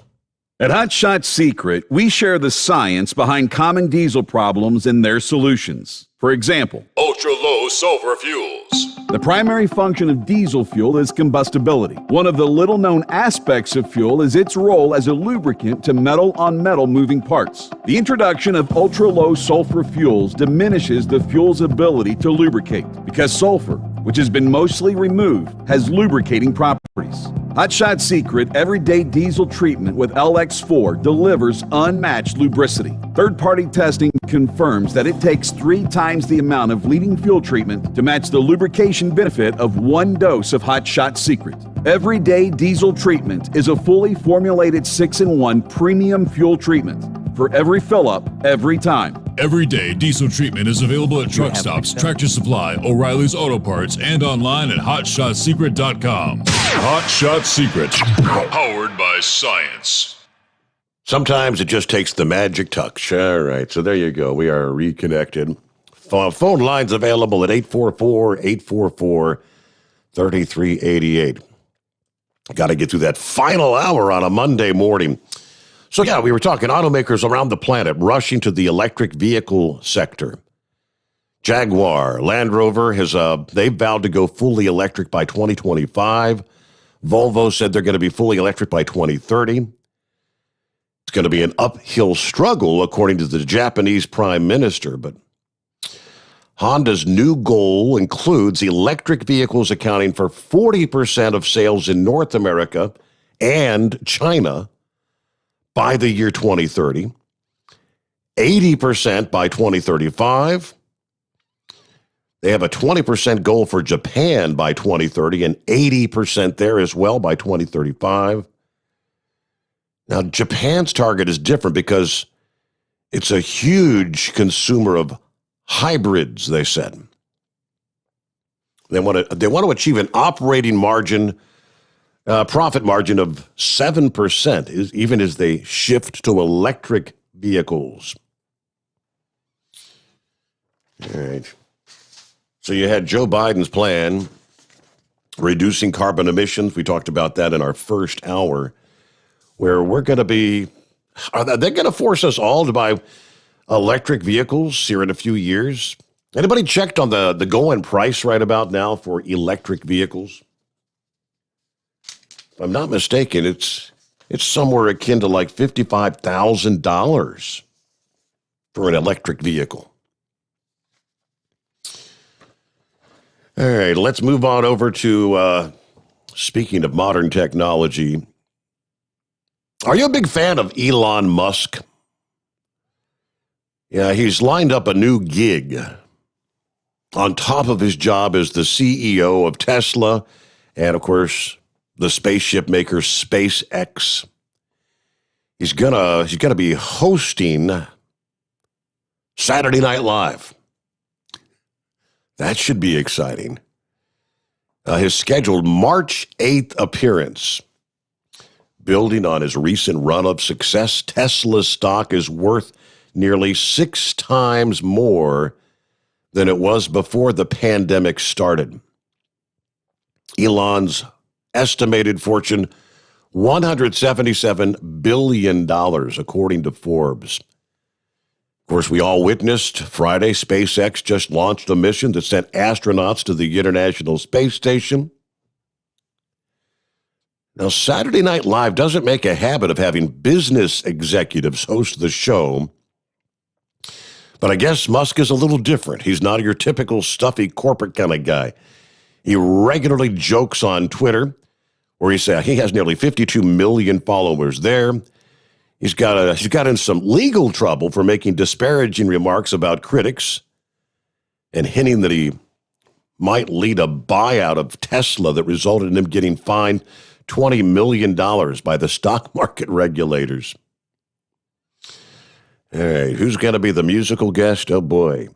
Looks like Miley Cyrus is the musical guest the night that Elon Musk hosts Saturday Night Live. So there you go. What else we got here? Wide open lines at 844-844-3388. Great to have you with us on a Monday. Back to the old grind. All right, we were talking about the big warm-up on the horizon here. Doesn't arrive into the Northeast till like Wednesday. But the pinnacle of warmth will reach the east Wednesday. Temperatures rising into the 80s all the way into parts of southern New York and southern New England, they tell us. Daytime highs in most of the Northeast. That's 15 to 20 degrees above normal for this time of year, for late April. It's going to feel more like closer to what would be normal in late June for that part of the country.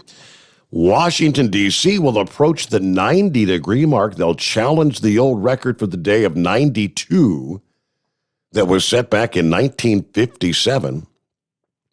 Places a bit further north, like Harrisburg, PA, on into portions of central New Jersey, may challenge the 90-degree mark.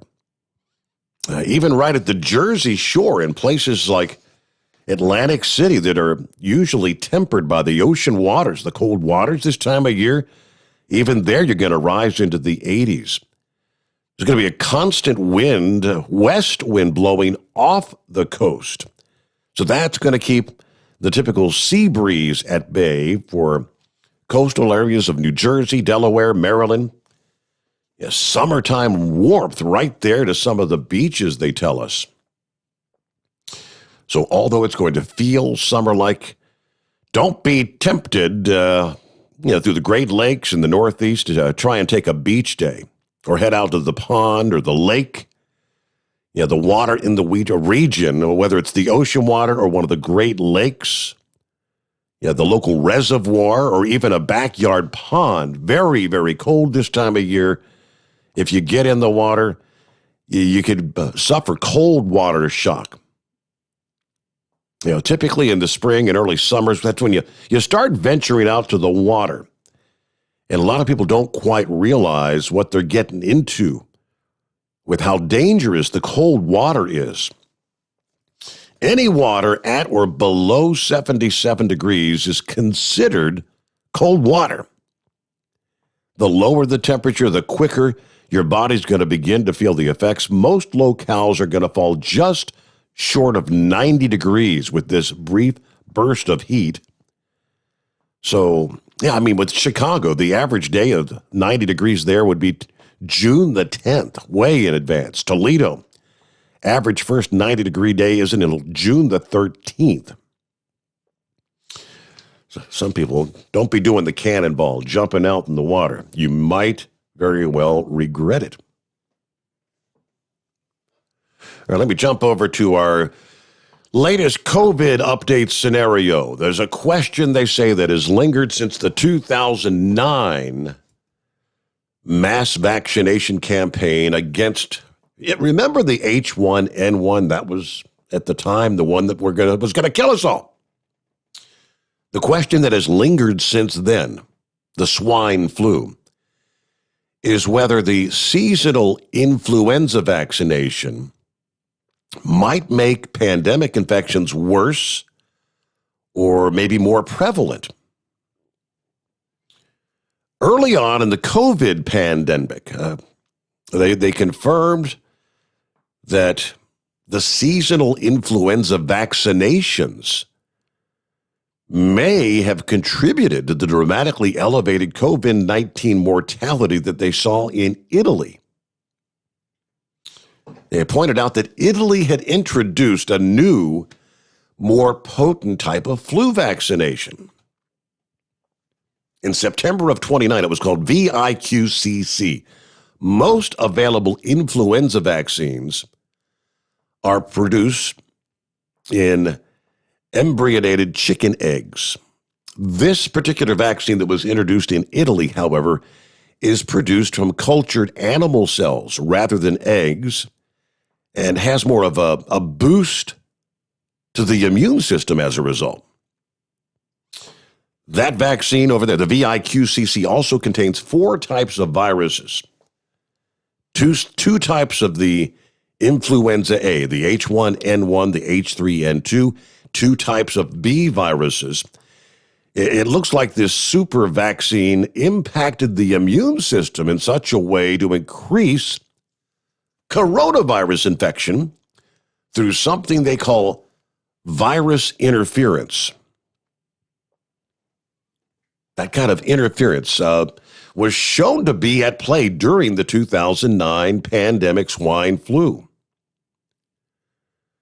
The following year, 2010, a Canadian influenza expert with the Centers for Disease Control found the seasonal flu vaccine increased people's risk of getting sick with pandemic H1N1, the swine flu, ultimately resulted in more serious bouts of illness.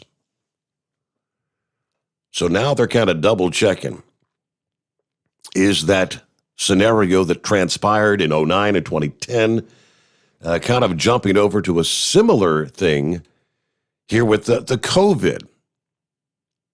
October 1, 2020, according to the data published in the same journal, they find a positive association between COVID-19 deaths and influenza vaccination rates in elderly people worldwide.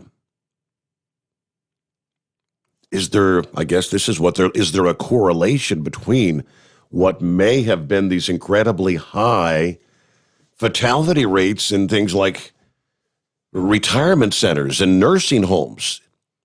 Because, who's the first people normally to get in line for the regular flu shot every fall? It's typically the older people, right? In other words, areas with the highest vaccination rate among elderly people also had the highest COVID-19 death rates. Now, to be fair, they say that the publisher notes the correlation doesn't necessarily equal causation, as they call it. What does that mean? By way of example, in some cities, increased ice cream sales correlate with increased murder rates. See, it doesn't mean if more ice cream is sold that murders are going to increase. There could be some other factor at play, the weather, the temperature. Similarly, they say, when it comes to this article should not be taken to suggest that receiving the influenza vaccines resulted in the increased risk of death for individuals with COVID-19. There may be other confounding factors at play, which those are the kind of things they're going to be looking into, they tell us. But quite interesting, something new. You learn things every day. Influenza vaccination linked to the higher COVID death rates. There's something there that they're going to continue to investigate. All righty, Sylvester, take two. Let's try this again. Can you hear me all right? Got you fine, yes. And in case you didn't hear, if you weren't aware, that was my fault. That was my computer screwed up. So. No! Oh, Steve, brother. Oh, it hurts. So I tell you that I didn't splash the boat and you dumped me with no dynamite or anything. Really. Yeah, okay. So I don't know how much you heard, but no, I didn't put the boat in the water, the little boat. It's going to float fine. I have no doubt. It's just being that I'm going so far, and I can't put it on my other boat. It's too big. I'm just going to use my inflatable. But I'm only going to use my inflatable after I moor the boat and bring it in. So to get myself back to the shore. So, but yeah. So did you hear me say that this coming Friday morning I will actually be bringing the boat up? Did you hear me tell you that? Yeah, and I think you're going to, did you say you're going to be like 100 miles offshore or something, or was that? Oh, gosh. No.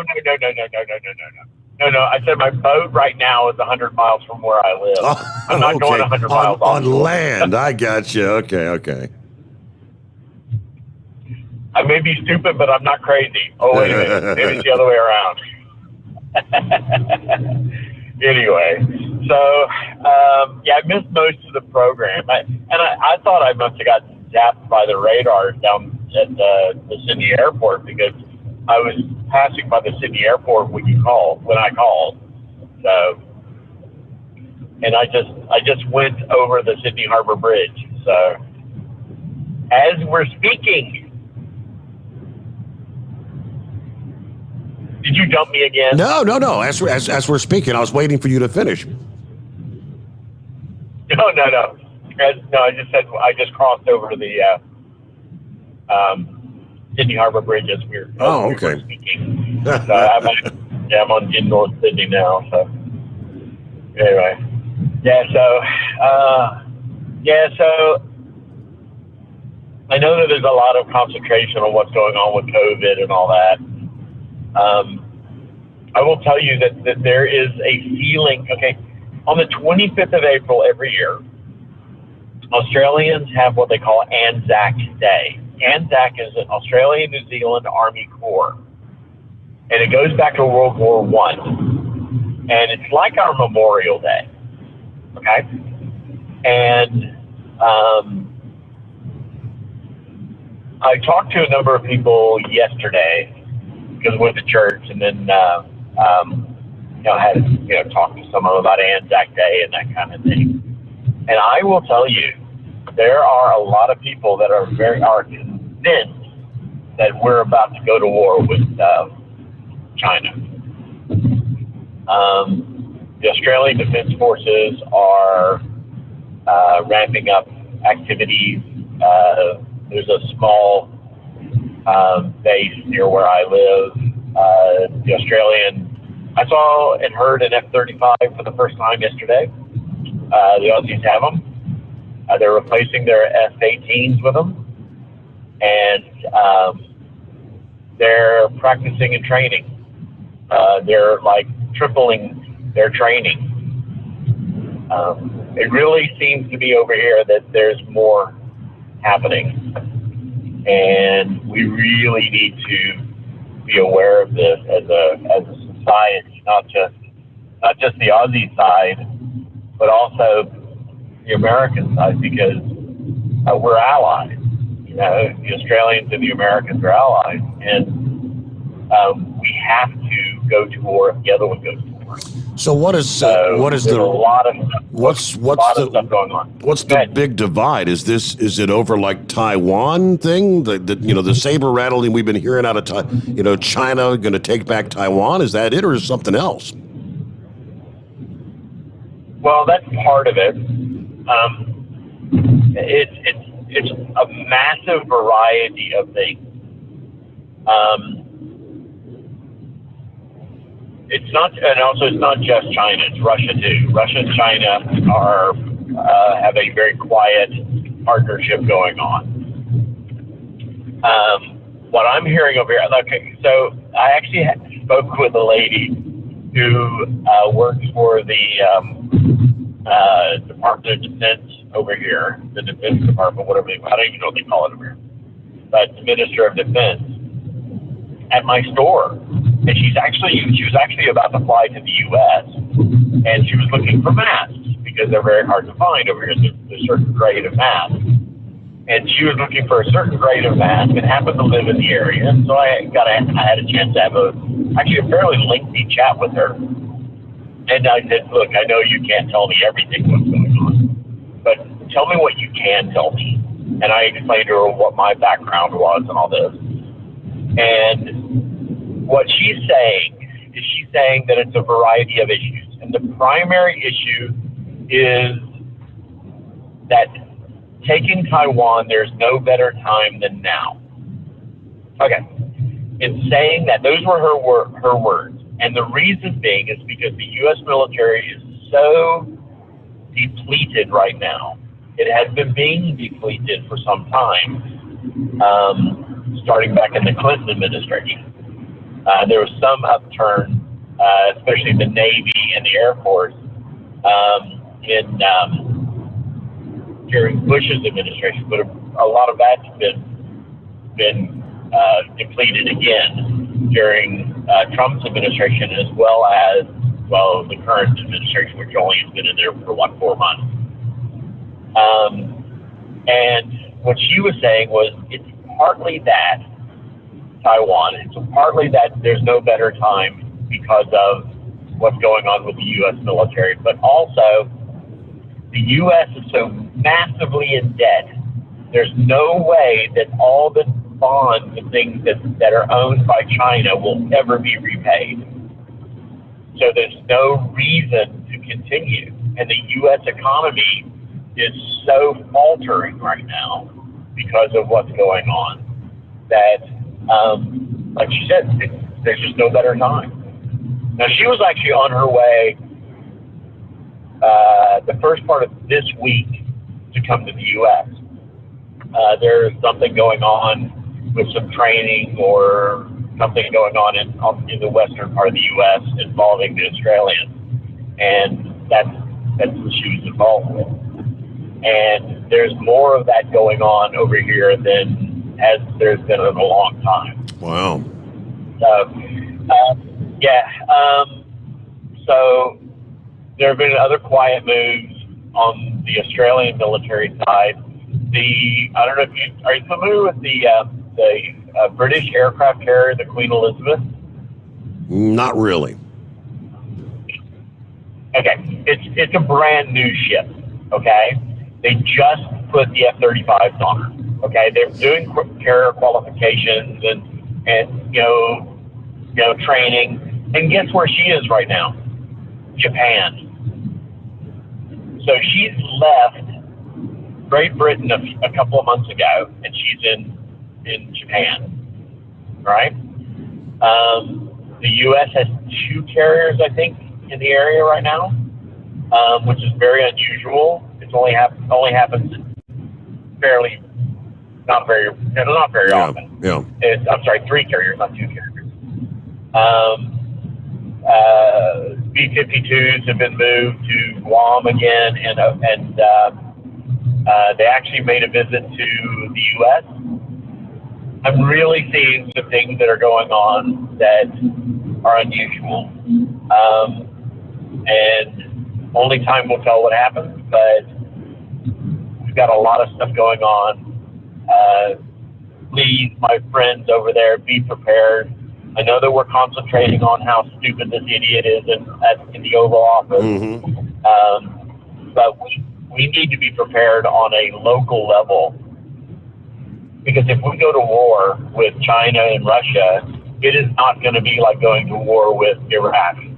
It's not going to be like going to war in Afghanistan. It's not going to be like going to war with some little distant country. It's going to be a totally different ball game.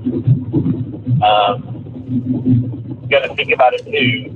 All the products that are still Australian, that aren't American made, that are being sold in places like Walmart.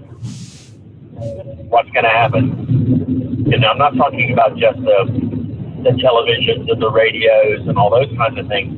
You got to think about the raw materials that are produced in China to be able to make all these things that are actually quote unquote American made products.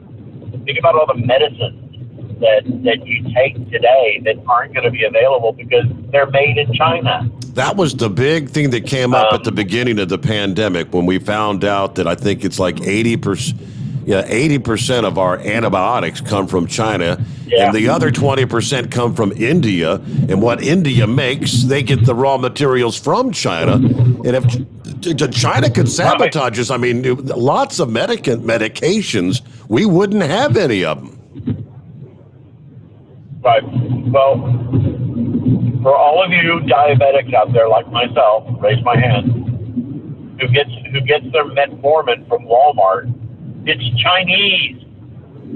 I got so sick when I went and got my metformin for my diabetes at Walmart, and I got sick, and I said to her, I said, I don't get this. I've been taking this med for years, but as soon as I got it from you guys, where do you get it from? And they said, oh, let me look. And she looked and said, oh, it's made in China. But she was kind of shocked, and I said, alrighty then. So I stopped taking that metformin and got it from another source that was actually made, in this case, I think it was Canada. But Just things like that.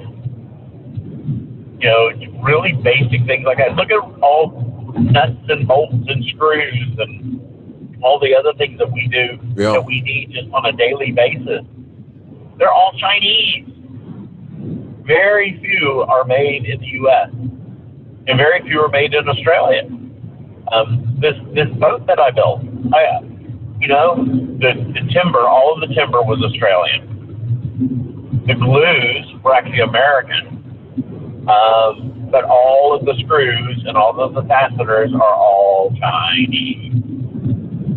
I've been saying this for, how long have I been saying this for, Steve? A long, long time.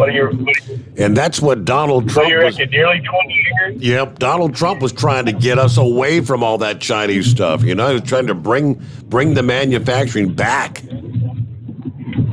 Yeah.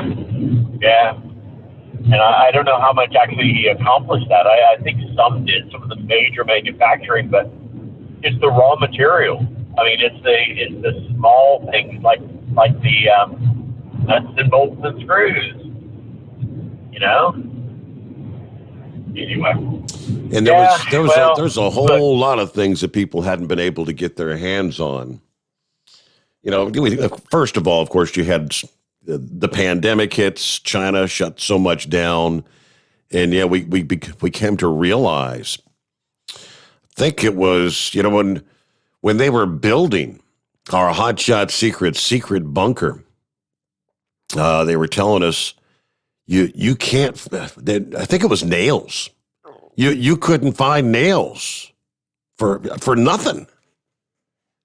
Out of nails. Home Depot's out. Lowe's is out. Can't find damn nails anywhere. And when you do find them, you gotta ration them. I don't know what particular type of nails it was that they were working with, but yeah, that's because it's all holed up in China. All right, we got a bit behind on our news break. We'll take care of that, come back, and head down the final stretch as we roll into a Monday. Lines available at 844-844-3388. The Steve Sommers Overnight Drive live from the Hotshot Secret Studios. USA Radio News with Dan Naraki. President Biden will address a joint session of Congress this week and is expected to roll out a spending plan to fund education and child care programs. That as lawmakers debate over his more than $2 trillion infrastructure plan. Republican senators have responded with a counter-proposal, a plan they're calling a more targeted approach that focuses on only physical infrastructure projects like roads and bridges. Congresswoman Kat Kammack says the biggest issue will be how to pay for any spending plan. The Florida Republican tells Fox News that the White House's agenda is adding too much to the national debt. We have no way to pay for this. We have record levels of national debt. And if you look at the plan that the Republicans put forward, it's a fraction, but it deals with all the core issues and infrastructure that we have to deal with failing roads, failing bridges. We have got to get back to the basics in this country. This is USA Radio News. If you have diabetes and you're on Medicare, you may qualify for a free continuous glucose monitor system. Managing your diabetes is crucial to your health. The new CGM systems can automatically manage your diabetes better for you. And by using a CGM system, you can eliminate forever one thing most people with diabetes hate the most: finger sticks. Now it's possible to manage your diabetes better, end the painful finger sticks, and get a new CGM monitoring system at little or no cost to you. We even provide in-home delivery and do all the insurance paperwork for you. Now is the best time to manage your diabetes better and get your continuous glucose monitor.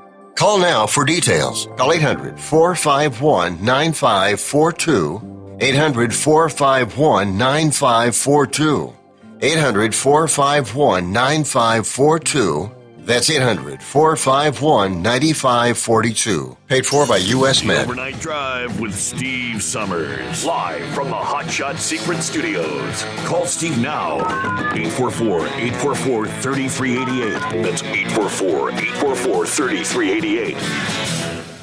At Hot Shot Secret, we share the science behind common diesel problems and their solutions. For example, ultra-low sulfur fuels. The primary function of diesel fuel is combustibility. One of the little-known aspects of fuel is its role as a lubricant to metal-on-metal moving parts. The introduction of ultra-low sulfur fuels diminishes the fuel's ability to lubricate because sulfur, which has been mostly removed, has lubricating properties. Hot Shot Secret Everyday Diesel Treatment with LX4 delivers unmatched lubricity. Third-party testing confirms that it takes 3 times the amount of leading fuel treatment to match the lubrication benefit of 1 dose of Hot Shot Secret. Everyday Diesel Treatment is a fully formulated 6-in-1 premium fuel treatment for every fill-up, every time. Everyday Diesel Treatment is available at truck stops, Tractor Supply, O'Reilly's Auto Parts, and online at HotShotSecret.com. Hot Shot Secret, powered by science.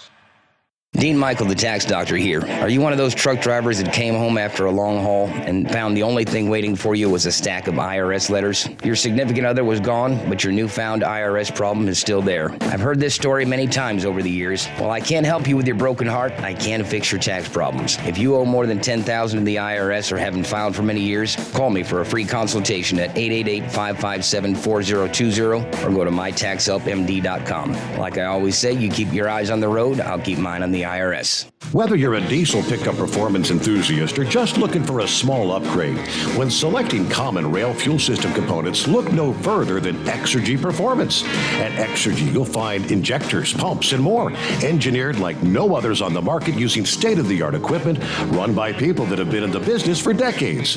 So if you're in the market for common rail components at any power level, contact Exergy Performance or one of the many dealers listed on our website at exergyperformance.com. Do you have a Dodge pickup and hate your automatic transmission? Of course you do. LaVon Miller at Firepunk Diesel here, and we specialize in heavy-duty and performance transmissions for your 3/4 or 1-ton Cummins-powered truck. So if you're interested in turning your stock slush box into a towing monster, call us today at 614-733-3744 or visit us online at shop.firepunk.com. Getting a good night's sleep while on that long haul can be quite the challenge. That's why Commercial Vehicle Group has partnered with Serta Mattress to bring you the Bostrom plus Serta mattress for the best night's sleep possible while you're on the road.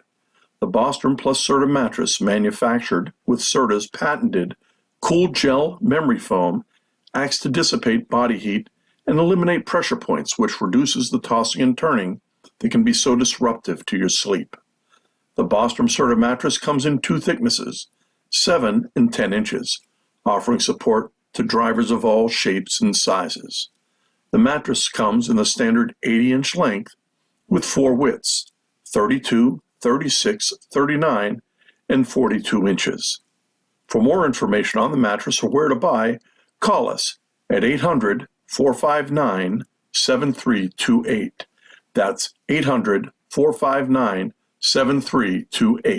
At Hot Shot Secret, we share the science behind common diesel problems and their solutions. For example, Hot Shot Secret Stiction Eliminator. Stiction, that sticky friction, undermines the performance of diesel engines and is difficult to remove from the oil system. Hot Shot Secret Stiction Eliminator is a powerful synthetic cleaner that targets stiction, contains no harmful solvents, and is formulated to be left in the engine to safely dissolve stiction for thousands of miles. It works as you drive. Our proprietary carbon nano lubricant is blended with Stiction Eliminator, filling in microscopic irregularities inside your engine, providing a smoother surface for enhanced lubricity, reducing friction and wear. Third-party ASTM testing verifies that Stiction Eliminator removes 2 times as much stiction than any alternative on the retail shelf. Use Stiction Eliminator to solve an existing problem or as a preventative maintenance. Hot Shot Secret Stiction Eliminator, available at truck stops, Tractor Supply, O'Reilly's Auto Parts, and online at HotShotSecret.com. Hot Shot Secret, powered by science. And now, back to the Steve Sommers Overnight Drive.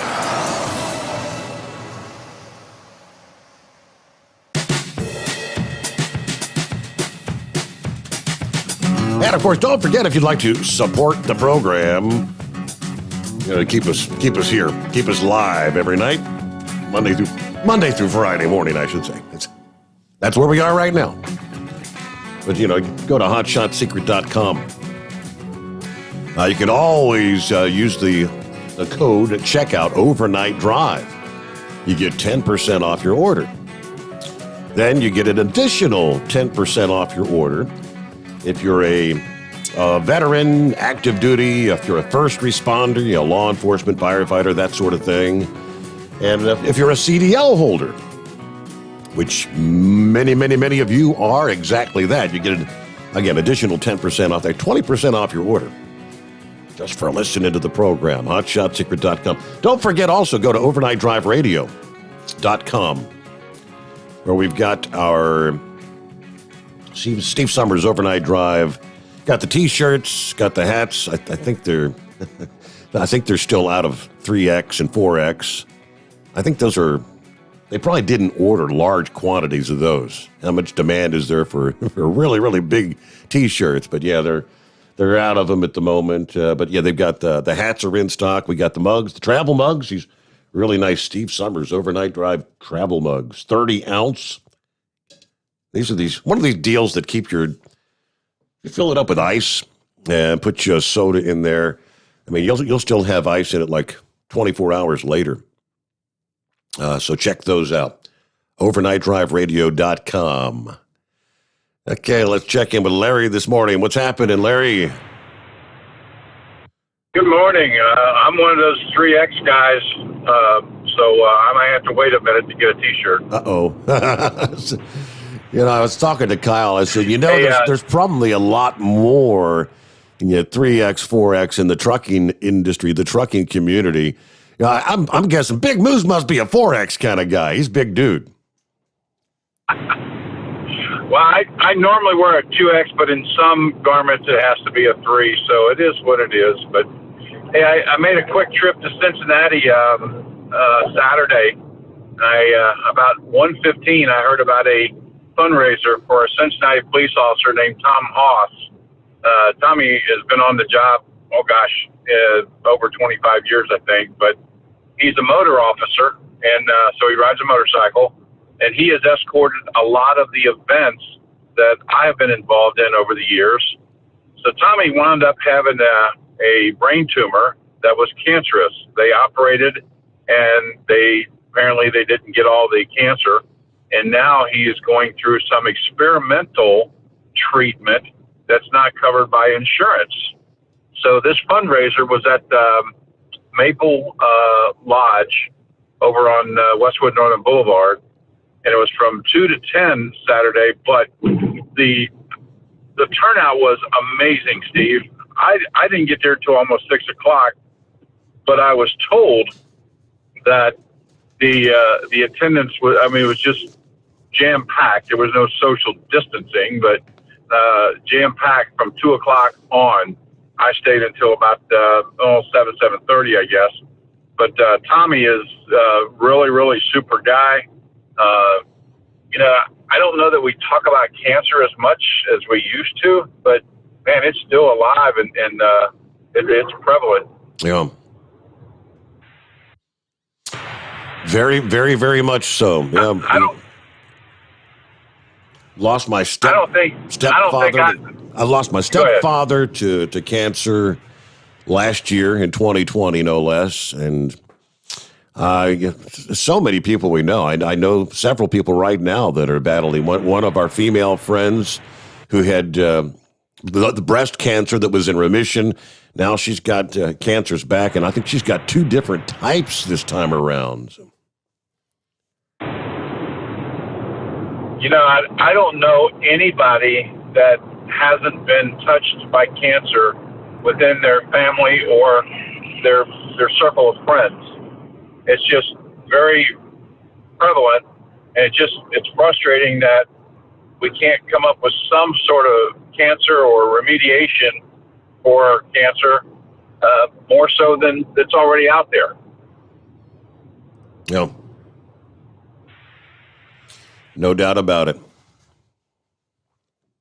Well, Steve, I'm pulling into the shop, getting ready for a week, fun and it sounds like fun in the sun, and I'm happy for that. I'm tired of cold weather. Yep. So have a great day. Thank you so much. You do that. And yeah, we start our warm-up today. And I think by Tuesday, Wednesday, we may see some of those 80-degree temperatures. Not a lot of time left. Let me see if I can real quick jump through some of this. I mentioned it earlier, and who was it that sent that to me? I think Steve was talking about it, the lieutenant governor of North Carolina. And this was the transcript from what he had to say. He said, "You see, I'm the first black lieutenant governor of North Carolina. I hail from Greensboro, home of the Woolworth sit-ins, an epicenter of the civil rights movement. I grew up poor as the 9th of 10 children in a home marred by alcoholism. But I had a mother who was a strong woman of faith, and she sustained us. She was also a woman who lived through the terribleness of Jim Crow and witnessed firsthand the sacrifices made by those to ensure that black voices could be heard in government. I know right now she's up in heaven smiling as she sees her son who's sitting in this committee hearing. But I'm not here to talk about myself today. I'm here to talk about voter discrimination and election integrity. The subject of this hearing, and certainly throughout the nation. Let me say that I'm very proud of the history in this nation of my people. My people were put on the belly of ships, bound in chains, endured the Middle Passage, whipped, beaten, sold as property during slavery. During Reconstruction and throughout Jim Crow, black people were intimidated, harassed, or even killed to keep them from having a voice in government. Symbols like chains, nooses, burnt crosses, not just symbols of death, they are symbols of forced and coerced silence. The sacrifices of our ancestors so I could have the opportunity to become the first black lieutenant governor of my state, to see a black man sitting in the White House for 2 terms, and for millions of us to be leaders in business, athletics, government, and culture, all adds up into an incredible story of victory in this country. But today we hear Georgia law being compared to Jim Crow? That black voices are being silenced and black voices are being kept out? How? Bullets, bombs, nooses? No, by requiring a free ID to secure the vote. Let me say that again. By requiring a free ID to secure the vote. How absolutely preposterous.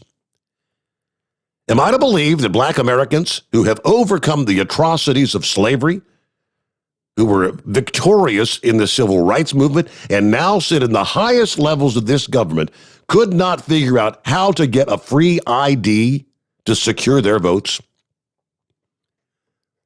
They need to be coddled by politicians because they don't think we can figure out how to make our voices heard. Are you kidding me?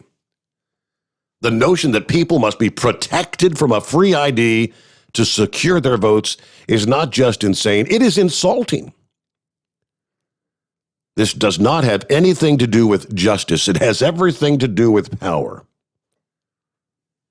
Just a few days ago, the vice president went to the very place I mentioned, the Woolworth Center in Greensboro. But you know who wasn't there?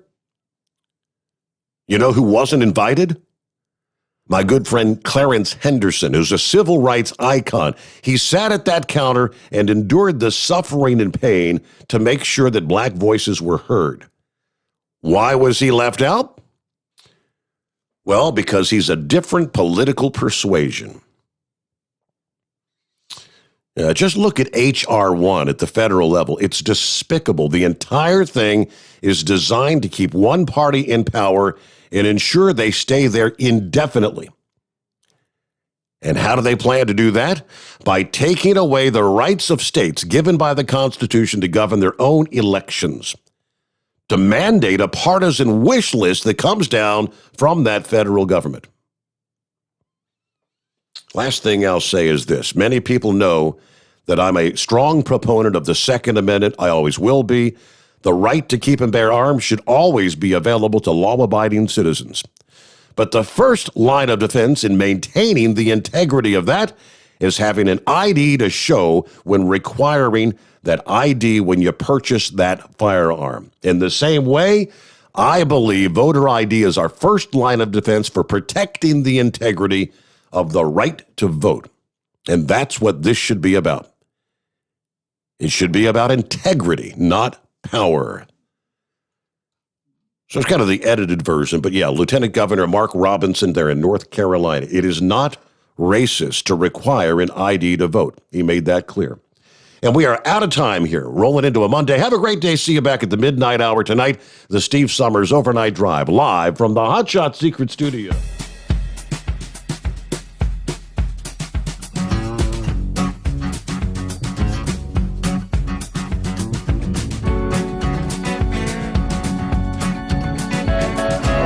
You never guess the places that I've been. You never guess the places that I've been. 'Cause everything is like a dream, yeah, but only in that dream that I live in. I'm never gonna let the day begin. Never gonna let the day begin. 'Cause everything is like a dream, yeah, but only in that dream that I live in.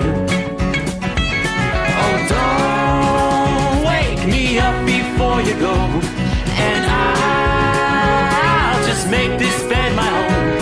Oh, darling, please just let me sleep. Give me my dreams.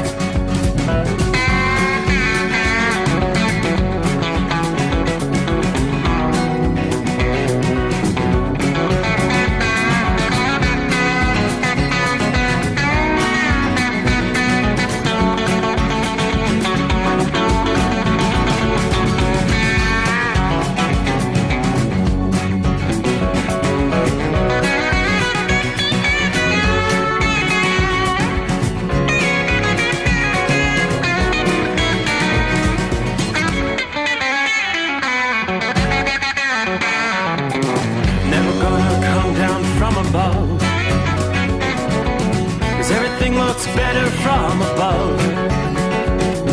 Nothing's ever as it seems, yeah, except in that world that I dream of. Never gonna lose the ones I love.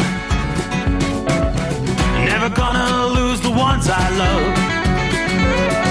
'Cause everything is like a dream, yeah, but only in that world that I dream of.